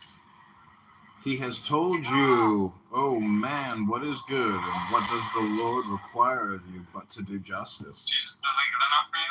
to love kindness, and to walk humbly with your God? My health may fail, and my spirit may grow weak, but God remains the strength of my heart. He is mine forever. The Lord is gracious and full of compassion, slow to anger, great in mercy. The Lord is good to all, and his tender mercies are over all his works. It is a good thing to receive wealth from God, and the good health to enjoy it. To enjoy your work, Abby, and accept your lot in life, that is indeed a gift from God. Blessed is the man who endures temptation, for when he has been approved, he will receive the crown of life which the Lord has promised. Do not be conformed to this world, but be transformed by the renewing of your mind, that you may prove what is good and acceptable and perfect to the will of God. He who finds a wife finds a good thing and obtains favor from the Lord. Being confident of this very thing, that he who has begun a good work in you will complete it until the day of Jesus Christ. Show me your ways, Luge's Tickles. O Lord, teach me your paths. Lead me in your truth, and teach me, for you are the God of my salvation. On you I await the day. I will be a father to you, and you will be my sons and daughters, says the Lord Almighty. Nice. Whatever you do, work at it with all your heart, as working for the Lord, not for men, since you know that you will receive an inheritance from the Lord as a reward. You see, Abby, that's what I'm talking about. Wisdom. Wisdom. It's called wisdom? It's called the Bible. Oh, okay. I was like, there's no way this is the Tao Te Ching.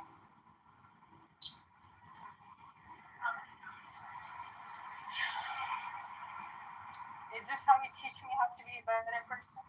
Yeah, those are select verses from the Bible.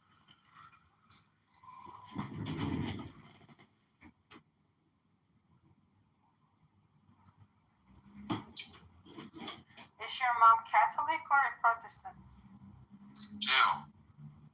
No, the mom is not a Jew. Unless I know the dad.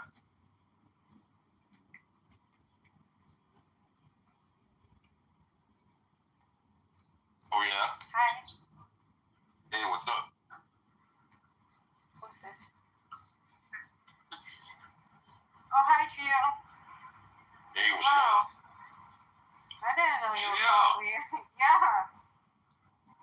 Gio, I missed you. Me too, bro. How you been? Where were you this morning when I needed you, Gio? I needed you. I knocked out, bro. I got really high and I knocked out. And I cooked some really bomb-ass ramen. It was so good. Yeah. What is it? What ramen now? It's a Korean spicy ramen. Really good. Shin ramen. It's like this red packet with a Chinese like letter on it. Nothing. I always tell people, I tell you what, we're running this test. If you just look at Shin ramen, it'll pop up. You can find it at your local That's how I feel about wishing, you know, or having regrets. It was crazy. It's not even, it could be about, you know, the movement too, but shit, her grandma's staying a real nice upscale, you know what I mean? It's like it's not even where you're at. It's just the people everywhere. That's where you the know what I most mean? fucked up at, because she got everything she wants. Yeah, it's like the people. Yeah, what it is, it goes back to why I never grade anybody by the color of the skin, because like I said, I did my 25 years of my life was spent in the military, so that was most of my adult life, although I was raised in the streets. But that was really, when I look at it compared to the military, was a snapshot, you know. So I mean, my point is that, you know, you just have to figure things out in life. And the thing is, like, is not trying to look at people and judge people and nail them and walk like you were saying.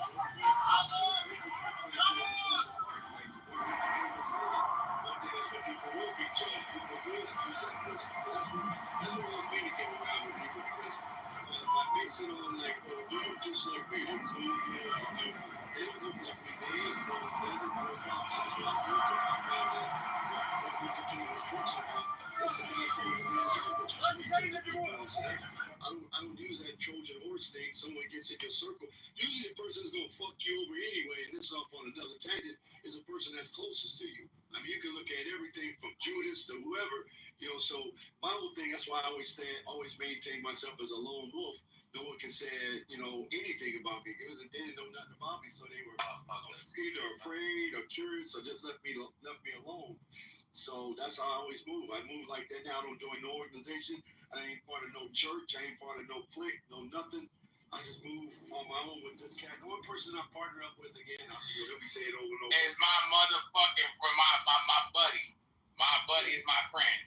Yeah. God is the dude that just, he never. No, not even God. I partner up with that motherfucking friend that got motherfucking 16 to motherfucking 10 if you in Cali. I partner with that friend. That's my best friend. Yeah. You just got to keep the circle small. That's all, you know, because if it's just two of you, you know, I mean, you still got the Cain and Abel syndrome, you know, can happen with just you and another person. That can happen. But you just got to, like I said, my dad said, be careful with choosing friends, but be extra careful with losing friends, you know, take twice as long. And I just keep myself, like, just distance from everybody. People try, hey, man, you need to come over here, man. Woo. I bring it up to my man upstairs. He says, nah, man, you don't need to go there, man. Bunch of fuck boys over there. Stay over here, G, you good.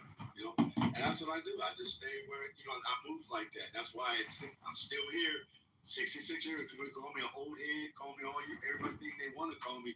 But I'm 66 years old, and I'm still running, swimming, shooting, fighting, doing all this stuff like everything is when I was 19. So it's all a free mind.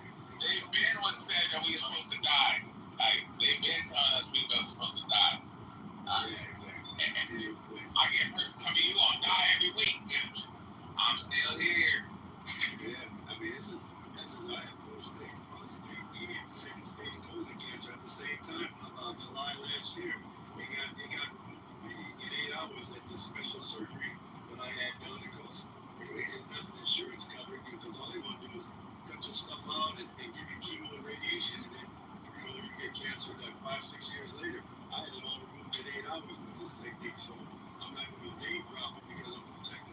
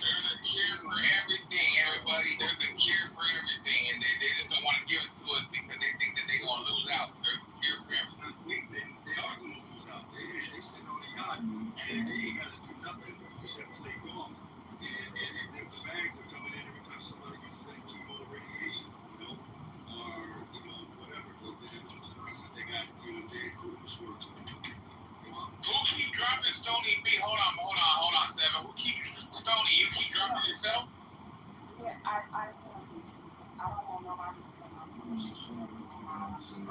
Oh, okay. Oh, just you, okay, because you were around, so you going back before I. Okay.